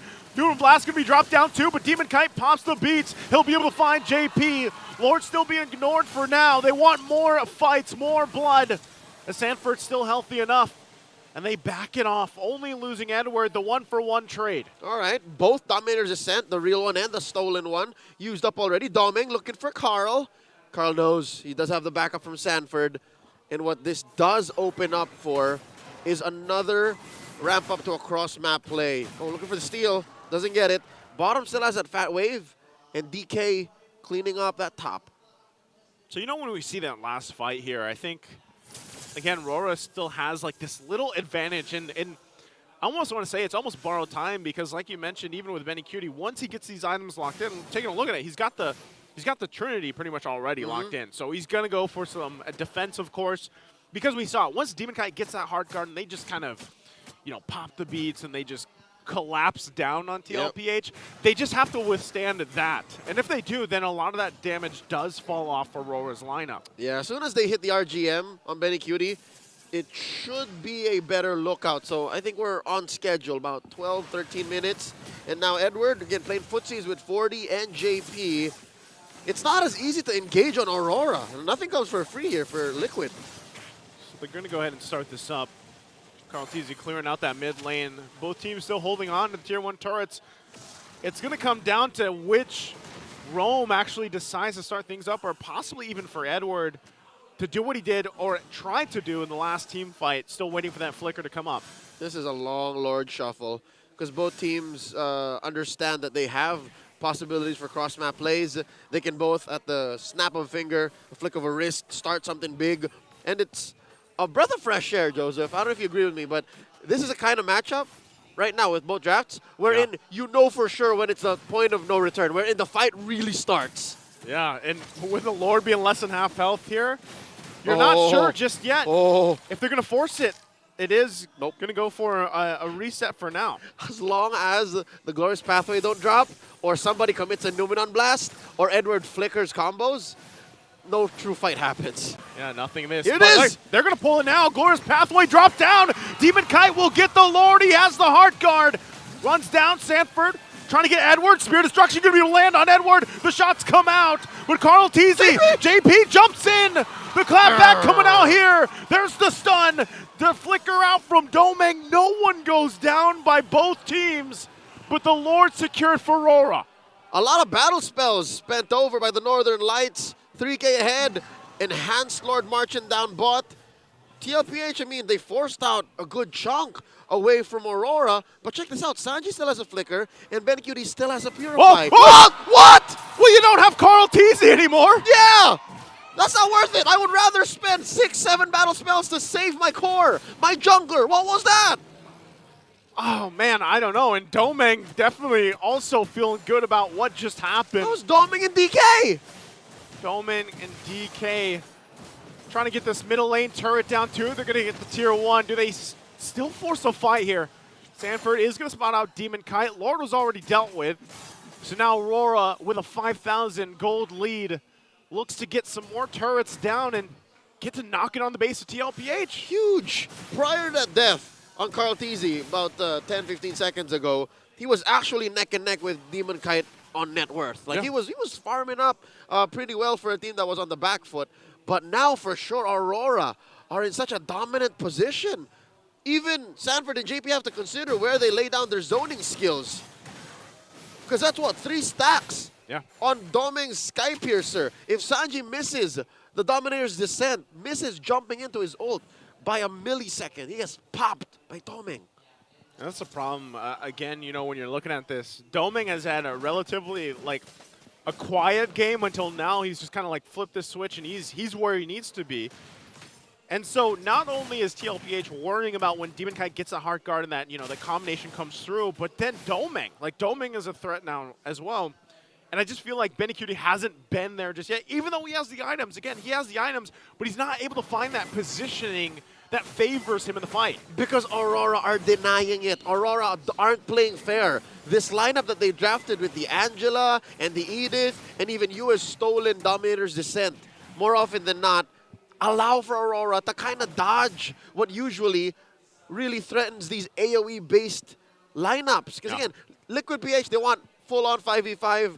If I can sandwich and skewer 2 or 3 of you via my basic attacks on Benny, all the more. But because of how Aurora are able to cut right through that, aggressively flicker into a better position to try and ding, ding, ding, ding, that just ruins anything and everything Liquid has been doing or trying to do. Yeah, not only that, but I think one of the weak points, I would say, of the Lolita is once you commit to that stun, that click on-demand stun, you could get thrown out of positioning.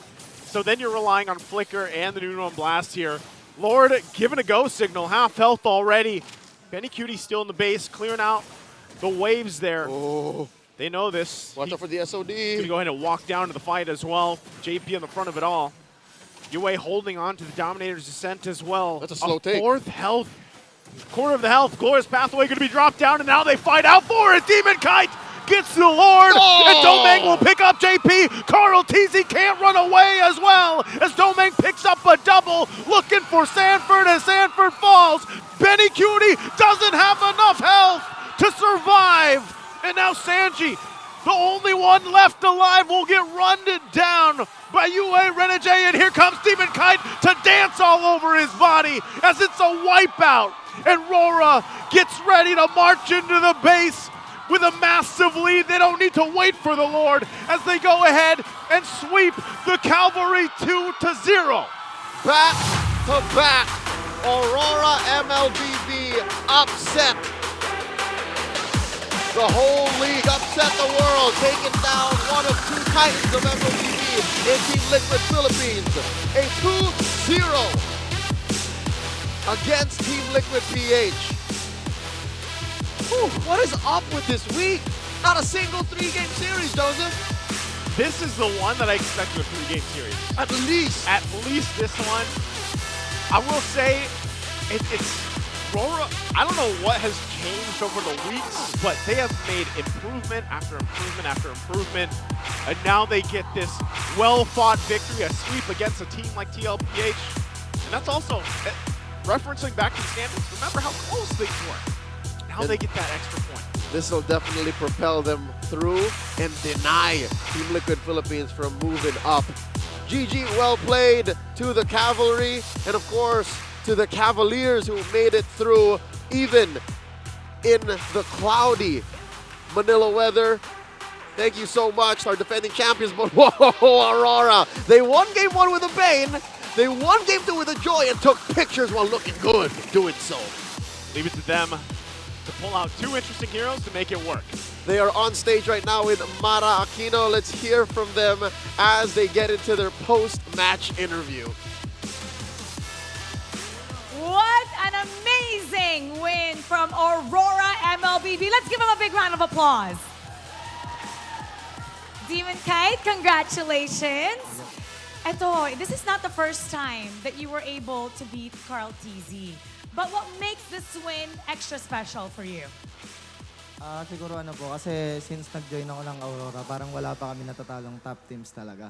Kumbaga, di pa kami nananalo sa series, ganun. Kaya parang ang sarap sa pakiramdam na natalo namin likod kasi sobrang lakas nila. Malakas at saka na-sweep mo sila. Let's give them a big round of applause for that. Ito naman, Edward! Grabe! Wait, may powers ata yung pangalan mo. Let's try it again. Edward! Let's try it again. Edward! Grabe! May powers ang isang Edward. Alam mo, ikaw talaga ang pinifavor ng community. Sabi nga nila, ikaw ang Mr. Consistent. So how do you say consistent nga ba? Regardless kung ilang years na, pa-change yung meta, pero ikaw, Mr. Consistent pa din. Ano lang, hard work kasi, hardworking ako eh. Wow! So try ko ulit yan, isang beses pa. Edward! Anong nararamdaman mo pag tumitili sila, pag naririnig yung pangalan mo? Yun, masaya. Tsaka nahiya. Okay, alam mo yung love nila? Pag hinahawi mo yung buhok mo, pwede ba yung hawi mo yung buhok mo? Wala, hindi na po mahaba yung buhok tulad dati. Galing! Ano naman? Si Rani J naman. Uy! May powers din yung Rani J! Rani J!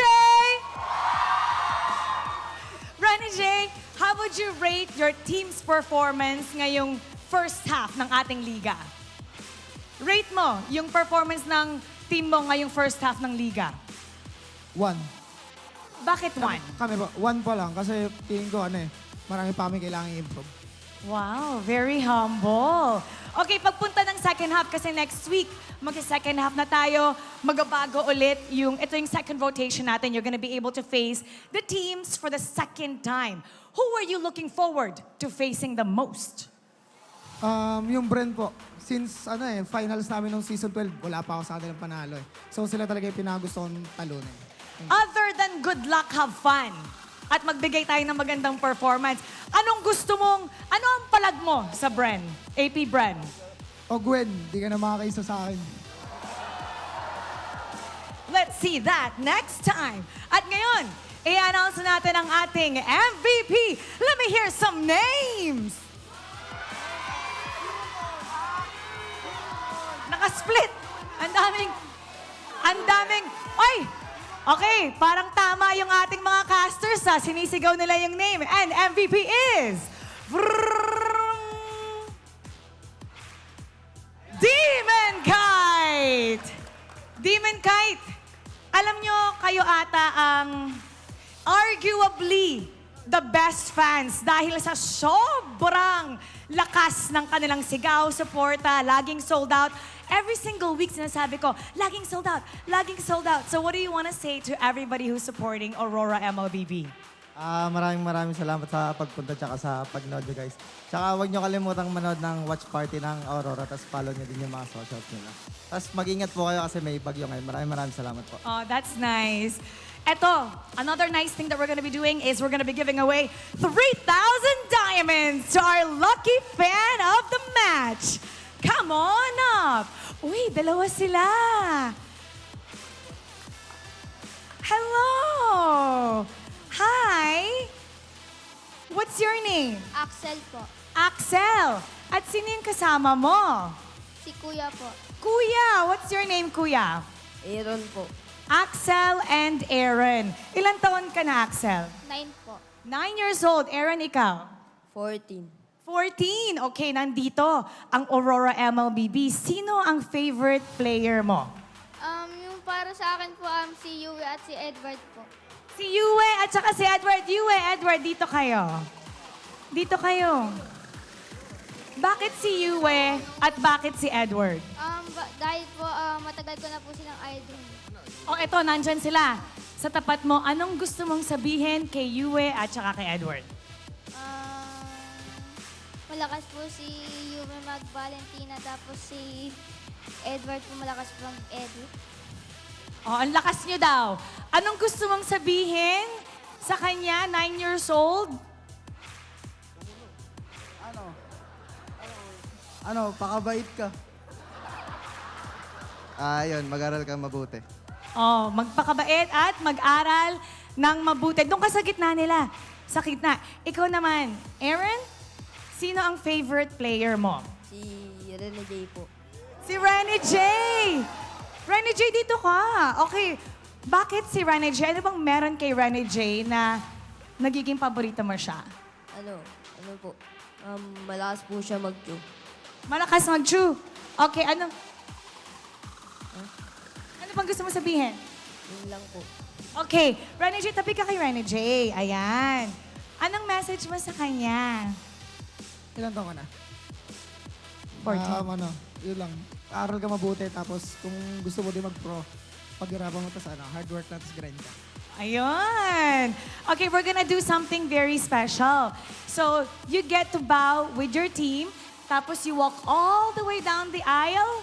Okay, parang winners din kayo because you won 3,000 diamonds. Congratulations. All right, are you ready? You may now take your bow and take your walk of victory.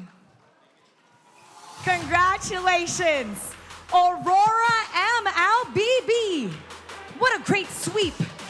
Pero ayon nga kay Rene J, he would rate their performance sa first half just 1. So that makes me wonder, what else they're gonna be showing for us in the second half. We're gonna break that game down for you, so we're gonna go back to our panel. Paso. Such a cute interaction between the Auroras and Aurora MLBB after that very clean and surprising dominant way of winning that series against Team Liquid, the defending champions, as they say. But Aurora just keeps getting better. I doubted this, Joy. I doubted the Angela, so I'm going to have to pull out my Shaquille O'Neal impression. I'm really sorry. Aurora, I wasn't familiar with your game. And I just wasn't familiar with how well they prepared for Team Liquid Philippines. They played into the Zask, and I agreed with Leo and Naisu initially saying that if it wasn't for the Lolita 4th pick of Team Liquid Philippines, the last 2 picks of Aurora might have been different. But I feel like the more I saw that game, it really felt like Aurora knew that they wanted to go into this game, or maybe as the draft went on by the second phase, that they wanted to pull off the Angela and Joy together. Because of Team Liquid Philippines playing around the Zask, you want to play around a specific formation. You want to dive, you want to get close, and because you have a backline gold laner to protect. So, again, Aurora Gaming have subscribed to the Fnatic Onyx Philippines school of thought wherein we don't need those backline marksmen that much. Let's just dive on our opponents and layer our abilities well. Every time Team Liquid Philippines wanted to fight, they had to watch out for the Angela and Joy diving their backline alongside the Roger. Yep, and they had to watch out for a lot of other things that complemented the idea as well. It wasn't just the Joy and the Angela who really worked together well. I'd like to highlight once again Yue picking either the Glorious Pathway or the Dominator's Descent, depending on which he thinks would be best in that particular situation. There were moments where he was able to prevent potential contests from the objectives simply because of a beautiful laying of that Glorious Pathway. Or if not, he just created all the more space here for his teammates using the copied Dominator's Descent. So Doming, he felt like he was just so free using the Roger in that entire game. Yeah, majority of gold laners in the Philippines that picked the Roger would rush that Sky Piercer.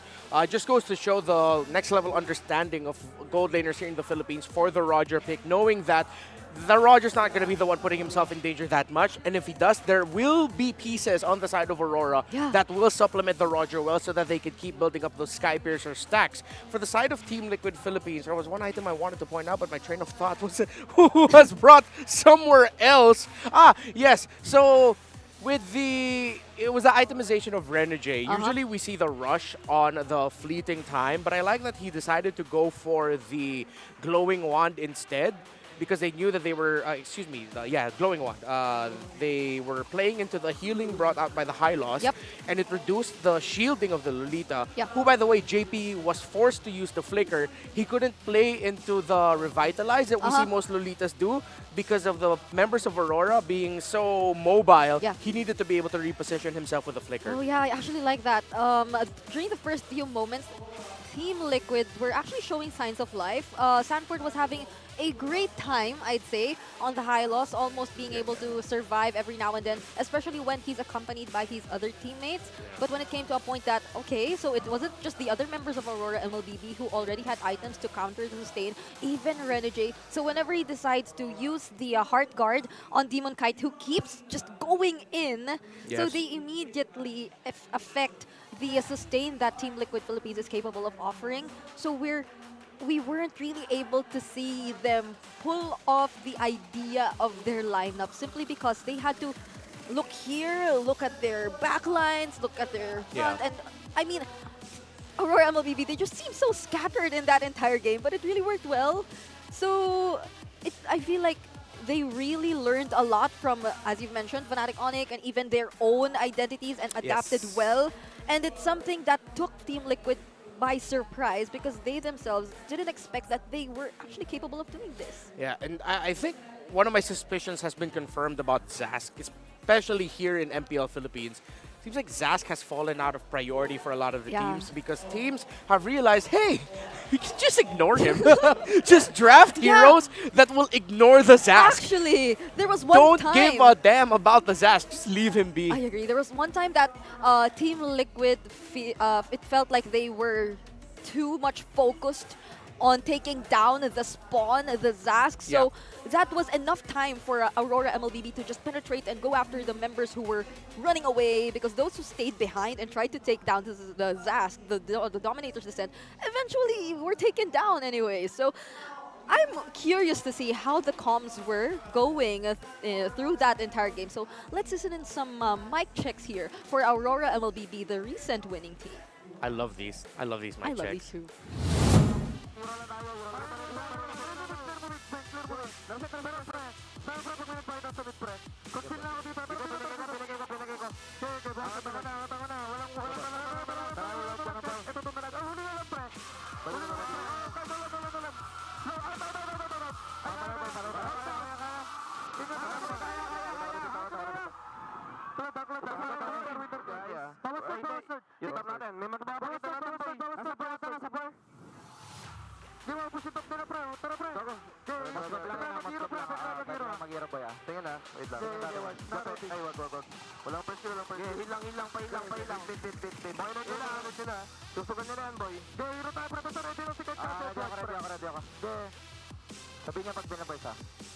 Low na kita, low and Lord ah. Tara kahit. Ito pre si Depe. Ura pre, Gape. Ay pre, basta. Lord, tiro lang tayo. I heard the discipline in the walls. I heard the discipline. Like they just got one kill, and then Renegade was saying, okay, back, let's leave. But then when they saw that they actually could continue the team fight, no, they said, let's just continue this. We're gonna win. Yeah, I like that summary as well. I'll go a little bit deeper with my summary of all the comms that you heard. It was mostly just back, hold, he's low, go, I'm ready, I've got it, we can do this. It was just a whole lot of that from multiple players of Aurora, very cleanly delivered. Yep, I'm liking how they're specifically assigning the calls for particular persons so it doesn't get too chaotic when it comes to the game. But we have an MPL fan comment right here. So Melindahan Acampado saying, Renegade, you're so good. And Charmaine Lastimado says, Edward, you look so good. Yeah, Edward, she's essentially saying, Edward, you're handsome. Yeah. And I like the last commenter, Taylor Swift. He said, wow, finally Demonkite was able to get one away from KarlTzy. Idol KarlTzy. Yeah, you cannot downplay what Demonkite did here. Like, on the last Lord fight, KarlTzy's retry was so early. There was like 829 health left on the Lord, and the Demonkite said, oh, cool, thank you, retry.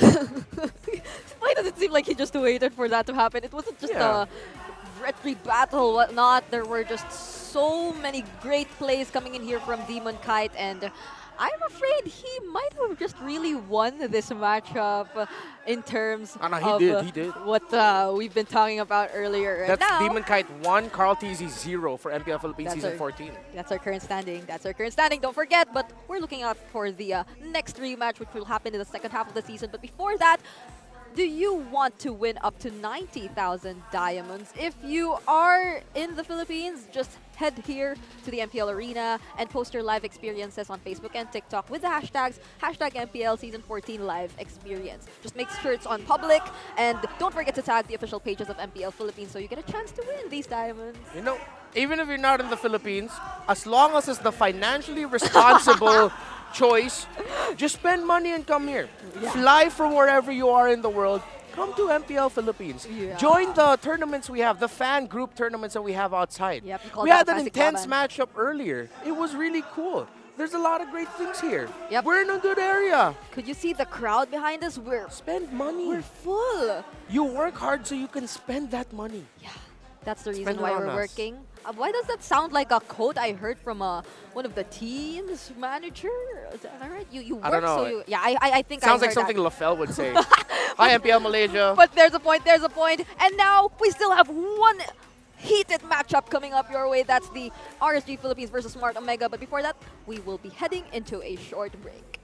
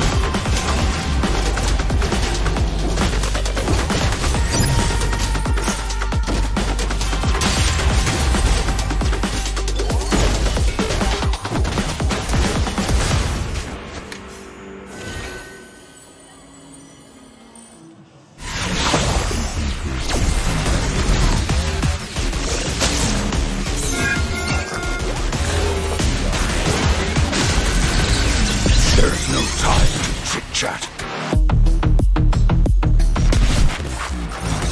You will never learn. Mystic magic is so wonderful. yourself.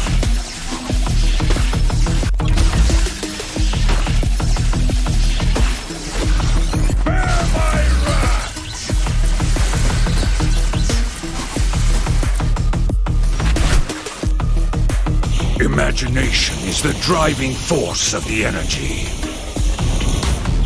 I'm not a monster. I'm a demon.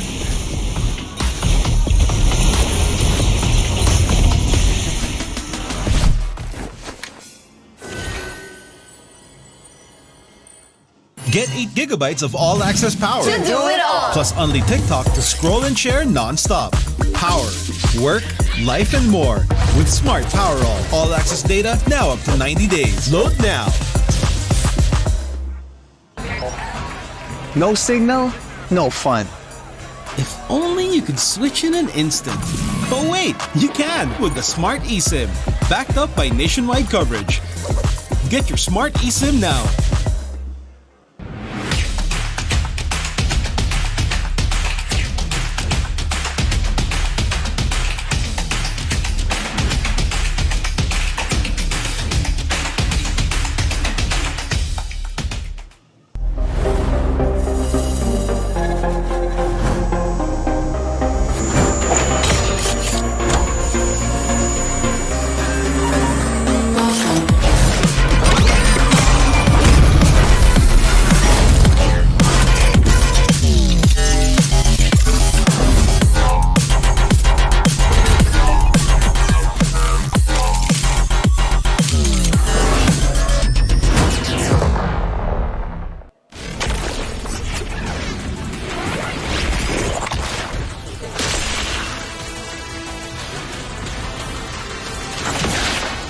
Strike first and without mercy.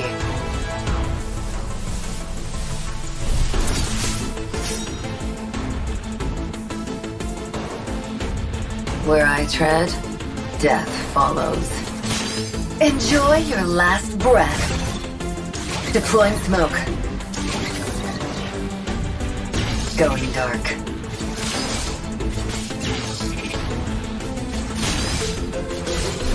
War is my trade. Death is my craft. Backup plan? I am the backup plan. My destiny is what I make of it.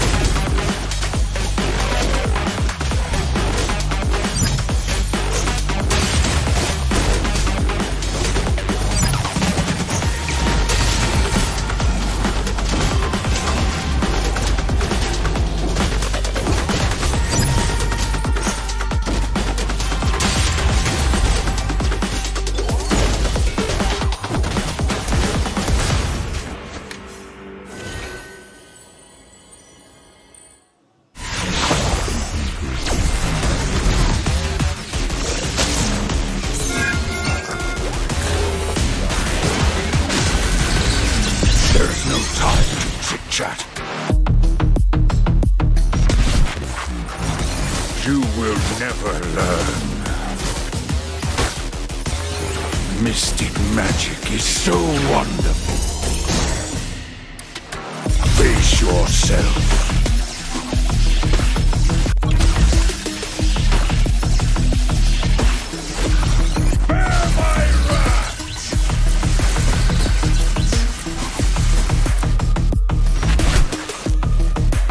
Imagination is the driving force of the energy. I'm not a monster. I'm a demon.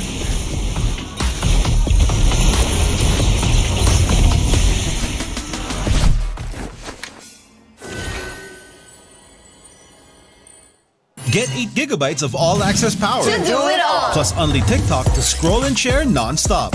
Power, work, life, and more. With Smart Power all-access data now up to 90 days. Load now. No signal, no fun. If only you could switch in an instant. But wait, you can with the Smart eSIM. Backed up by nationwide coverage.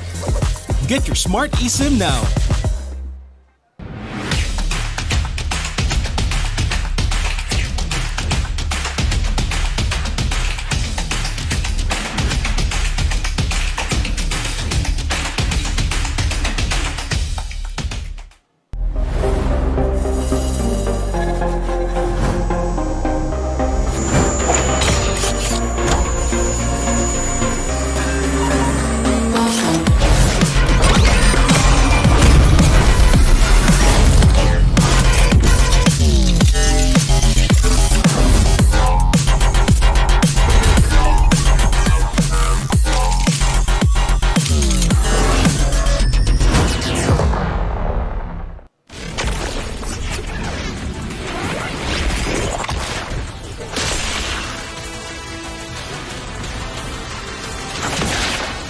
Strike first and without mercy.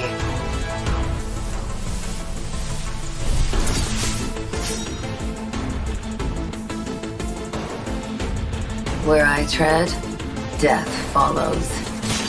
Enjoy your last breath. Deploying smoke. Going dark.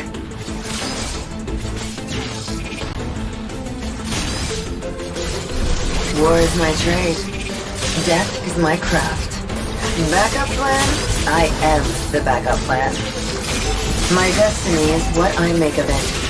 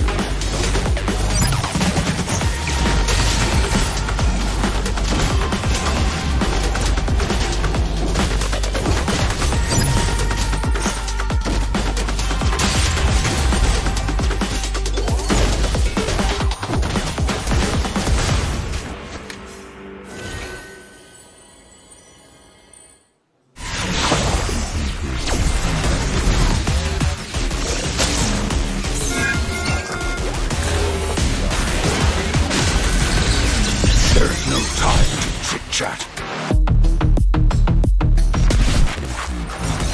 You will never learn. Mystic magic is so wonderful. Face yourself.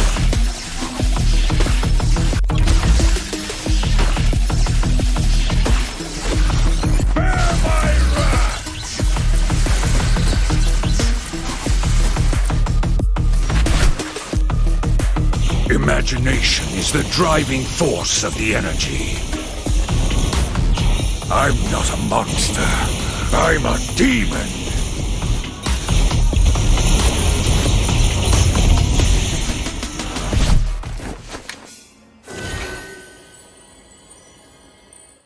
Get 8 gigabytes of all-access power. To do it all. Plus only TikTok to scroll and share non-stop.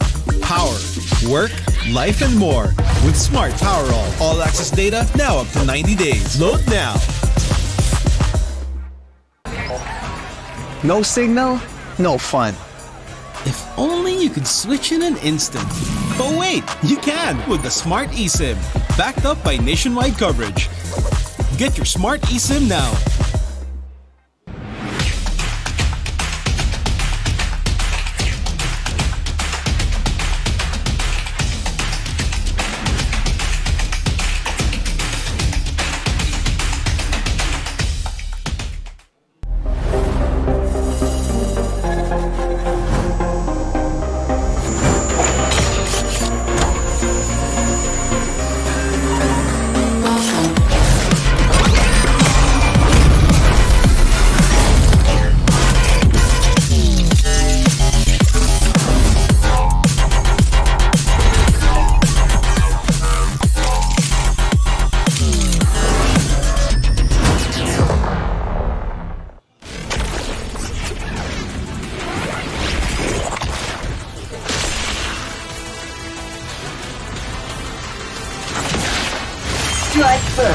and without mercy.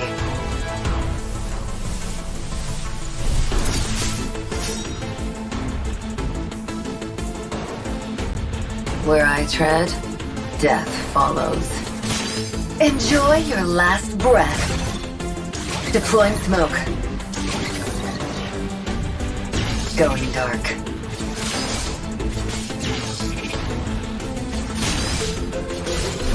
War is my trade.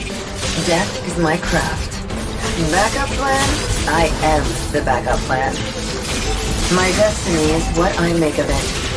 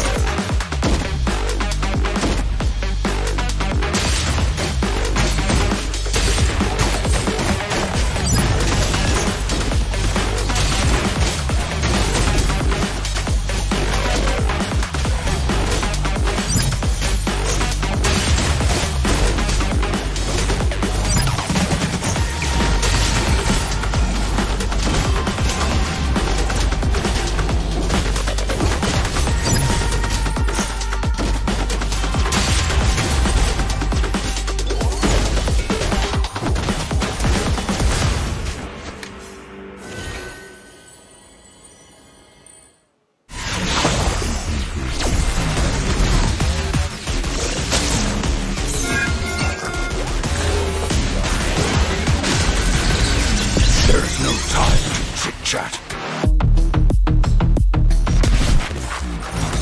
You will never learn.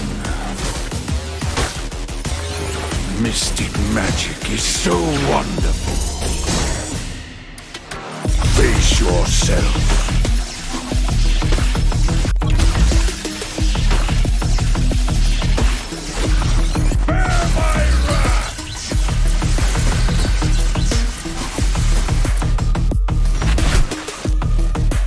Imagination is the driving force of the energy. I'm not a monster. I'm a demon.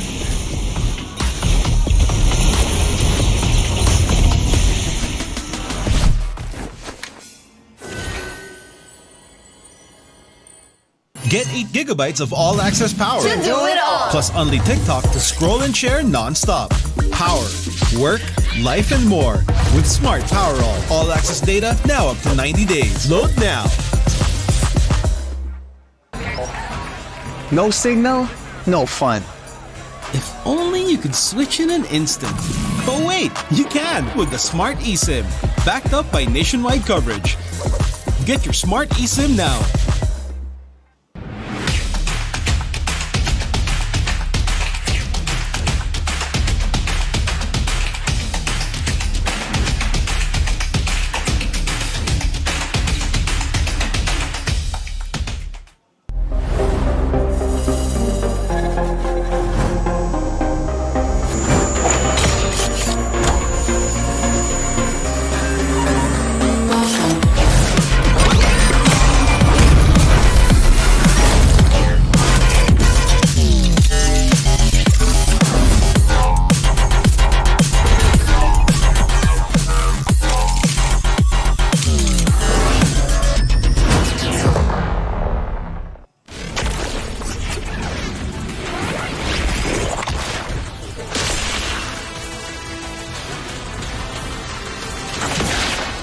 Strike first and without mercy.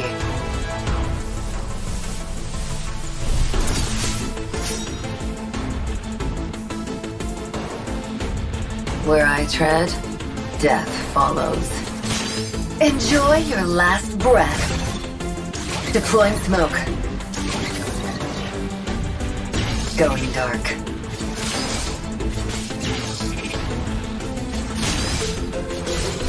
War is my trade. Death is my craft. Backup plan? I am the backup plan. My destiny is what I make of it.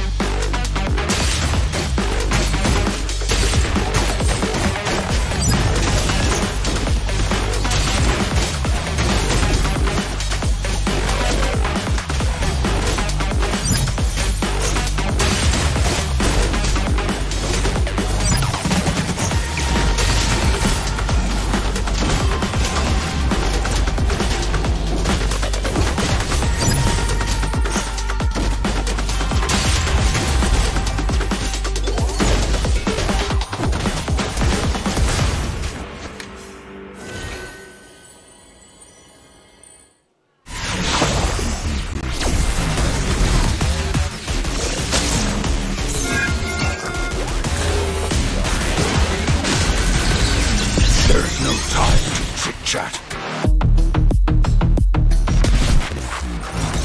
You will never learn. Mystic magic is so wonderful. Face yourself.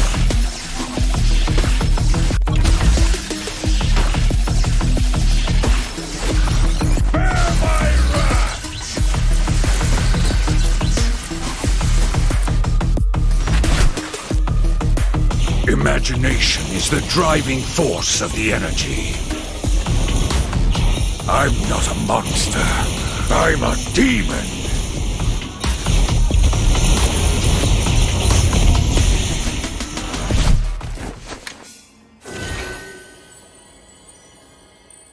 Get 8 gigabytes of all-access power. To do it all. Plus only TikTok to scroll and share non-stop. Power, work, life, and more. With Smart Power all-access data now up to 90 days. Load now. No signal, no fun. If only you could switch in an instant. But wait, you can with the Smart eSIM. Backed up by nationwide coverage. Get your Smart eSIM now.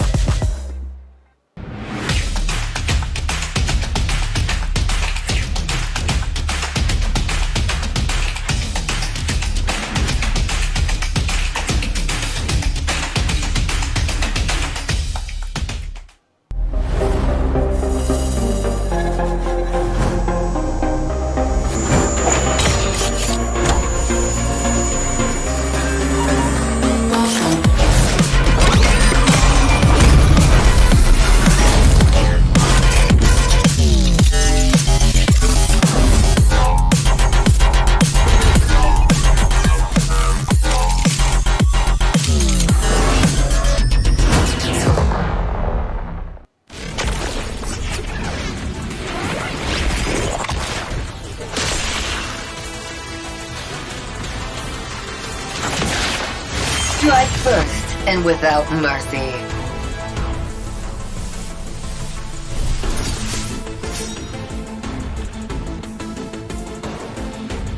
Where I tread, death follows. Enjoy your last breath. Deploying smoke. Going dark.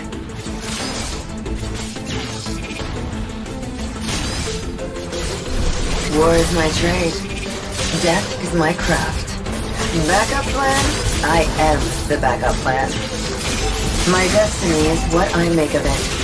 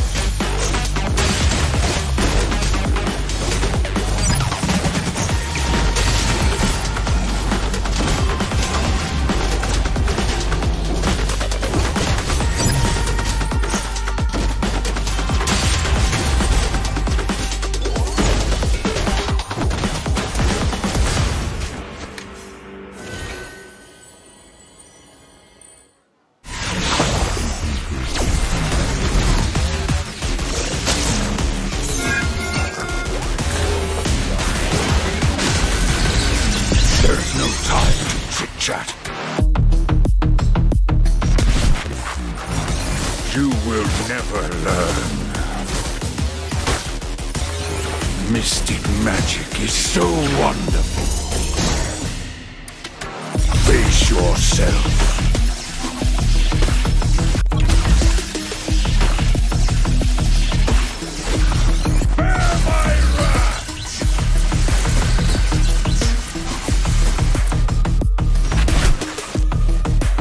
Imagination is the driving force of the energy. I'm not a monster. I'm a demon.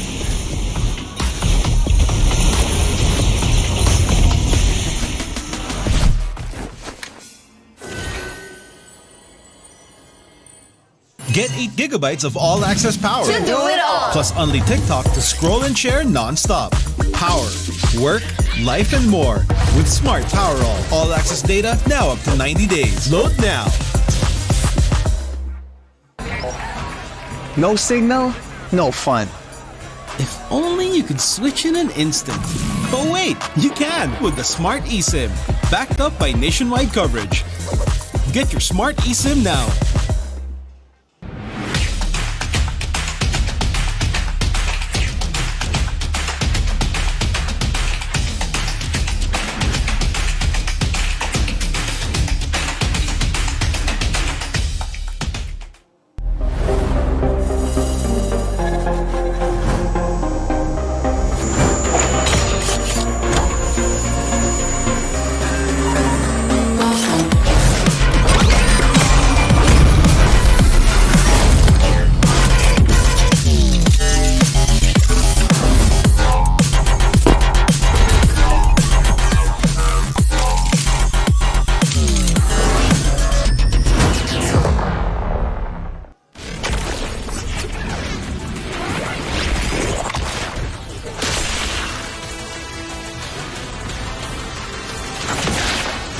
Strike first and without mercy.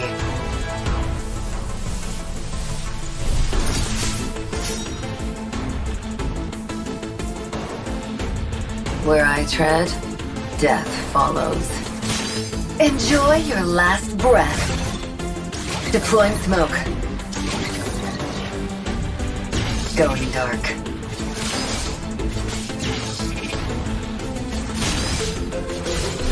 War is my trade. Death is my craft. Backup plan? I am the backup plan. My destiny is what I make of it.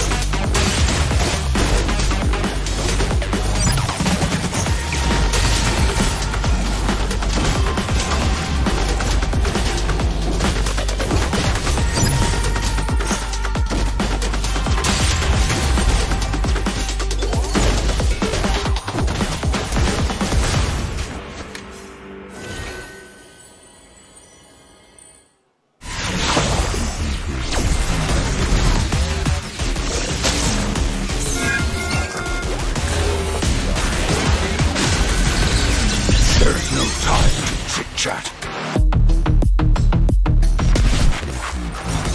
You will never learn. Mystic magic is so wonderful. Face yourself.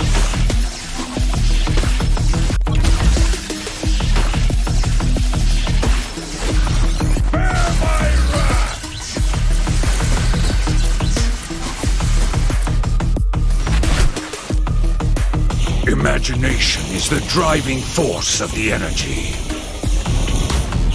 I'm not a monster. I'm a demon.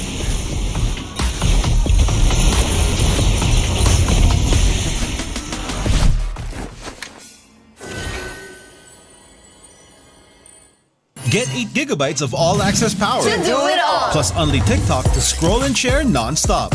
Power, work, life, and more. With Smart Power all-access data now up to 90 days. Load now. No signal, no fun.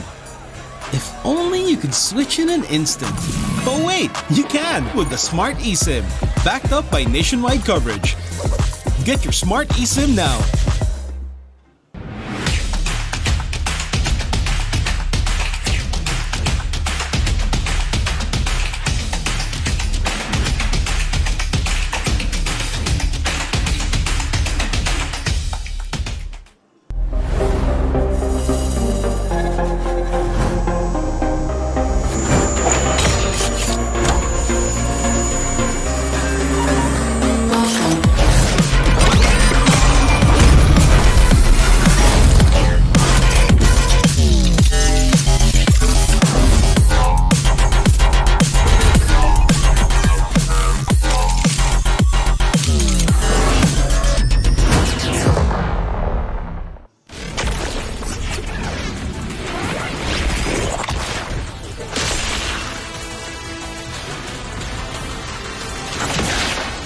Strike first and without mercy.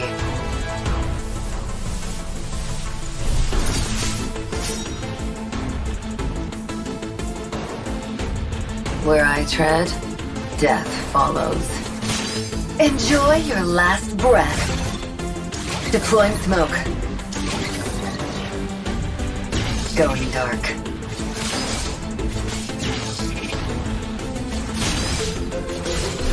War is my trade. Death is my craft. Backup plan? I am the backup plan. My destiny is what I make of it.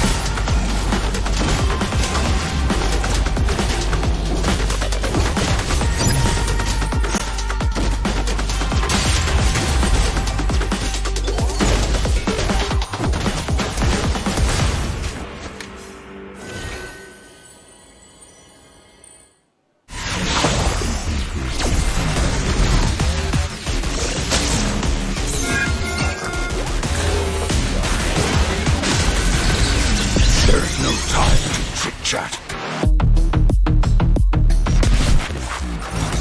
You will never learn. Mystic magic is so wonderful. Face yourself.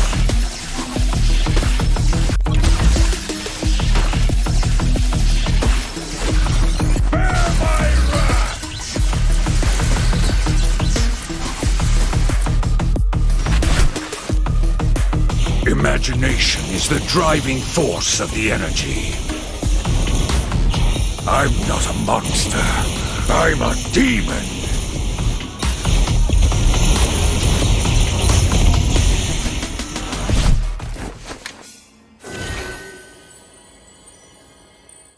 Get 8 gigabytes of all-access power. To do it all. Plus only TikTok to scroll and share non-stop. Power, work, life, and more. With Smart Power all-access data now up to 90 days. Load now. No signal, no fun. If only you could switch in an instant. But wait, you can with the Smart eSIM. Backed up by nationwide coverage. Get your Smart eSIM now.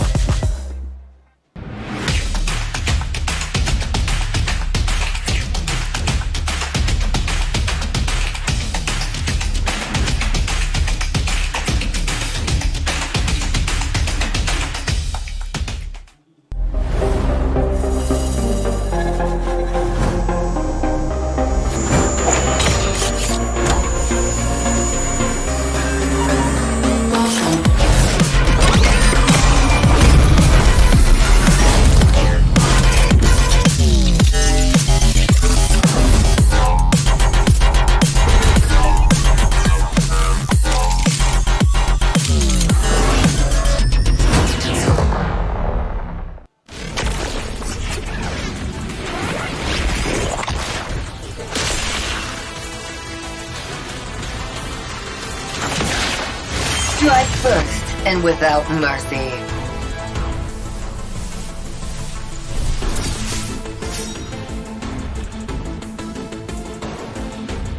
Where I tread, death follows.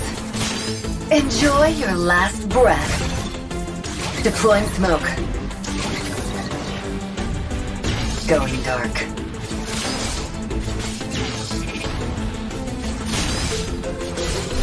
War is my trade. Death is my craft. Backup plan? I am the backup plan. My destiny is what I make of it.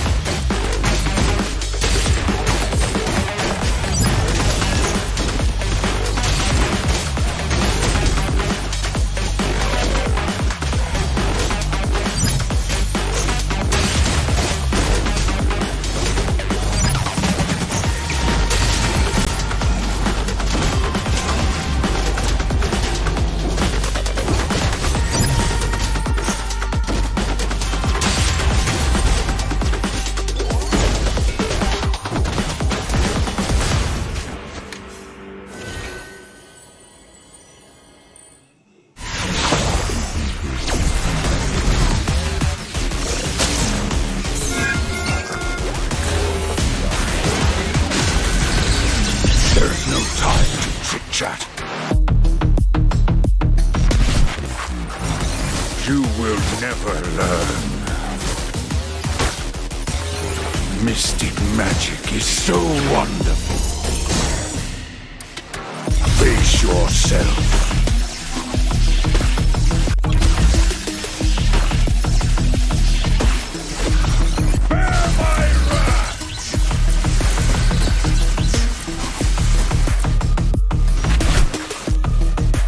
Imagination is the driving force of the energy. I'm not a monster. I'm a demon.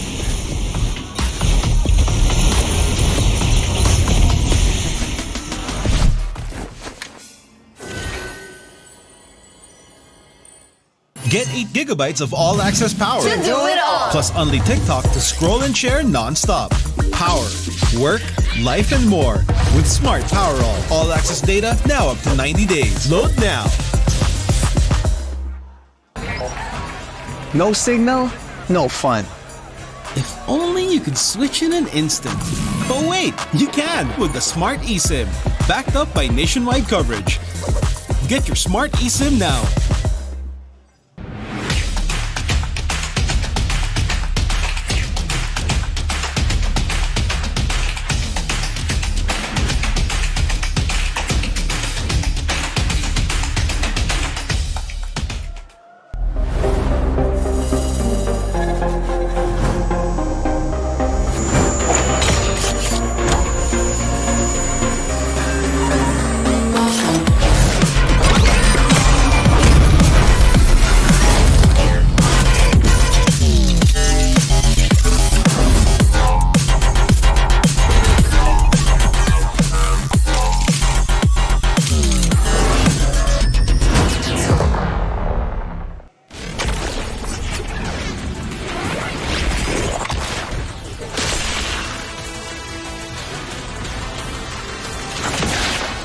Strike first and without mercy.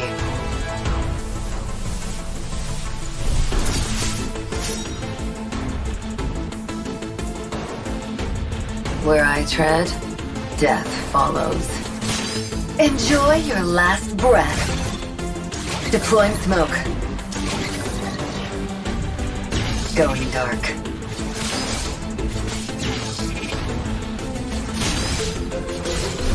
War is my trade. Death is my craft. Backup plan? I am the backup plan. My destiny is what I make of it.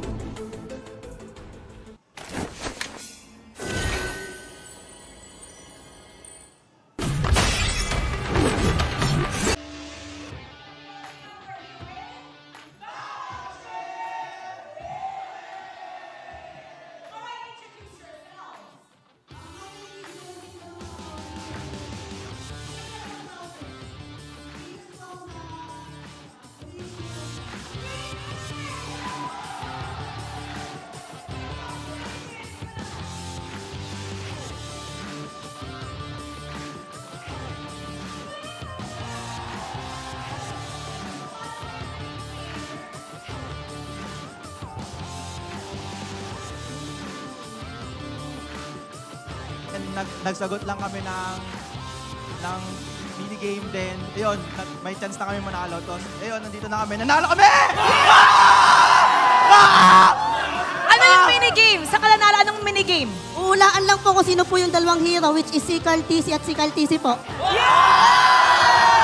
Okay, kamusta ang experience dito sa MPL Arena? Ngayon po, since first time ko po dito sa Battle Trip, napakasaya po nung tour. May, may libreng tour din, may libreng lunch din po. Then, ayun po, lahat, buong game po, napanood po namin. And, napaka-intense po ng laro. May mga balloons pa po. Tapos yun po, katulad po sa RORA, napakagaling. And, ayun po. Ayun! Okay ko naman! Okay, kamusta yung experience para sa'yo? Masarap po yung pagkain! Ano pa? Ano pa? Ang ganda po ni Chantel.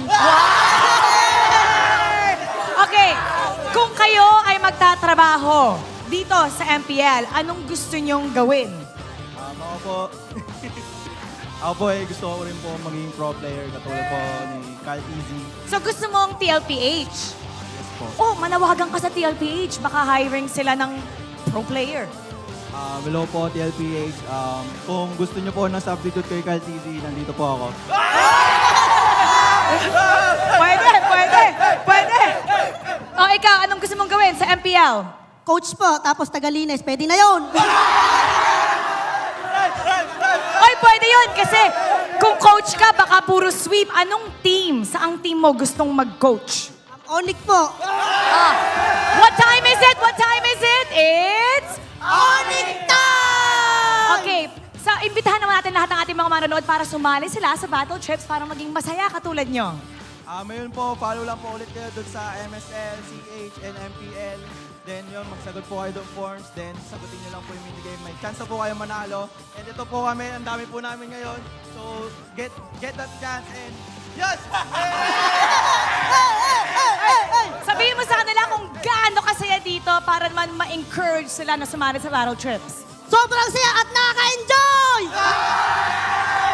Ganyan kasaya dito sa battle trips at pati na rin sa MPL Arena. So stay tuned for more MLBB action.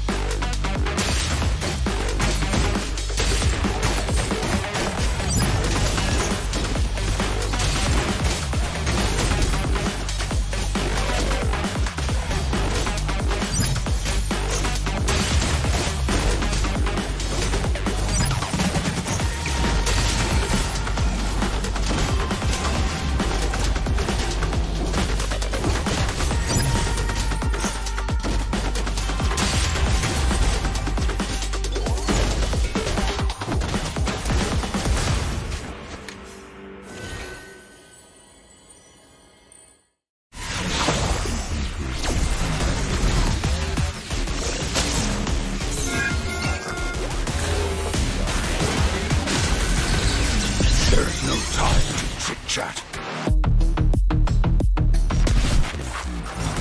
You will never learn. Mystic magic is so wonderful. Face yourself.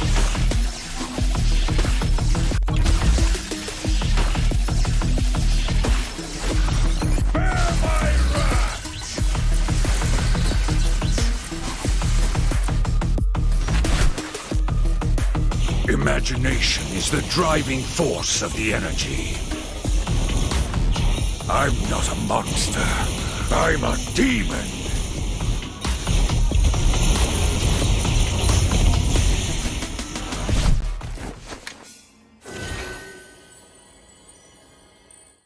Get 8 gigabytes of all-access power. To do it all. Plus only TikTok to scroll and share non-stop. Power, work, life, and more. With Smart Power all-access data now up to 90 days. Load now. No signal, no fun. If only you could switch in an instant. But wait, you can with the Smart eSIM, backed up by nationwide coverage. Get your Smart eSIM now.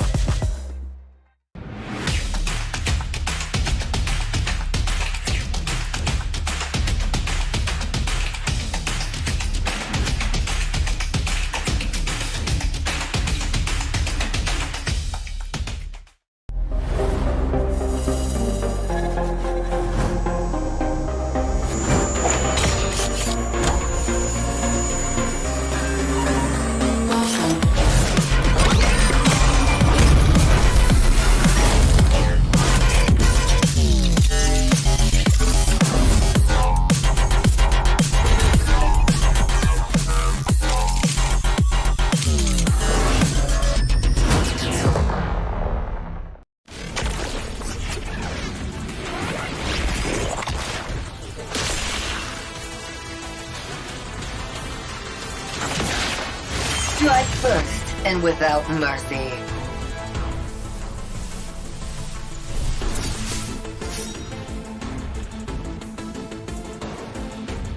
Where I tread, death follows.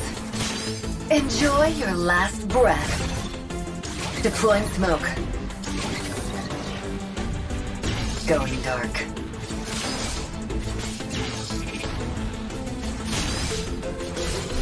War is my trade. Death is my craft. Backup plan? I am the backup plan. My destiny is what I make of it.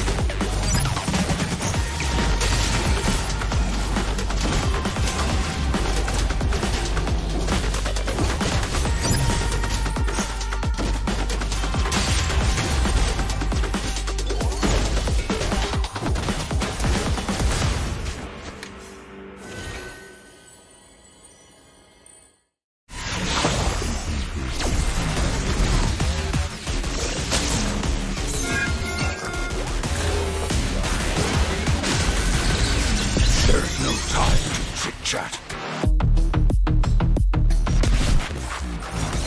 You will never learn. Mystic magic is so wonderful.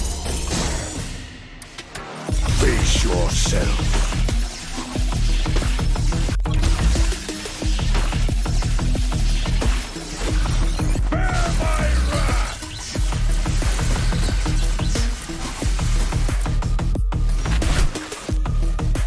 Imagination is the driving force of the energy. I'm not a monster. I'm a demon.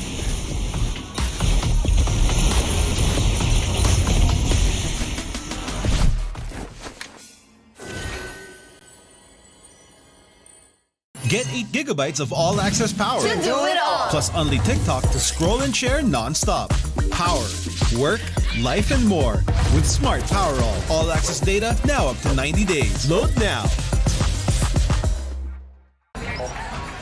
No signal, no fun. If only you could switch in an instant. But wait, you can with the Smart eSIM, backed up by nationwide coverage. Get your Smart eSIM now.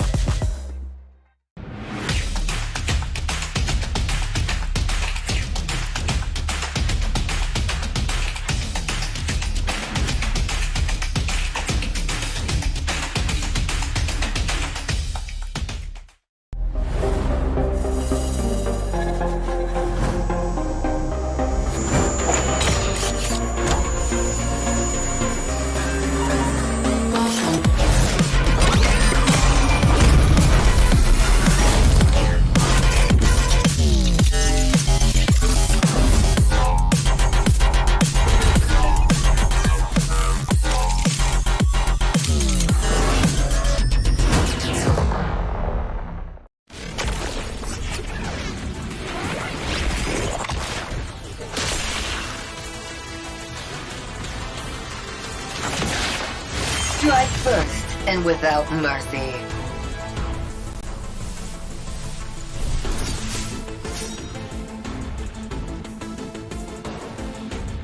Where I tread, death follows. Enjoy your last breath. Deploying smoke. Going dark.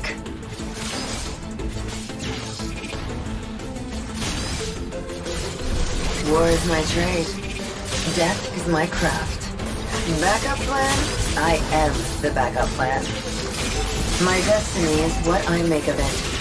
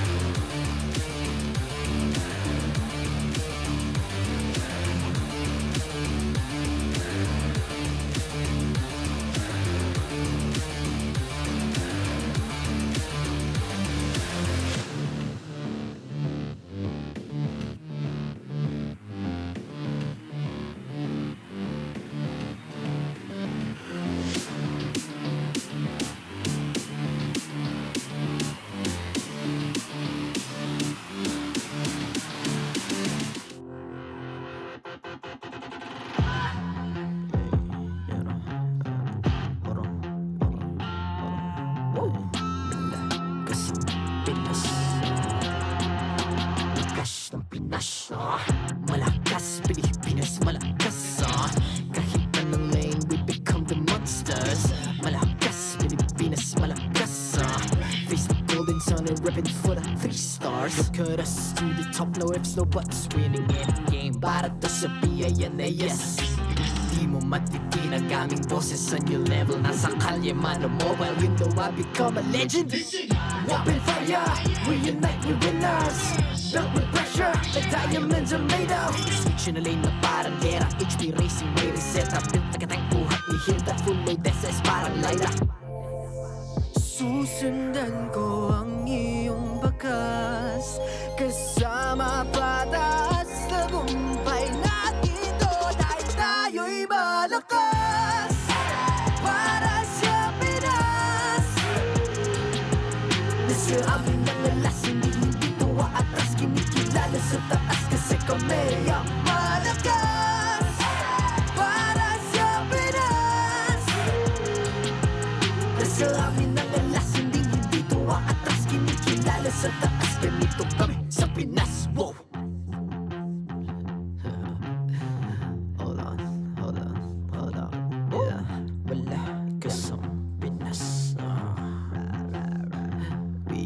Laging MVP, no surrender, no retreat. Pag nagsama-sama, just imagine what we can achieve.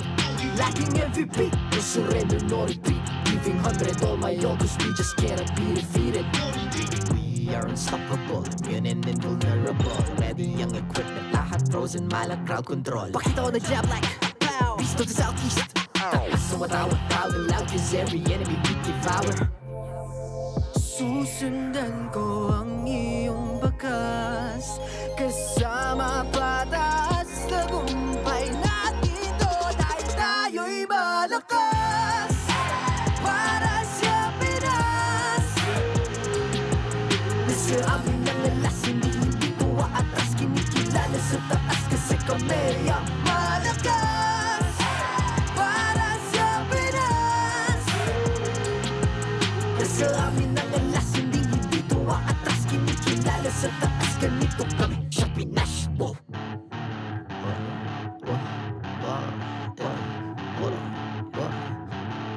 Malakas, Pilipinas, malakas. Kahit anong lane, we become the monsters. Malakas, Pilipinas, malakas.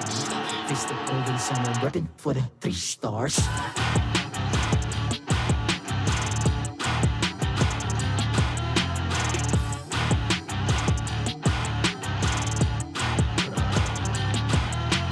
Ang lakas ng Pinas, we unite, be the stars. Ang lakas ng Pinas, we unite, be the stars. Ang lakas ng Pinas, we unite, be the stars. Ang lakas ng Pinas, we the stars. Ang lakas ng Pinas, we unite, we the stars. Ang lakas ng Pinas, we unite, we the stars. Ang lakas ng Pinas, we unite, we the stars. Ang lakas ng Pinas, we the stars. The 14th season of MPL Philippines is brought to you by the following sponsors. Smart, the official telco partner of MPL Philippines Season 14. The official tournament phone of MPL Philippines, Infinix GT20 Pro. Official suppliers, EMC Asia and Index Salon. Experience the MPLPH Season 14 action live at Green Sun, Makati City. Grab your tickets now via official MPLPH website. Don't miss any MPL action by following our official Facebook and subscribing to our YouTube channel. Follow MPLPH on TikTok for more content. And to ensure the equality and fairness of our games, MPL Philippines is also monitored and supervised by the Games and Amusements Board.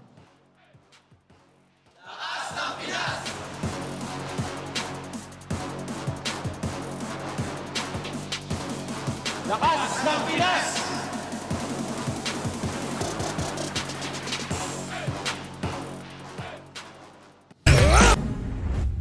Welcome back to MPL Philippines Season 14. We're down to the last match of the night. It's day 2 of week 4. At your service, my name is Leo, here with Joseph Naisu Rezabek, and it's back-to-back sweeps we've experienced here today. Which is crazy, because I didn't expect back-to-back sweeps when we came into match number 1 for the day. And so maybe this is the one where we get a 3-game series, I'm hoping, because against these two teams, RSG, Smart Mega ahead of us, I would want nothing more than 3 games. For sure. Real quick, Blacklist scores their first series win over TNC, followed up by an upset by Aurora. MLBB taking on the defending champions in Team Liquid Philippines. Both series, by the way, much to my pleasure, features a Bane that went ham. I am still tingling. The Crab Claw. Cannon. Is it the Crab Cannon? It's a C3. Yeah. Crab Claw Cannon. Crab Claw Cannon. And also, so he's had, is it 100% today? Today, yes. 2 wins, right? 2 wins. Man, I know how you feel, because you know, last season when Gord was meta, non-meta hero pick, you know, I think you could still say Bane is non-meta. For sure. He's barely tier C. He's niche, right? I don't know where he fits on Womi's tier list, but maybe he's rising after this week. Maybe. He has seen a ban here and there, and then today, breakout performance. But what does that spell for our points? What our leaderboard says here is Aurora MLBB now propels themselves up to the 5-point range, neck and neck with Falcons AP Bren, and of course still Fnatic Onic PH, the top dog, or should I say top porcupine in the league? Yep, top porcupine. I think I can go with that.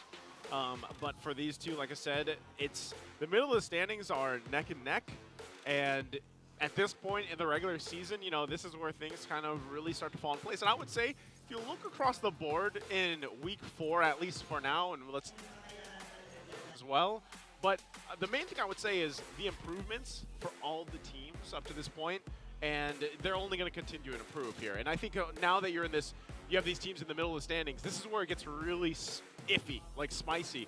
And this win right here can really set things up for the rest of the regular season. And not just that, the points and the leaderboard, it may move, it may shift, yeah, like tectonic plates, yeah, if you will. But even the metagame, even the hero picks and the bans, you couldn't say exactly what's up. And to make ends meet and to make odds and ends make sense, let's throw over to Renmar and Brigida. Thank you so much to our casters, and welcome back to the Infinix Game Tambayan, where we'll be discussing the final matchup of the day that, who knows, might just give us the first game number 3 of the day or might not, since there's a trend. And it seems like teams who pick up the momentum immediately stick to that momentum until the end of the series. And I think that's a perfect way to describe the season. I mean, I've been counting the winning teams who get the first turtle. Oh, yeah. And so far, that's been the trend. It seems like now you get that first turtle, you win. Here, today, it's like you get that first game, you win. Not to say that there haven't been reverse sweeps in MPL Philippines Season 14. There have been like around 4 or 5. But still, it's very surprising. I really thought I was ready to go 9 games today. I mean, I'm here. You're always ready to max out the day. Yeah, and Chantel's on the other broadcast. So, like, we were assuming that the... you know, if you weren't here during the last time Renmar and I were in the English panel, we were discussing how there seems to be a trend wherein whenever Brigida and Chantel are activated on the same day, but on different broadcasts, then the series tends to get a little extended. Yeah, but we get maxed out. Yeah, it didn't take effect today. But maybe, similar to the last time we were together, it might happen during the last series of the day. So we'll never know, because if you would recall in the previous series, and as discussed by our casters, apart from the the 2 Bane games that happened today, we were also looking at jungler matchups. And I feel that coming into this series, we're looking at the same matchups. We're looking at both of the junglers for Smart Omega as well as RSG Philippines. Both of them products of MDL Philippines. Andoryuuu spent 2 seasons there. Well, technically 2.5 because of the weird shakeup from last season. And then Irad actually spent a couple of weeks, or like his 1 season. Yep. In MDL Philippines Season 1. Yep. So both of them have gone through that development system. And I love MDL Philippines. They came from an era where it still wasn't the global ban that we have now today in MDL Philippines. But a lot of great talent has risen up from there to get transferred into MPL Philippines. Even one of them being Matt, who ended up becoming the rookie of the season back in Season 12.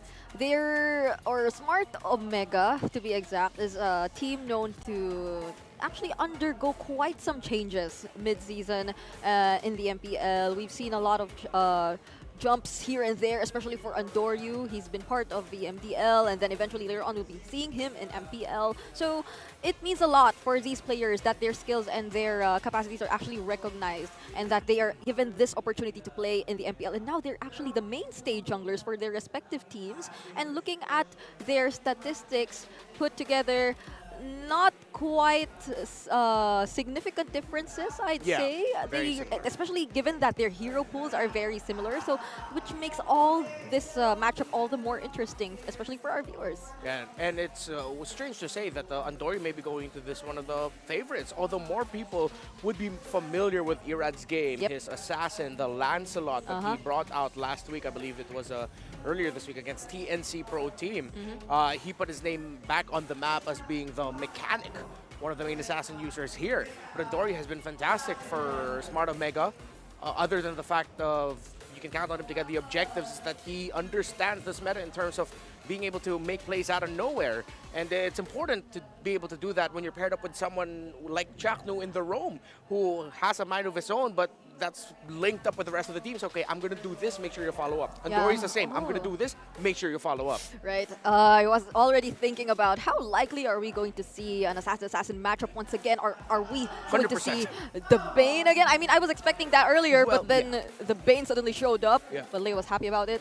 And here, of course, we're looking forward to see just that, especially since these 2 players are known to utilize even the Fanny. But as you've mentioned, Chaknu's also here, another prominent Krufra user who might just prevent all that. So we'll see. We'll be heading into the draft later on in a bit. But for now, if you are in the Philippines and you want to hand over some gifts to your favorite teams and players, then this might also be an opportunity for you to give these gifts through our community hub drop a box. So you could, whatever, you just want to prepare something, I think food is allowed. I want money. Again, only if it's the financially responsible choice. You have money to spare, sure. Oh, yeah, I'd be okay with that. So you see here, they have a community hub, Dropbox, whatever you want to hand over to your favorite teams if you're in the Philippines. But as mentioned by Renmar earlier, if you want to fly out, then that's okay too. You could drop them yourselves personally and meet your idols. The venue of MPL Philippines is in a hotel. So this is like the perfect chance for you to fly all the way to the Philippines if you're watching from abroad. Join us here for like a weekend because you'll already be in a hotel anyway. You're not that far from the airport. No cap. Go ahead. Yeah, I think you can see Brigida in person. I'm suggesting the playoffs maybe.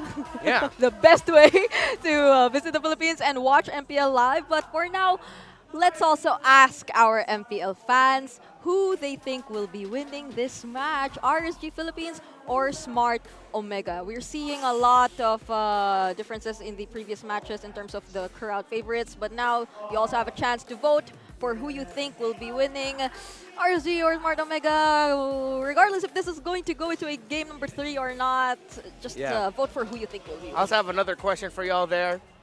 Reply yes or no. Do you want to see RSG pull off a Hellcurt again? Oh, wait. It's a simple question. It is. I'm not applying anything. I'm just asking. You could put in the comment section whether you think they should or not, because as far as I remember yesterday, right after their match, according to the interviews done or conducted by our media, Coach Panda himself and Light, together with Light, they were expressing how confident they really were in using the Hellcurt. They were able to prove its efficiency in several scrimmages that they underwent prior to their matches. It was just that they considered Fnatic Onyx to be really quick to adapt and respond. Their rotations were too fast. I feel like even for RSG Philippines, with their ideas in mind using the Hellcurt, they weren't able to position that quickly. And now, finally, let's get to know the teams and the players who will be playing for this last series. Let's head into our team intros.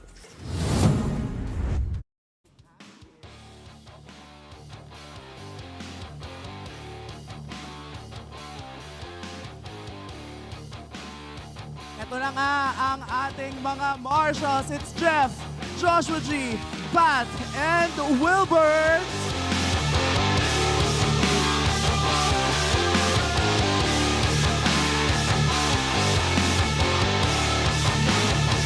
The Raiders are back another day to redeem themselves. Will Coach Panda and his squad end the day with a victory? Give it up for RSG Philippines!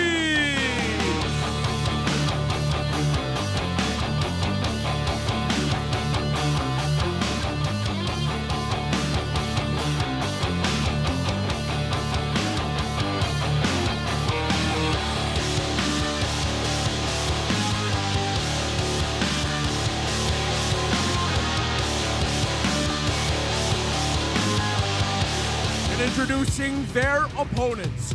They must get ready to face a team that's back for another week to prove their strength to the entire league. Cheer your loudest for Barangay Smart Omega!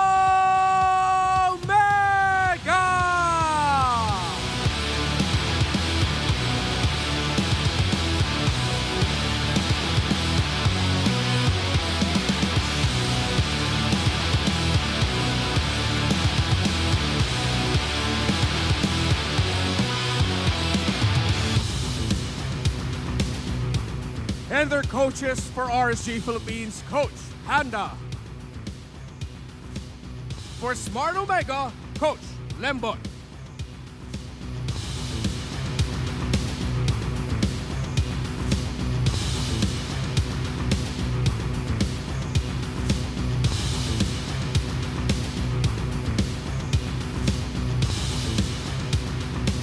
It's time for the face-off. Irad, Andoryuuu, step forward.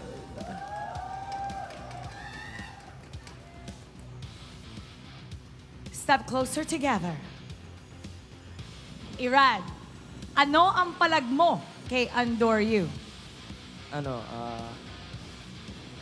Wala ata eh. Siya muna kaya. Okay, take 2. Andoryuuu, ano ang palag mo kay Irad?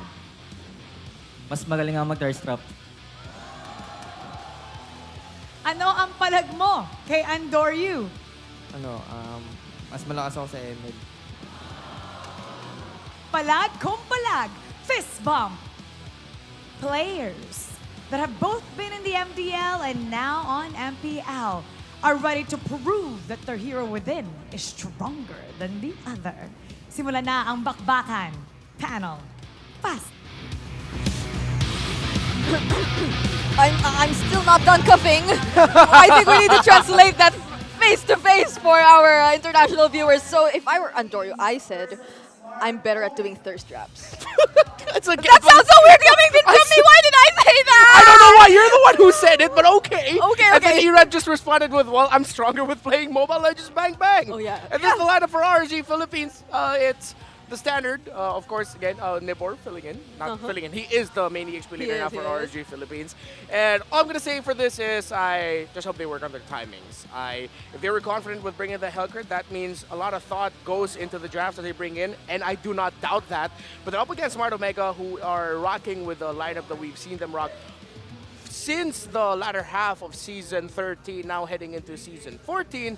Well, they have their work cut out for them because they have been good. They've been shaky at times. They have dropped series, but they have been able to take games away from top teams such as RORA, while they were able to beat Falcons AP Brand at the start of the season, so don't forget about that. What a way to start the season, right? I think a lot of us are really looking out for Smart Omega and the amazing developments they've been showing us throughout the first few weeks of the regular season. But now looking at our team head-to-head significantly, Smart Omega seems to cover a lot more compared to RSG, apart from, I guess, the Lord control towards the lower left side of our graph. But simply put, I think RSG Philippines, they really have to watch out for Smart Omega's aggression, because they're known to be a team that's really great in terms of especially surprises. So now looking at our Infinix keys to victory for RSG, it's really important that they support Erad's hero pool with a frontliner that could go head-to-head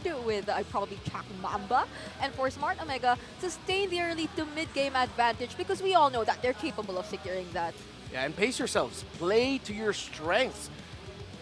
And make sure you just do it cleanly. And I like we're highlighting Nibor and Ryota to be the front and the face for the keys to victory right now, because the EXP lane pick is going to be important. Your trade, the Edith. Yo, Ryota, come on, come on. Oh, man, he got the thumbs up instead of the heart. That's 1-0 already for Ryota, damn. They had their own face-to-face. That sucks. No, but yeah, really, their picks here are going to be very important. Their, how do I say this? Their picks, the order, and then most importantly, how active are the two EXP leaders going to be in the map. They need to be active here to supplement their junglers, their assassins. Yep, so which leads me to probably wonder about how will RSG Philippines head into the draft, since it's very clearly stated in our keys to victory that you need to provide a reliable front or a reliable perhaps, I mean, it can go into the XP lane, but in instances wherein Smart Omega could potentially overwhelm RSG Philippines with a lot of damage, how do they respond to that, similar to what happened yesterday? So now, RSG, they will proceed to secure the blue side. So, I wonder what they're going to be prioritizing here, or if Smart Omega even will be considering opening up some of those assassins, since I'm hoping that this matchup will likely allow us to encounter another assassin-assassin matchup for both our junglers. Why are you talking as if that won't be the because case? the Bane's been showing up today. Okay, yeah, that's fair.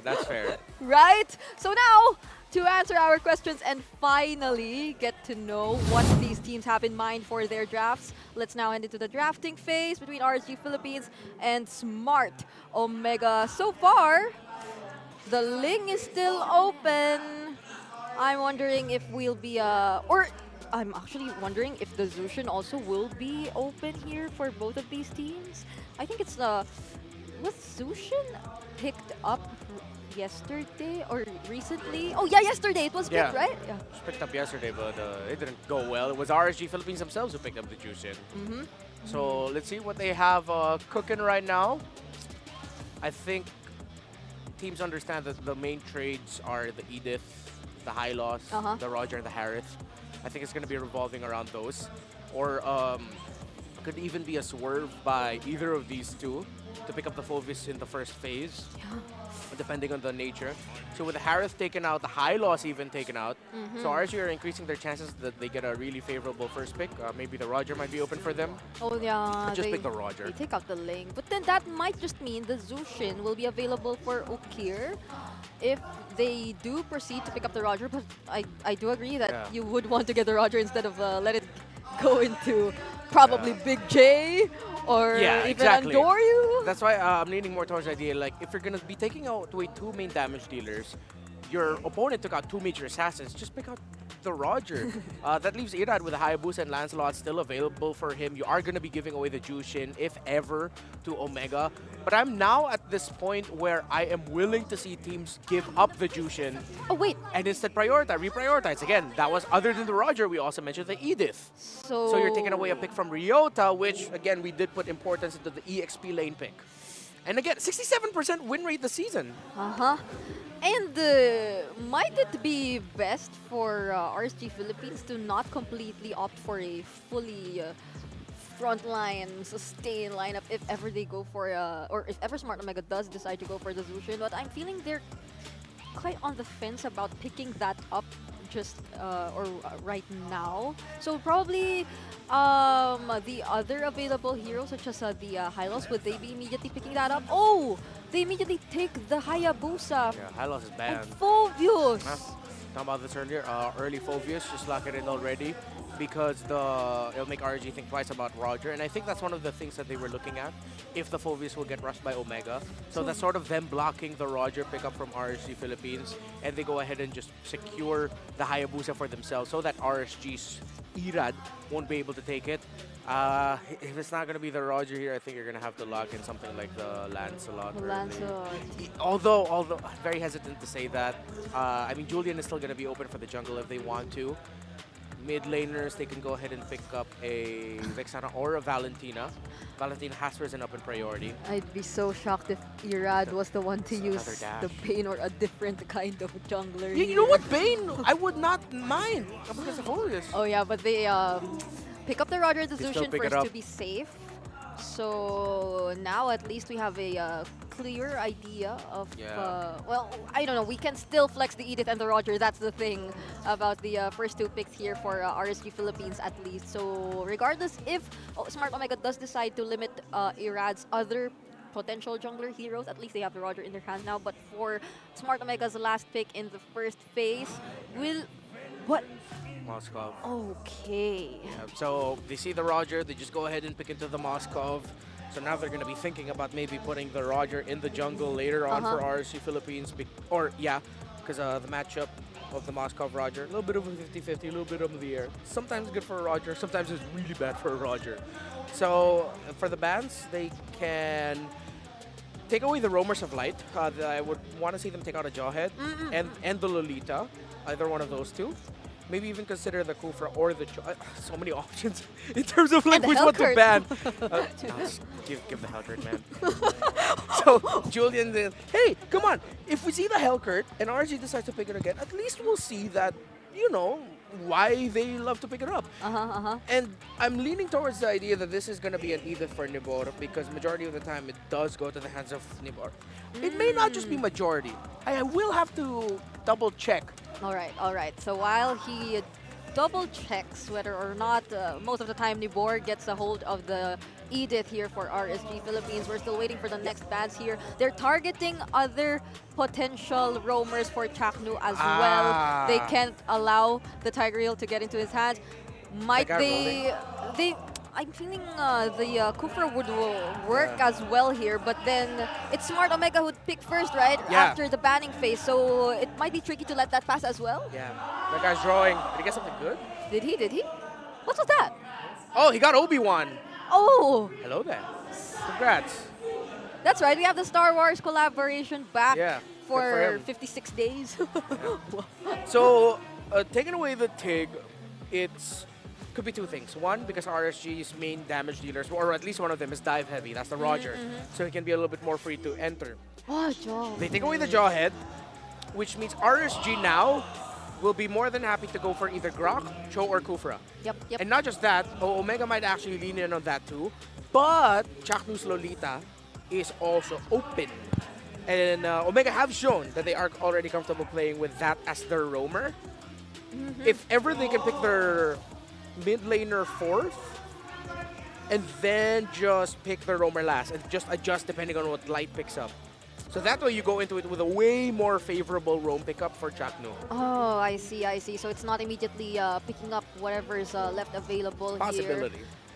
Although you would avoid the threat of let's say, the Kufra for the Hayabusa. So. Oh wait, sorry, I just realized Faramis of Vokir is still also open, but Valentina is also still open. So lots of things to consider for the mid laner trade as well.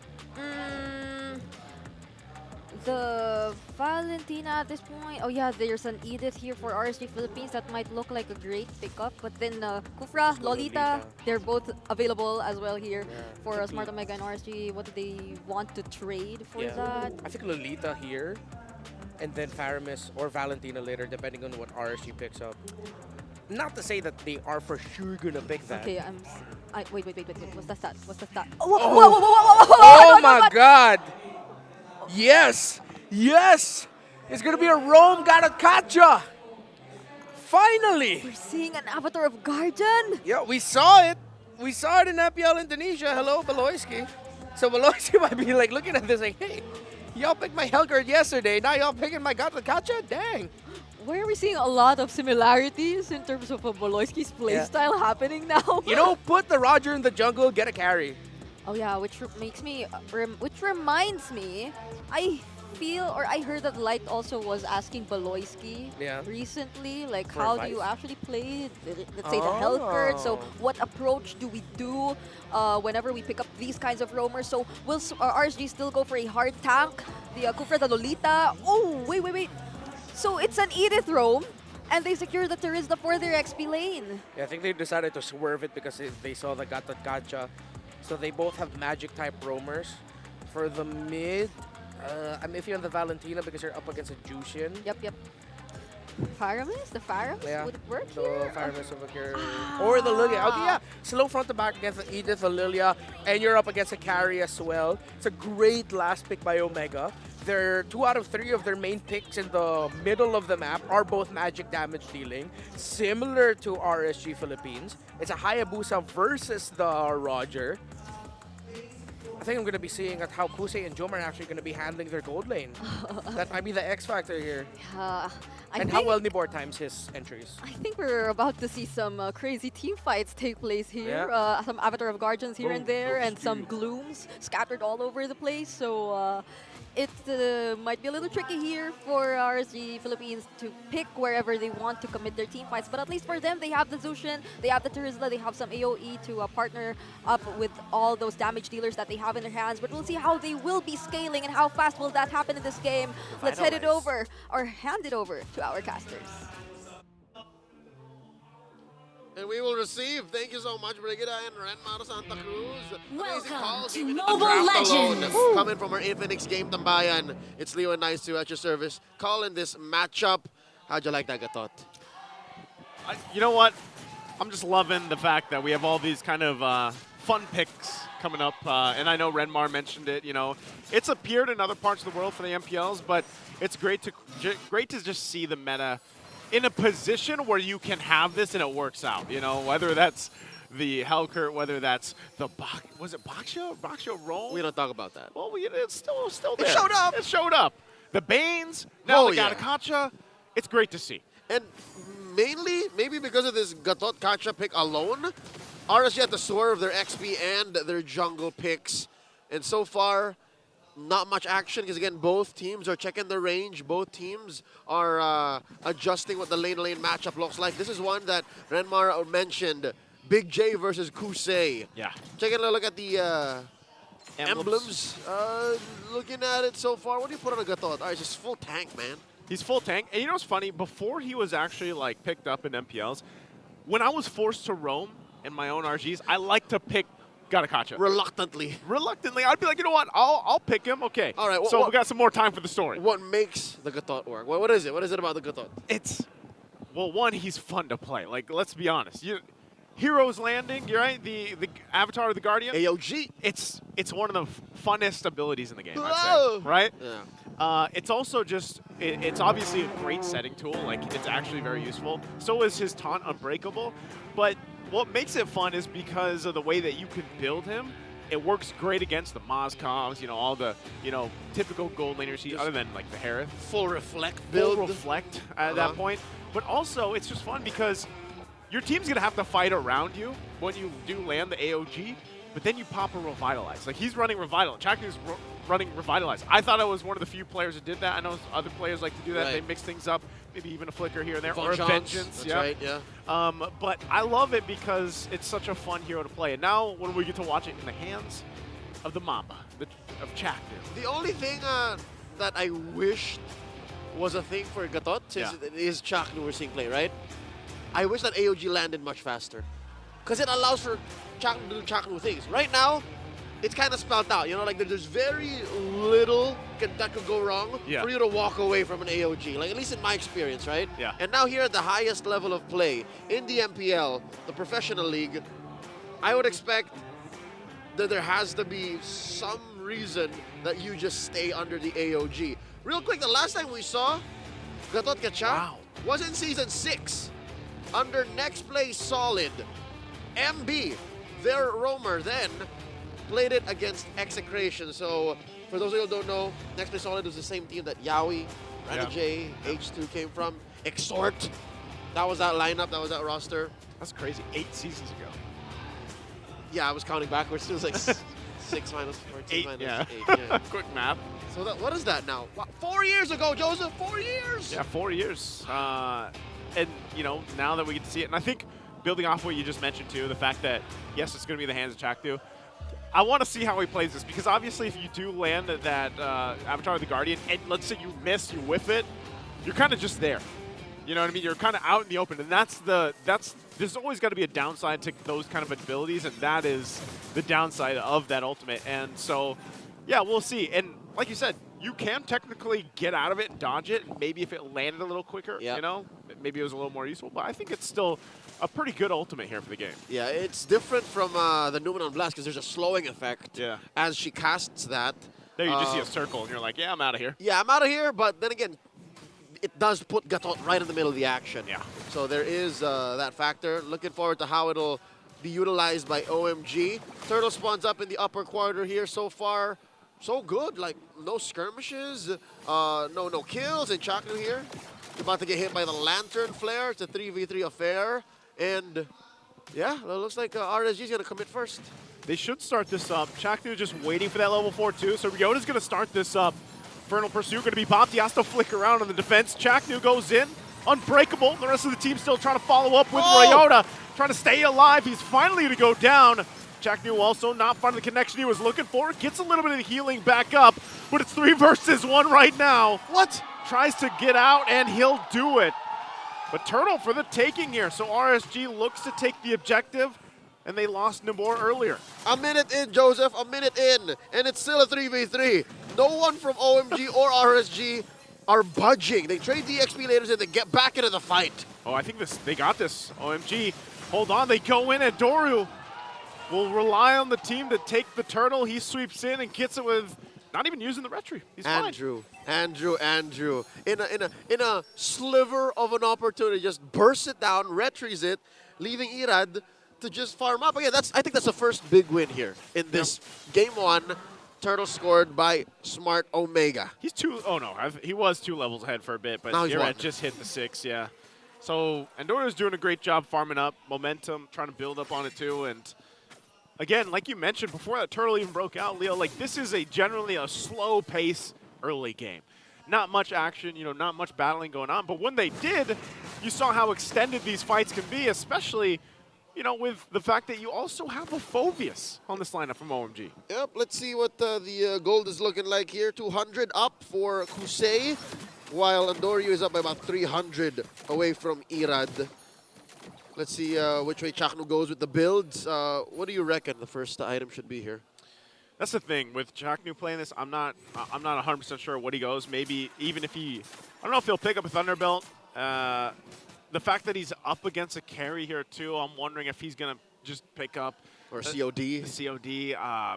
I don't know. I always picked up Blade Armor, but I don't know if Chaknu's going to do that. Obviously, it's just something I like to do, but we'll see how he ends up playing it. Aqua is going to be, okay, he's fine. Pop the beacon too. Andoryuuu just showing the damage potential of the Shadow Kill. All right, early COB answered by the Shadow Kill. What would you pick up? Looking at the lineup here? Yeah. From RSG, I'd say Blade Armor is in order, because again, you're bouncing back damage from Irad and Kusei, the cores. Radiant Armor maybe? I don't know. Radiant Armor from Aqua and Light, sure. I doubled down on Thunderbelt. I think, especially if Omega are able to snowball from here, score the second turtle, that might be the go signal. Just keep snowballing, you know, like stack up on the hybrid defense. And I know some people like to get concentrated energy too, just because like it's insane when he gets the passive off. That's what makes him so good, is because he's both an offensive and a defensive kilt. Amazing work here. Now Omega playing footsies with RSG. Slight advantage to the Raiders. All right, once again, it all comes down to battling for the objectives, it looks like. There's no fights are going to break out before this. Total half health. Nabor at the front of it. Taking some shots from Yoda with the Infernal Pursuit. Will slam down a little bit. There's the penalty zone down now. Nabor could be in trouble. Jome just pushing down the wave as well. Ukir doesn't survive. Still going to be fighting for it. Turret finally taken down. And now they're going to crash down on Ryota, toss him up. Spear's not going to land, not find the connection as Chaknu finally falls. But Ryota still alive and well, forcing on Irad. But he finally goes down. A big exchange again. Turtle now can finally be focused by RSG. It looks like the Raiders are going to score big this time around as the SOD from Big J misses its mark. There it is, Joseph, the Thunderbelt. How different would it be if maybe the SOD hit? It's because I think that's what... Whoa, Shadow Kill. All right, close. If it would have hit?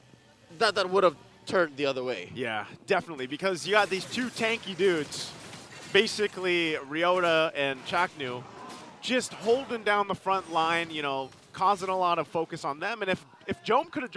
It's great he pushed the turret, but it would have been greater, too, if afterwards he had landed the Spear of Destruction and then joined that fight. And I think it really would have shifted things and possibly even got them the objective. But, you know, for now, great push at least for Jome. He can continue to farm up and do what he needs to do. But also, Kusei is nearly having a similar experience this time around in the carry here. Yep, he's choosing to stay the course here. Maybe even push that tier 1 down bottom, while OMG are a step ahead. They're thinking, you know what? We kind of didn't snowball as hard as we'd like to in the early game. Yeah. So now that we're in turtle territory, or rather Lord territory, why don't we go ahead and commit a little bit more until Jome is ready with his power spike, because that's what he and Ryota are trying to do here. While mid might just be where another fight breaks out. It's so hard whenever you have these Moskov lineups. Which, by the way, I think Moskov has kind of slid down in week 4 alone. Yeah. Like, he's not as high of a priority, like tier A now, compared to S. Yeah, he definitely started the season strong. I think teams will still opt to take him, even if he slid down a little bit, just for the mere fact that you can literally plant him in the side lane. And more times out of not, I would say these pro players will land the Spear of Destruction when they need to. Yeah. You know what I mean? Like, even if they miss a couple in the early portion when it's just a turtle, it's okay. But again, Light here and just getting the vision they need. They're just going to go ahead and farm up. Lord's up now, though. Yep, upper quarter of the map here. RSG securing their buffs first and making sure that the coast is clear, that the waves are pushed in on their side, so they don't have to worry about that. About 700, 800 gold up, 8.5 minutes in. I think Smart Omega could do better not to pick fights yet, because they also need some level of scaling. Besides, you know, the situation with Jome, I think Ryota, again, Ukir could hurt a little bit more. Yeah, what points out to me here with the lineup from Omega, especially as we wait for this Lord to start up, is they're so elusive. Like, you have Black Shoes for Ukir, so he can kind of be a little aggressive if he needs to. Chaknu and Ryota are quite tanky, like I mentioned, and, you know, tough technically to kill, especially with that regen coming back for the Gataconcha. But that's the problem. And then even catching Andoryuuu. Like, Andoryuu's not going to be a part of this fight, so it's up to RSG to start this up like they're doing. There's the shadow kill that we were talking about. Penalty zone, gonna be able to find 3 members. They follow it up with a flicker forward, still pushing it in. Jones gonna push the turret instead. Looking for the objective by Nibor. We'll be able to find another. And now under the turret they go. Triple kill for Irad. And Andoryuuu will go back and punish him for it. They fight back, and now in the mid lane, Aqua and KarlTzy will push this turret down tier 1 in the mid. The marbles on this young man. It's an amazing trade for RSG, don't get me wrong, but you'll see here in the Infinix instant replay, the 3-man penalty zone by Nibor, which opened up the map, and then Light just comes in, uses the 1-2, the onward Earth Shatter to knock up 3 and just tear apart Smart Omega. But here's the kicker. Joseph, watch. One more in a basic! Shadow in a basic! Andoryuuu walked away with a sucker punch, essentially. Yeah, and remember, he does have the Sky Piercer too, so that's gonna help him, of course. So now working for this Lord here. Does he get in position this time around? Jones been staying in the side lane for the whole time. Now he's gonna join this fight. There's a conceal gonna be used, and it just looks like it pushes them off here. So Omega does not want to actually commit just yet while they wait for this lineup.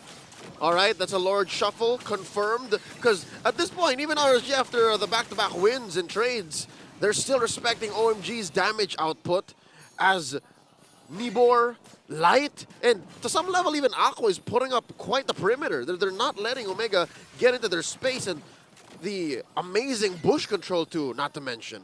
Oof, look at this. It's just going to reset because it's going to go back to that time and time again, man. Omega knows that it's RSG to start this up. Shadow kill going to be used again, just filling the area out. Nothing, though. Nothing that they can cap off of. And now Andoryuuu has to run back. He could be in trouble here. He's going to get dragged back. There's the Spear Destruction. Jones going to find Light.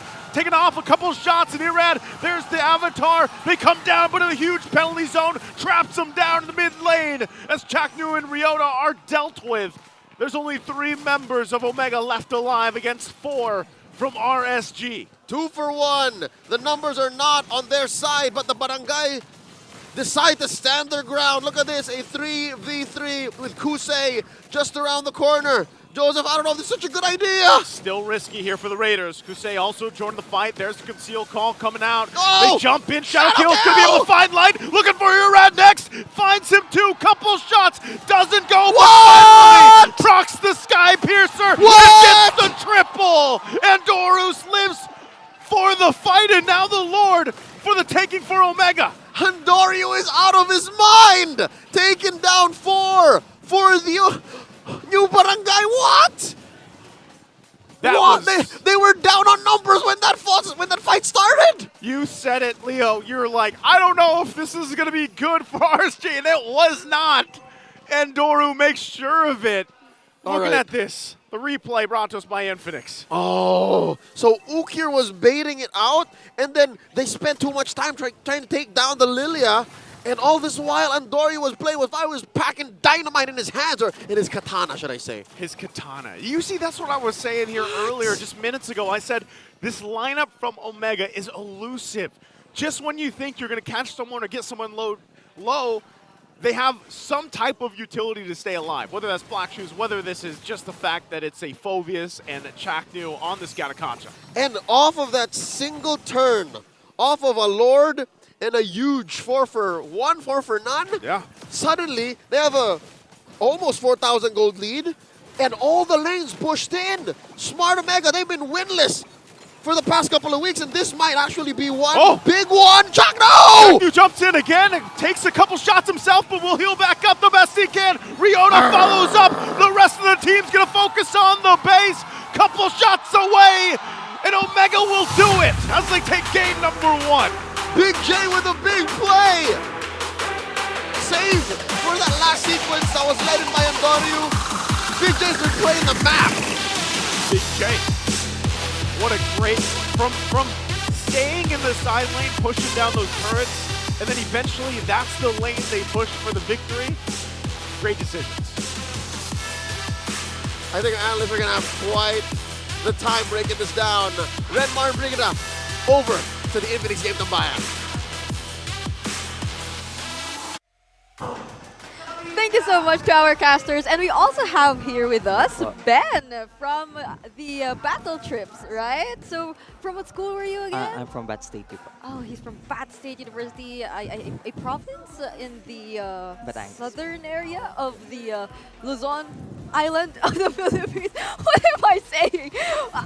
Focus on the game instead of the geography. Okay. Weakness right now. Let's just focus on the game and break that down for everyone, because I think that was an intense back and forth, and one of the standout players definitely is going to be Andoryuuu on that Hayabusa. Clutch timings on the shadows and very important pickups that mattered the most. So, what for you was the biggest play that Andoryuuu actually was able to do in that entire match? I think at that 12-minute mark where he gained a triple kill from... it was crazy. It was crazy scheming. Like, yeah, they're just laying her skills. It's just, it's just the get out pick was justifiable, of course. Yep. But RSG handled it well. But it's Omega, right? It's Omega. Renmar, what do you think mattered the most in this game, where we thought that at some point RSG was actually taking control of it already? Yeah, I'm glad that we highlighted Irad and Andoryuuu, because you could clearly see that it became about them. And not just specifically them as individuals, but how each team plays with their jungle. How Nibor would set things up for RSG Philippines if it wasn't light, and how Andoryuuu would how Irad would follow. While for Omega, once they finally got the hang of playing around that Gata Kacha, once eventually they were pressuring RSG more because Jome was pressuring the opposite sides of the map, then how Andoryuuu would respond to that with some really great entries, shadow kills, the triple kill that Ben pointed out was a key turnaround for Omega, and he was deathless in this game, which was important for a team playing around that Gata Kacha, because Hayabusa is what gives what we call the instant gratification. Because the rest of the damage of Omega is just like, all right, bring it down low, bring it down low. Hayabusa is the one who can really go in and say, yeah, no, I'm taking away a chunk of their health right away. Yep, and unlike the first few moments in the game, in that last sequence particularly, we hadn't seen Nibor respond with an immediate penalty zone anymore. There was just too much damage coming in from Smart Omega. They were too overwhelming for RSG Philippines here. And what would you guys say about Chaknu's itemization here? Immediately, eventually picking up the concentrated energy after the Thunder Belt for on the Gato at Kacha. What do you guys think? It really goes well with this passive. I mean, just punches and punches through the enemies. And I would also like to point out the first Lord fight where RSG almost had the advantage, but Jome doing Jome things at the bottom lane, taking out 2 turrets, and that's what this game's about. Pushing turrets and, kills. Yeah, and I like that Ben pointed that out, because for Omega, that's the strength that they have with their Moskov. They can afford to be the ones to push. I mean, they also have that with the Hayabusa, but they sent the Hayabusa to fight more, while RSG Philippines, their lineup is built to fight. So Omega said, okay, we'll have our one key member of our lineup to not fight. We're going to be pushing your tower, and eventually that came back to haunt RSG. But when Big J also decided to join the fight, it was a disaster for RSG Philippines. We haven't seen them being able to pull off the Aqua takes charge of the zoning here. He just makes his presence felt for the members of Smart Omega. And Light, it seemed impossible for him to complete a full combo on the Edith, because there were just so many interruptions and there were so many things that he had to think about on the Edith throughout the entirety of that team fight. I even think the member here with the highest damage dealt, Ukir, went nearly unnoticed, but that was just how great he was in doing his job of poking the members of RSG Philippines here. And I think being able to dish out the necessary pokes was a very important matter for both of these teams, because we've seen moments where in Smart Omega, when they were really low on HP, Irad could do his job. But when members from RSG Philippines were really low on HP as well, then Andoryuuu, he just kept on shining with the Hayabusa, showing us the triple kill as mentioned here by Ben, and eventually just taking that one straight push towards victory at the end. What a game shown to us here by both RSG Philippines and Smart Omega. I'd say it was close. Don't you think it was a close Yeah, it's fight? a pretty The close kill game. score is actually equal. And if you were RSG Philippines here, probably a little adjustments here and there, but I wouldn't say you could completely adjust to the surprise brought about here by Smart Omega, right?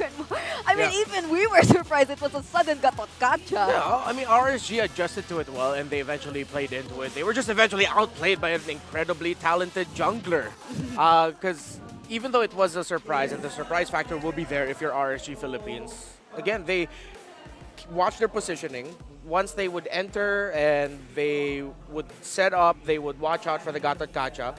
Yes, I agree with you. Light did have a difficulty being able to dish out the combos with the Edith, but relatively, it was surprising. But it seems like RSG just shrugged it off really quickly. Yep. Unfortunate that they just weren't able to get a win. Yep, I agree. And we will be having Ben together with us up until the draft of our second game. So for you, what do you think should be some of the adjustments done here by RSG in terms of their draft in order for them to get a point against Smart Omega and potentially bring us to our first game number 3? I like what Renmar pointed out earlier for the drafting picks, but I think they should avoid, doing direct counter picks like carry for Gatot. They should just focus for what they're good at, what they're best at, what they do. Unlike last week where they is it last week or where they picked Hellcurt and Fanny at Oh, the that's same time? yesterday. Oh, it's yesterday. It feels so long ago. Yes. But yeah, I actually see where you're going in terms of that because I feel like we're seeing RSG struggle a bit in terms of responding immediately to the macro plays that are done by their opponents. The pacing isn't really there, especially when you need to hasten up the responses that you're about to throw up, and that just allows your opponent to immediately get the bigger and the growing lead against you, which might just be a little bit difficult to bounce back from, considering also that how are you actually able to position Kusei in that situation where it seemed like Chaknu just kept on looking for him here and there, launching the Avatar of Guardian.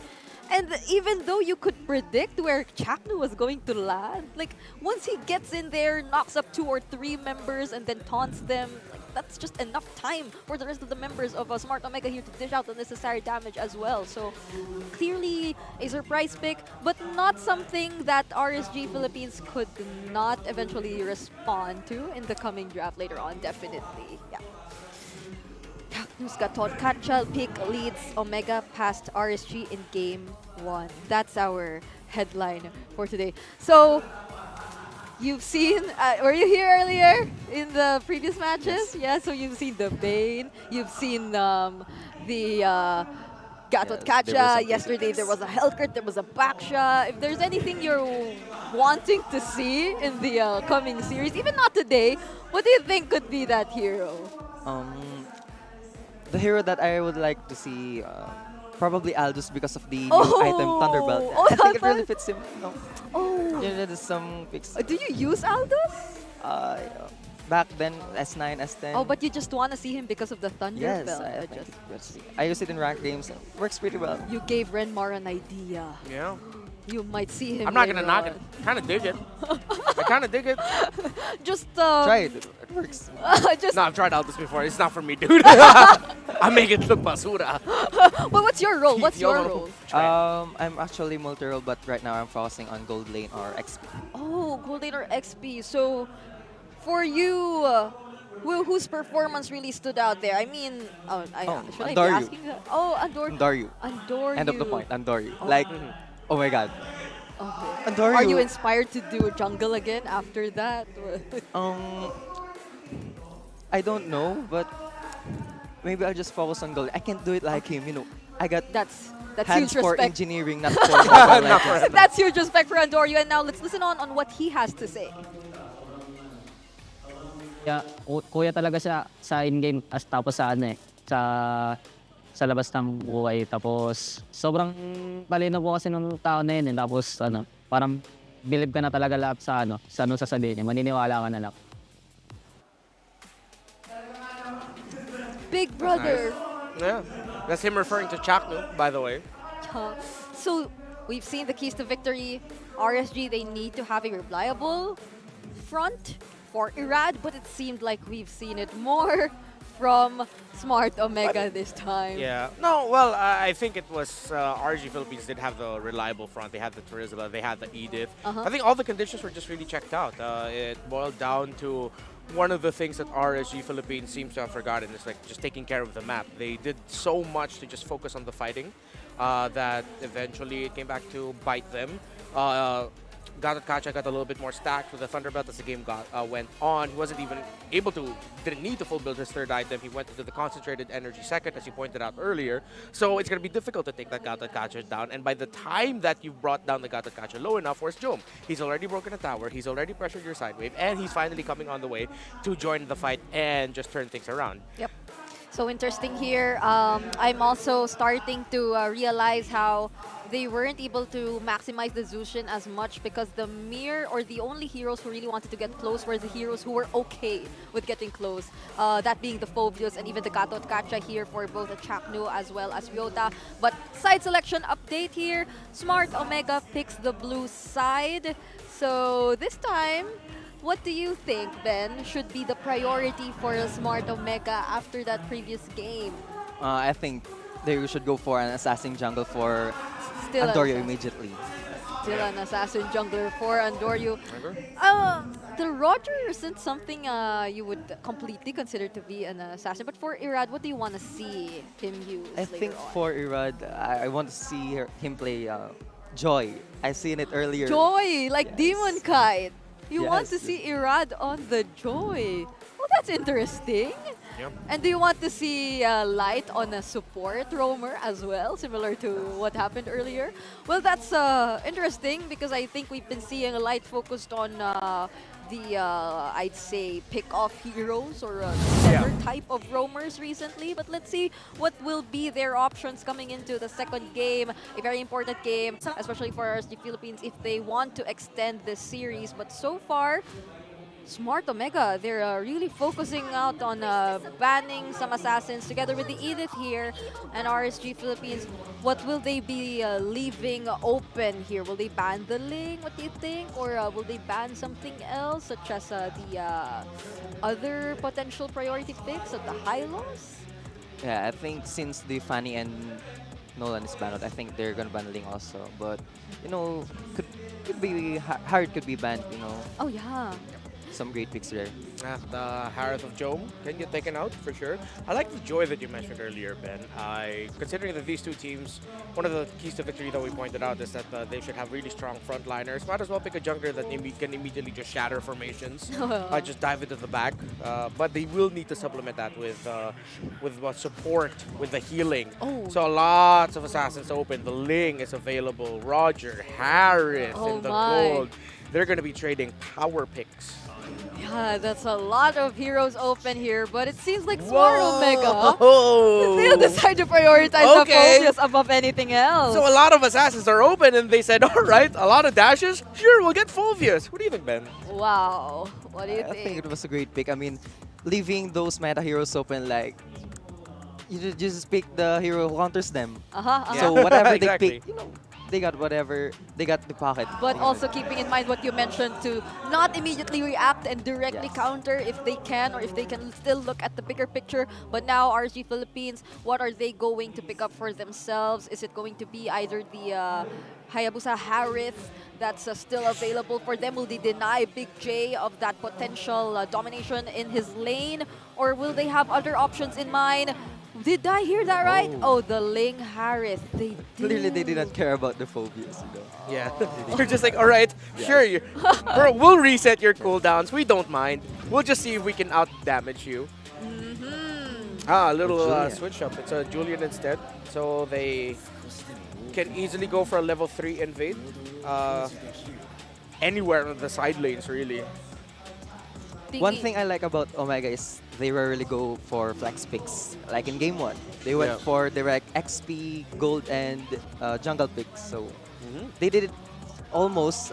We still don't know if Julian is going to the mid or the jungle. So still a point of flex there. We recently saw some Julian mid laners. Though, why does it feel kind of long ago, if you were to ask me. But anyway, RG Philippines decides to pick up the Jawhead here. At least they don't have to worry about the Smart Omega getting this hero and constantly forcing out the Tempest of Blades here for their jungler, which is going to be Irad. But now we're heading into the second banning phase. What's lacking for a Smart Omega would be their, again, yes, the flex option is available, but mostly their mid laner and their roamer here, so they take out the Tigreal. But for RSG, they're still lacking their mid laner as well and their XP laner. Omega has a Ruby and a Kufra available for them in the roam if they want to. You get to block out the dashes, you get to counter, you get to initiate, and you get to surprise. Instead of a surprise pick off or initiate tap, I think they will need a frontline holder alongside the Phobias. Oh yeah. There's no Hylos available anymore. Wow, they banned out the Angela. Huh? So they're thinking it could go into the hands of Aqua and mid. Yeah. Okay. I mean, it's Aqua we're talking about, so... Whoa! I like that! That was fast! He immediately had an edit. Wait. Those were a lot of memes. Did you see all of them? I just saw the Gatot Mamba. That was clever. I give that an 8 out of 10. That's clever. I know. I know you can't hear us right now in the in-house audio, but I like that. How do you rate that?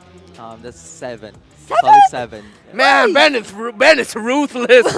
Ben has high standards. Yeah, okay. All right. If you see my GF here, you know. You didn't have to flex with us on that. All right. He just flexed his girlfriend behind his phone. Okay, so they take out the Ruby here. Will they still be banning out an Aqua hero? Oh, is the Pyramus going to be an option? Wait. I mean, yeah, possible, but would they want to go for that? Recently, we've seen earlier Lilia. Oh, the Aurora, right. We haven't seen any Auroras played today, right? We did. Much. Oh, did we? Yeah. We saw one from Liquid Echo, Team Liquid Philippines. Or am I remembering yesterday's action? That must have been yesterday. Why does it feel like... oh yeah, no, we did. So fast. Yesterday. So it was yesterday, but today we're yet to see. So for RSG Philippines, again, they're lacking their XP laner as well as their mid laner. Who do you think will go first? Is it their XP or their mid lane? I think XP will go first. Oh, XP lane hero. And is that... Oh, wait. Zask is open. Oh, yeah. Oh, it's Zask is still open here. So we're seeing their XP laner last for RC Philippines, but for Smart Omega, they should be completing their lineup here with their last 2 picks. What are the remaining roamers here for Chakmamba? Oh my god! With that. And the Lilia! Oh my goodness! They really want to keep doing this lineup. You know, up against a Zask, I like it more. Weirdly enough, I like this more against the lineup that RSG is showing. Yeah, and it feels like their their damage dealers are high in mobility enough to actually keep themselves safe. It's essentially the same lineup, but they just traded out the Hayabusa for a Julian. So what do you think will be the XP lane here for RSG, Ben? Wouldn't it be fun to see Jawhead XP? Oh! Yeah, but it's not in the conversation. I think they're going to pick something like, I don't know, maybe... I want to see a Mincitar, bro. A Mincitar? Mincitar? Rizla, maybe? I'm liking Ben's suggestions, but they go for the glue. Okay. That's just a few steps away from a Mincitar. Oh, yeah. I like how OMG is taking this way. You don't gotta fix what's not broken, so they pick what's your lineup. I like that idea coming in from Ben. And again, there's somewhat of a same idea between the glue here and the visitor, kind of to disrupt and to really distract the members here. Let's see how it's going to be pulled off here by both teams, RG Philippines and Smart Omega. As Smart Omega, they're on their match point. Thank you so much, Ben. It was fun having you here in the panel, in the Infinix game, Tambayan. And I hope you enjoy watching together with our audience what's going to happen in this upcoming match, because I'm seeing a lot of interesting picks pickups once again, the Gatot once more, and the Glue debut here. So now, to see what's going to happen, let's head it over to our casters.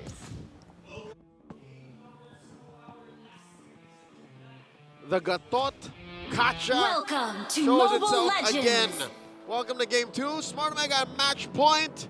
Joseph, if you thought Game 1 was just a one-time showing, how's about the Mamba does it again? Did you see that in the audience earlier? Someone is already Gatot Mamba. That was Rayash. That was Rayash. way too powerful with the editing.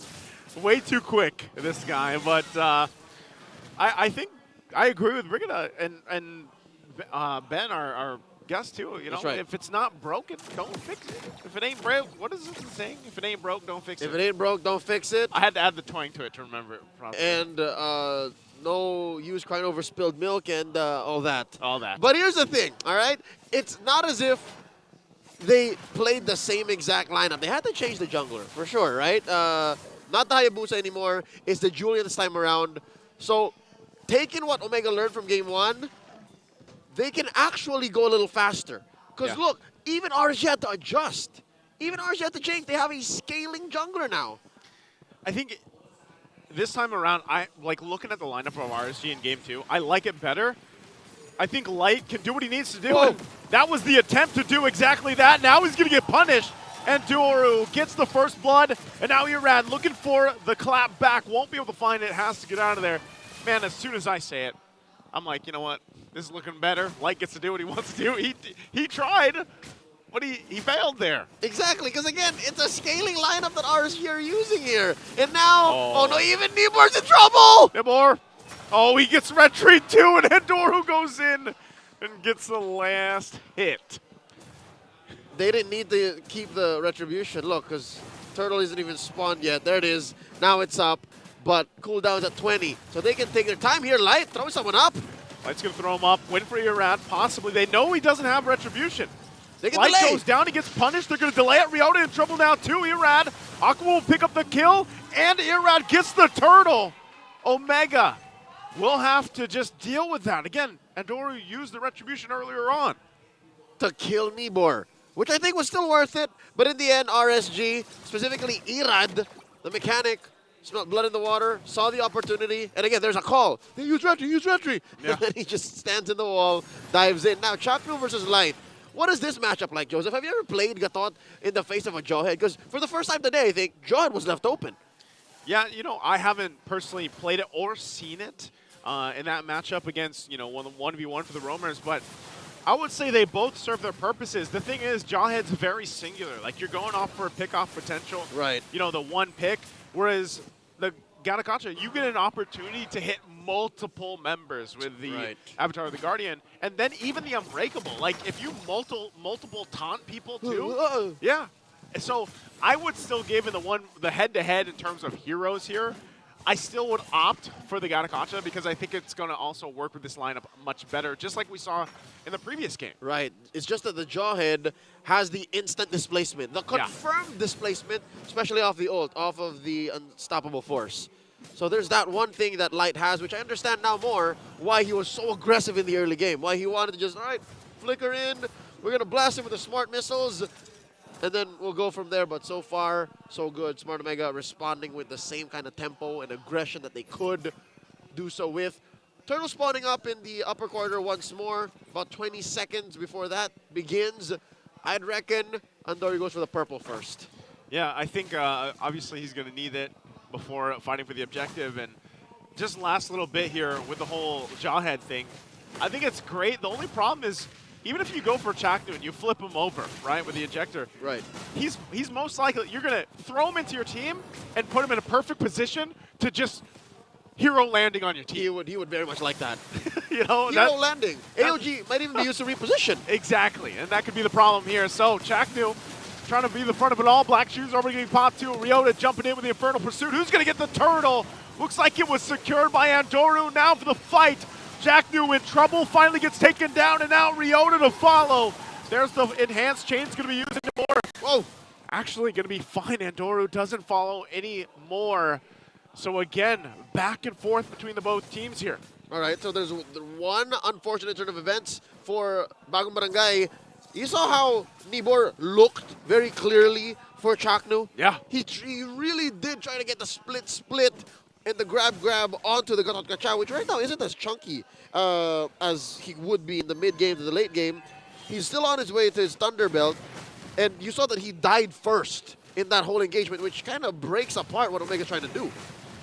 Yeah, even this, holding down to this tier 1 on the top side, Ryota would be fine, and that's the thing for Nabor, like this glue isn't actually, it's an interesting pick because we don't see it often in the XP lane, but it serves a similar purpose, I would say, to an extent, like the Phoveus, where you're both running, Brave Smite even, you're both very tanky, you're kind of annoying for the other team to deal with. Look at this too, still, Ryota 1 versus 2, gonna force off the Irad. So now it's just Nabor and him just duking out once again. No one's gonna go down to this exchange, but that's the thing. That's the power of these two picks right now. It's just how much sustain they bring and how much annoyance they have to deal with.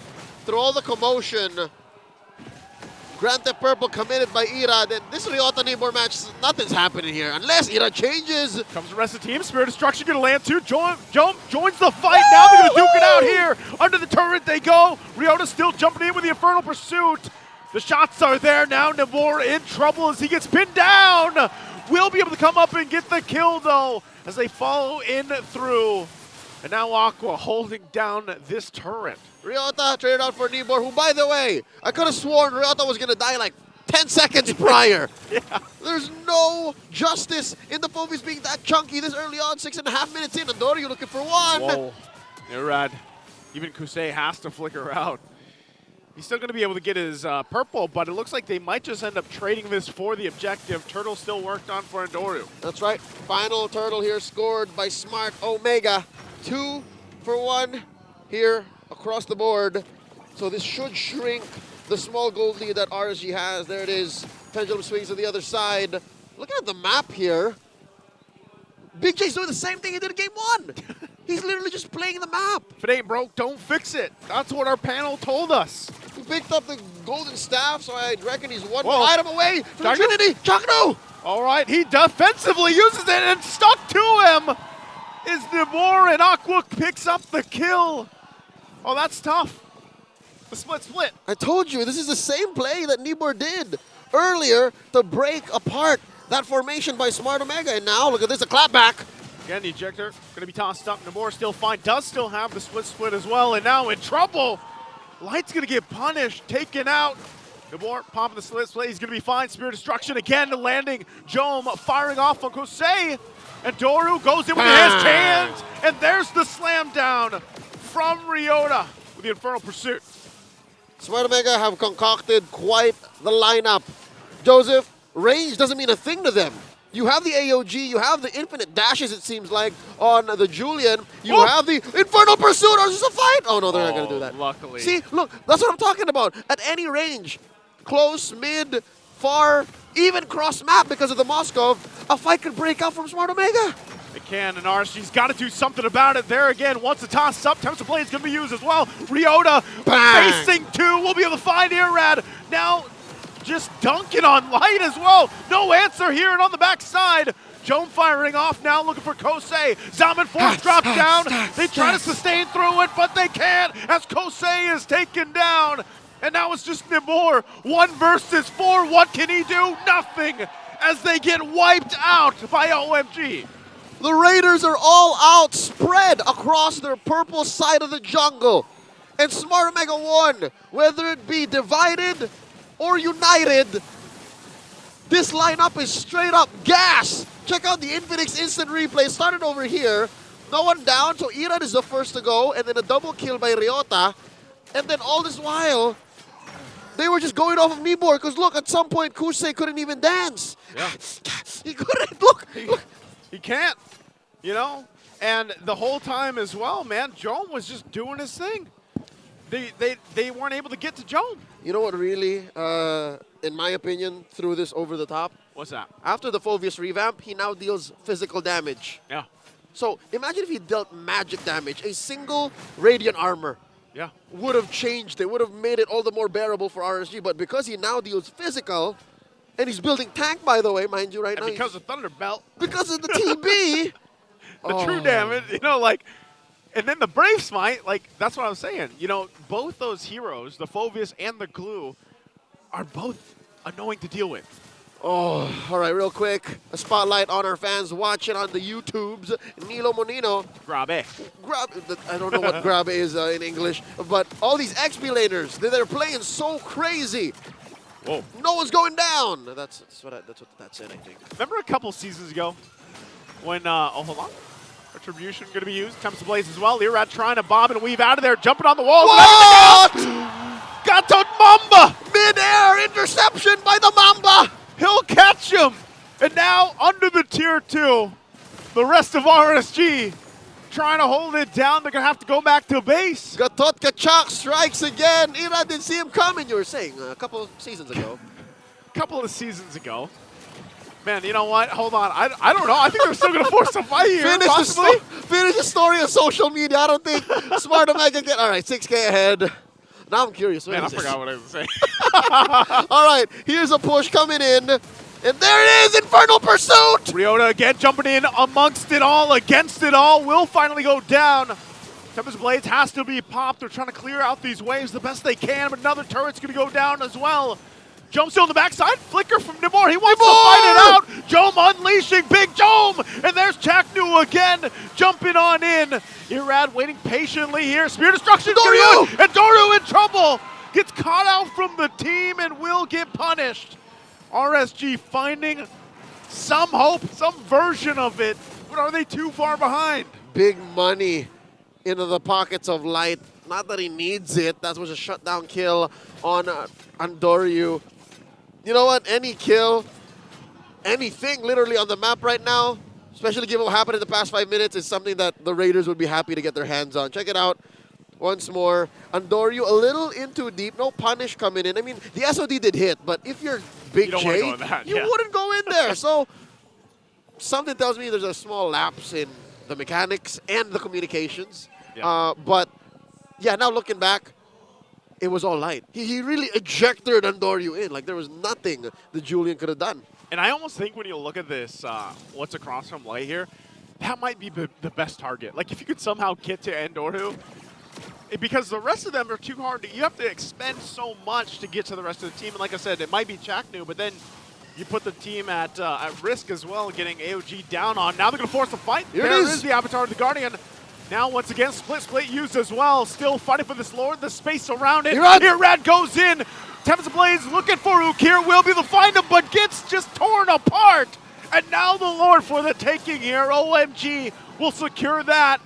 Do they follow up for some more? Ryota won't be able to follow up for that one, but they have the Lord. Worth it. It was not. Yoda skin for Cyclops, by the way, just out now. The Star Wars Redux on MLBB. Irad tried to get a kill, get a Lord, enough engagement! Ryota! He just keeps doing this. Infernal Pursuit after Infernal Pursuit. Finally going to get punished, but there's Big Jome as he gets Light, and he's looking for more. Split for Nimor, but the base is going to be worked on. Jome doesn't care. He'll go ahead and take the base, and they sweep the series. The Barangay are back after weeks of a drought. Finally, Smart Omega takes another point over RSG. 2-0. I don't know. Big Joe, Big J. Moscow after Moscow did the same exact thing in game 2. And then he goes, look at him. He's just like, yeah, I got it. That is not what you expect from such a big guy. He's just like, don't mind me, I'm just chill. I'll just wreck your base. I got your base. Don't worry about it. And Ryota, man, talk about Ryota. I don't know, for this game, I'd give Ryota MVP. He was a menace on the focus. No doubt, especially in the opening minutes of the bout. I'd say he was 1v2ing multiple times. He was 1v2ing, 1v3ing, and holding down Nibor, who, by the way, in the mid-game to the late, was one of the only reasons why Chaka wasn't jumping in. Yeah. Wonton. It wasn't as free for the Mamba to get caught out. So with that said, the Raiders have to take their bow. No points here. Not while Smart Omega stand guard as they walk off stage and leaving the barangay to celebrate. Amazing. Amazing. Again, The way things are falling into place, things are so competitive here, even at the midway point of the regular season. I can't wait to see what we have tomorrow. That's it for us here on desk. Nice one, Leo, at your service. We're throwing over to Mara Aquino. He's with Smart Omega on stage for the post-match interview. All right, let's make some noise for Smart Omega. Sabi nga ni Coach, we are back. Congratulations, Chaknu, with that sweep. Nagulat kami sa gatot ka. Actually, I think the last time na nakita natin to sa MPL was Season 6. Nakikita natin din to sa rank ngayon, but we see it in the XP lane. So what's the reason for you picking gatot? Ano kasi siya eh. Madaya kasi siya eh. Kumbaga, bilis yung esto. Tapos gusto ko talaga yung mga tumatalon. Gusto mo yung mga tumatalon? Ano naman yung mga advice mo para sa mga nag-RG dyan? Kasi sigurado kokopyahin ka nila. Oo, pwede niya naman kopyahin yan. Kumbaga, pwede rin maging meta yan eh. Kasi madaya talaga siya. O anong advice mo nga sa kanila? Ano, paano nila gagawin? Katulad mo, Chaknu style. Ano lang, practice lang. Grind lang, ganun. Ganun lang. Alam mo, tinanong namin yung mga teammates mo, pati na rin si Andoryuuu. Sabi nila, believe daw sila sa'yo bilang captain. Kasi daw, magaling ka, matalino ka daw. So, anong masasabi mo sa mga teammates mo naman? Sige, lilibre ko na lang kayo mamaya. Ano, lilibre mo sila ng? Kain. Pagkain. Si Andoryuuu, actually, siya yung nagsabi nun sa'yo. Andoryuuu, ikaw naman, alam mo, going from MDL, MPL, MDL, MPL, anong advice mo sa mga MDL players na talagang humahanga ngayon sa'yo and they want to do what you're doing and move here to the MPL? Anong advice mo sa kanila? Magtiwala lang sila sa process. Trust the process. I love that. And now, we're gonna announce our MVP. Can you guess who it is? Dami ko naririnig na names. Who? Okay. Tignan natin ang tamang sagot. MVP is... Andoryuuu. Uy, tama si Chaknu. Paano mo alam na siya yung magiging MVP? Sabi niya, Andoryuuu. Paano mo alam? Nakita ko lang doon. Ayun, nakalagay. Ay, nakita pala. Talagang daya mo, ha? Andoryuuu, dumadami yung fans mo. Dumadami ang humahanga sa'yo. Anong gusto mo sabihin sa lahat ng mga fans? Sinisigaw yung pangalan mo, cheering for Smart Omega, at patuloy ang pagtitiwala nila sa yung koponan mo. Maraming salamat sa pagtuloy na pagsuporta. Tapos abangan pa nila ako sa mga susunod na laban. And we'll definitely watch out for what you're gonna do. And now, it's time to announce our lucky fan who win 3,000 diamonds. Come on up! Ang cute! Hello! Wow! What's your name? Julian po. Julian! Ilan taon ka na, Julian? 11 na po. 11! Kailan ka nag-11? Ano po? Kailan ka nag-11? August 28 po. Kaka-birthday mo lang! Can we say happy birthday to him? 1, 2, 3. Happy birthday! Ano yan? Anong hawak mo? Eto. Ay, that's so sweet. Pakita mo sa kanila. Pakita mo. Ayan, nakalagay. Let's go, Omega. Ikaw gumawa niyan? Kailan mo ginawa? Kanina lang po. Kanina lang. Ano nakalagay? Wow! 2-0 po. Nakalagay 2-0. Anong nakalagay dito? Para maging maganda po yung tulog ko po. Para maging maganda ang tulog niya. So, kaka-birthday mo lang. Meron ka bang birthday wish? Maging champion po yung Omega sa MPL. Wow! Grabe naman yung wish niya. Hey, ang galing niya, ah. Kasi, tinan mo, hinulaan niya na 2-0. At yun nga, parang ikaw yung lucky charm. Ano to? Ano to?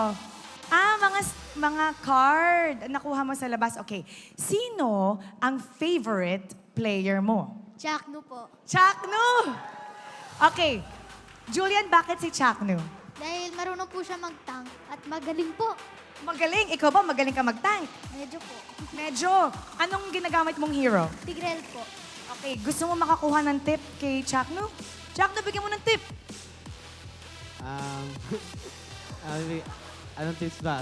So, PM mo na lang ako.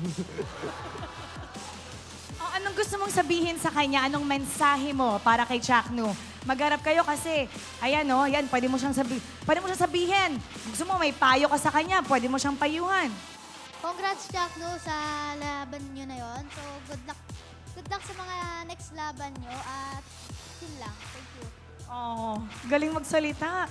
Ikaw, anong gusto mong sabihin sa kanya? Kaka-birthday lang din niya. Happy birthday sa'yo. Sana... Anong payo mo? Payo ko sa'yo, gumaling ka sa ML. Okay, congratulations. Ikaw ang nanalo ng 3,000 diamonds. What are you gonna do with your diamonds? Bibili po ng skin po ni Tigrel. Bibili ka ng skin. Gusto mo ng regalo kay Chaknu ng skin? Sige po! Sige po! Chaknu, regaluhan mo ba ng skin? Sige, send mo na lang ID mo sa akin. Oh, that's so nice. Picture kayo mamaya kasi birthday wish din niya yon. Alright. So, you can hold Chaknu's hand, tapos magbabaw kayo. Okay? You may now take your bow and take your walk of victory.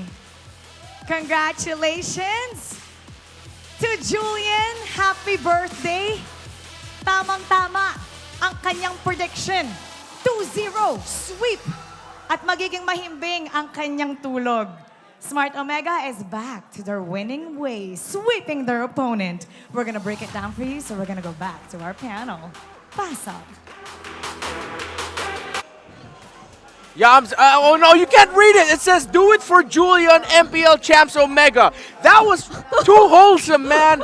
Y'all know I'm a Falcons AP Brent bias, and I am proud of it. I'm a fan of FCAP, but after all of that, Omega should be the MPL Champs. Oh, do man. it for Julian. If only we had a marker here. But for some reason, that jersey really suited Julian. Just in time, because Andoryuu's recent pick was indeed a Julian. And for our MVP, it's none other than Ryota. I know he got a triple kill in that previous match, but beyond the triple kills, it just felt like he was able to create so much space all by himself, and that whenever Chaknu had to go in, that was just additional layer of damage, of surprises, of unexpected plays here for RSG. And it rarely felt that they were able to fight back in that entire game that we've seen. Yeah, the man was using Flicker with his second skill to set things up. Usually you just see the Phobius walk up to everyone or immediately just hop in with the Infernal Pursuit and then start dishing out the combos.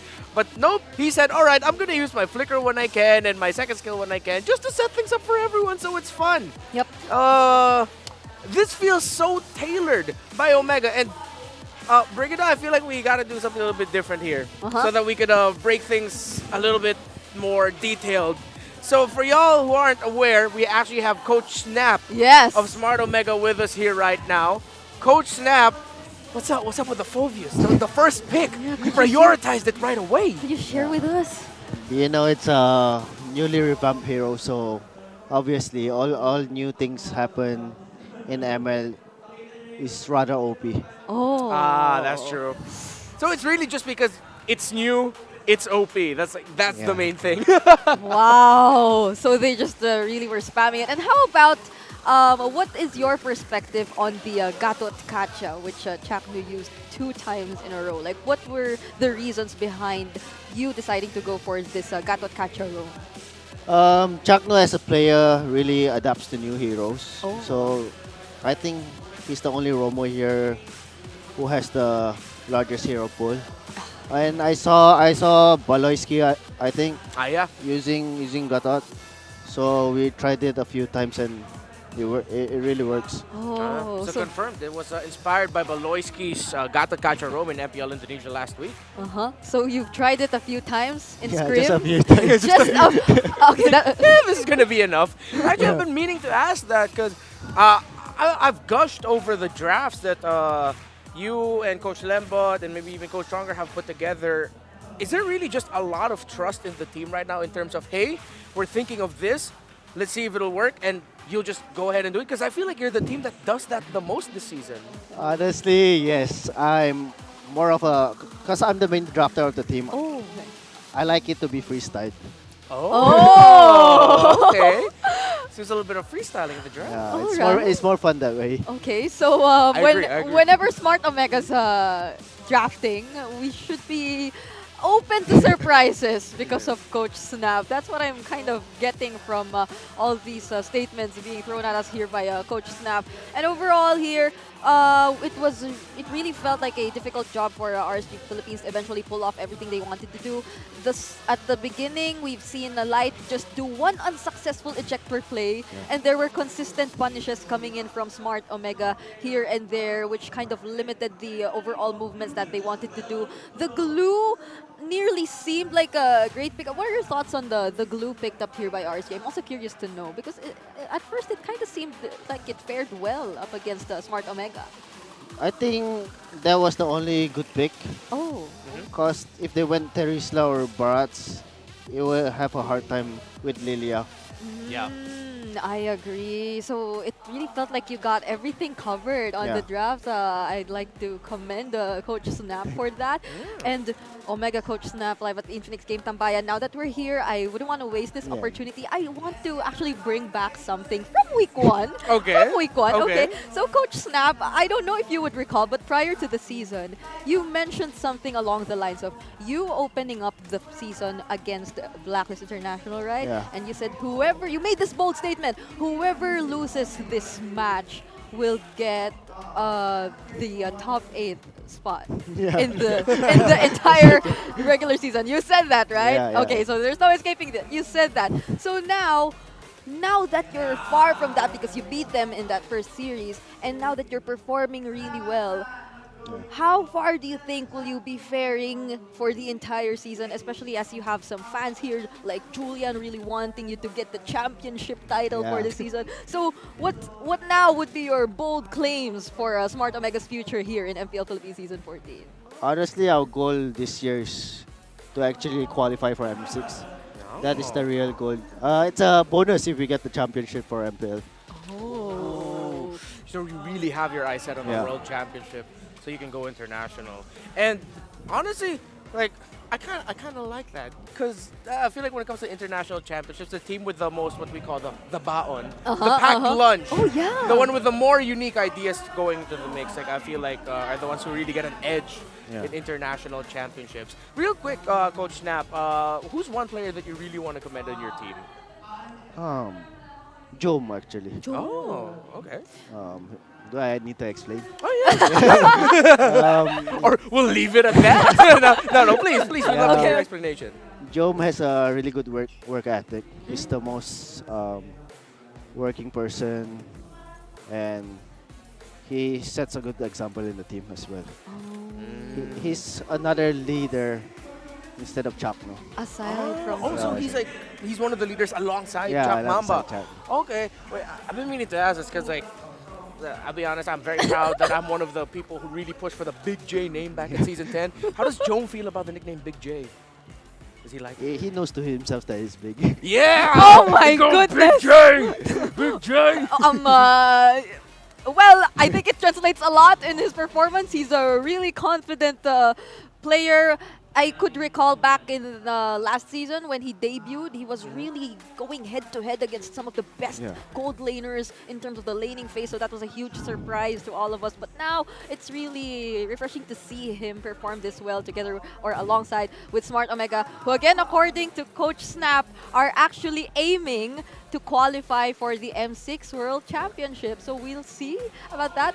I'm really curious as to how surprised will the international teams respond to Coach Snap's surprise picks, if ever that happens. But for now, let's listen into the comms of your team. I wonder what they were talking about during the game.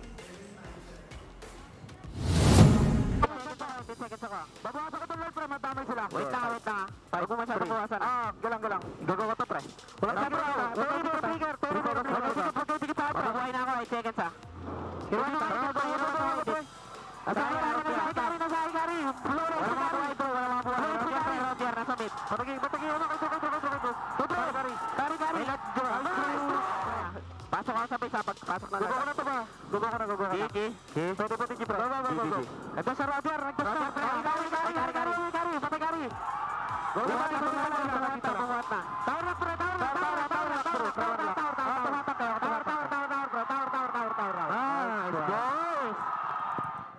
Medyo ay dito na ka. Level 2 na na. Pipigil mo na ito. Missing pa rin Georgia, ma. Hindi ka mapasok yan, no? Hindi. Kaya yaman na yan. Wala, missing na. Mababa ata itong wave, pre.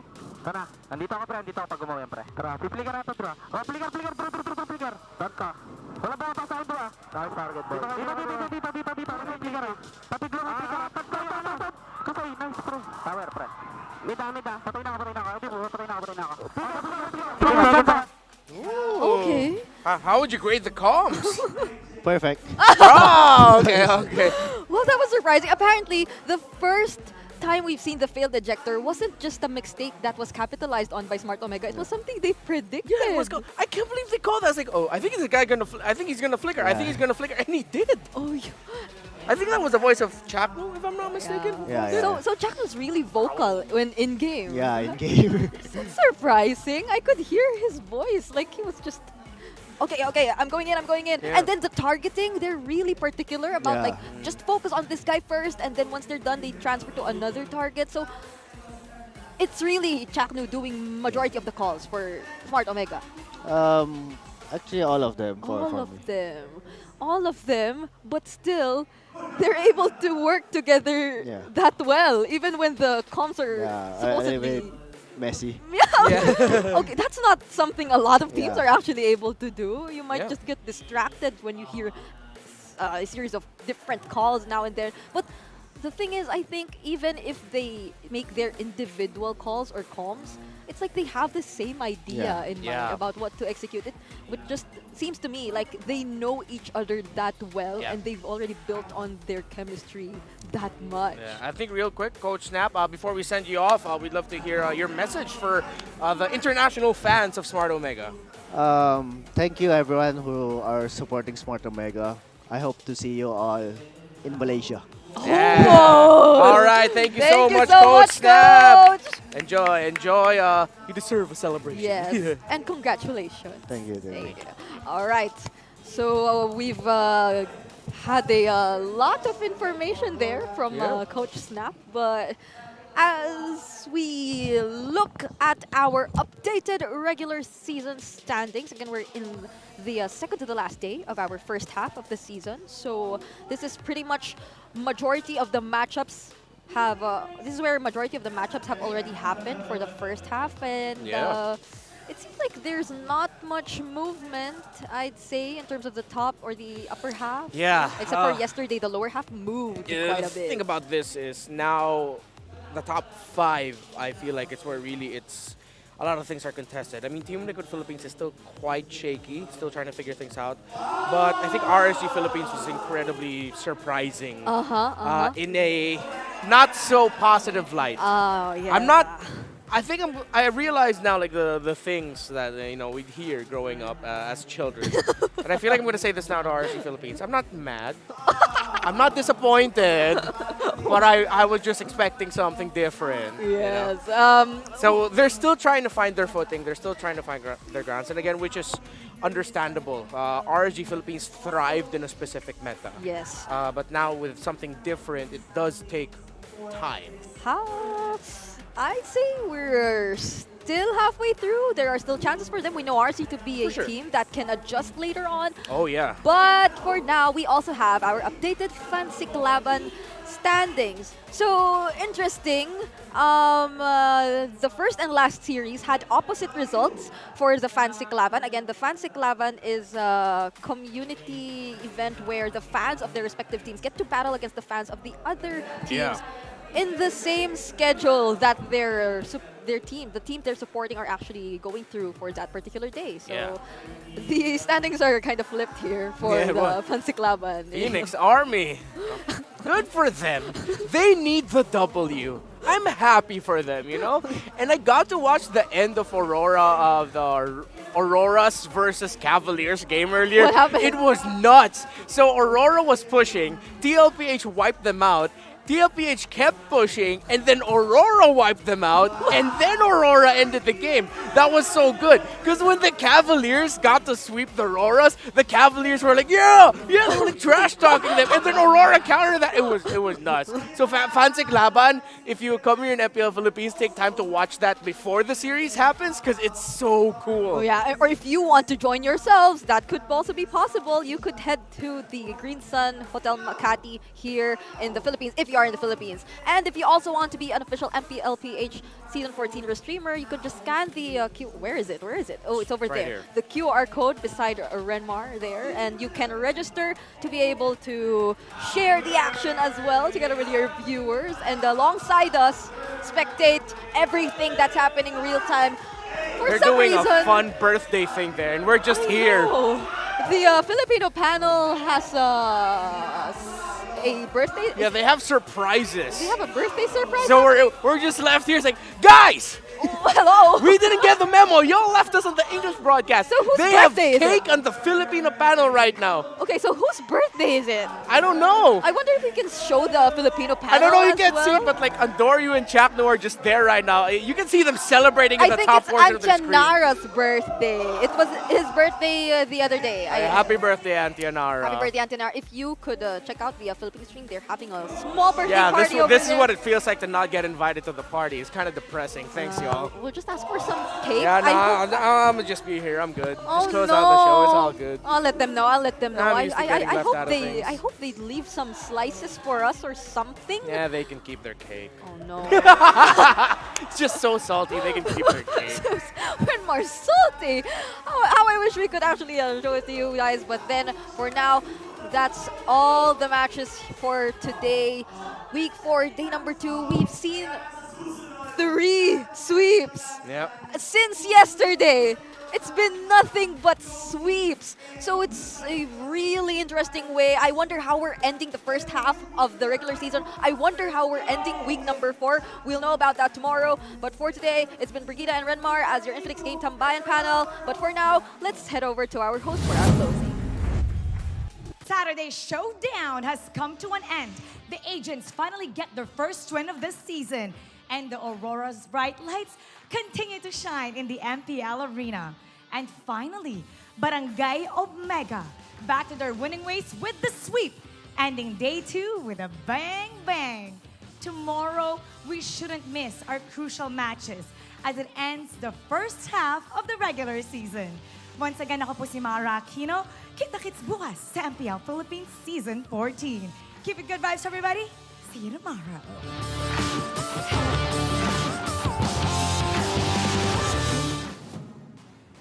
The 14th season of MPL Philippines is brought to you by the following sponsors. Smart, the official telco partner of MPL Philippines Season 14. The official tournament phone of MPL Philippines, Infinix GT20 Pro. Official suppliers, EMC Asia and Index Salon. Experience the MPLPH Season 14 action live at Green Sun, Makati City. Grab your tickets now via official MPLPH website. Don't miss any MPL action by following our official Facebook and subscribing to our YouTube channel. Follow MPLPH on TikTok for more content. And to ensure the equality and fairness of our games, MPL Philippines is also monitored and supervised by the Games and Amusements Board.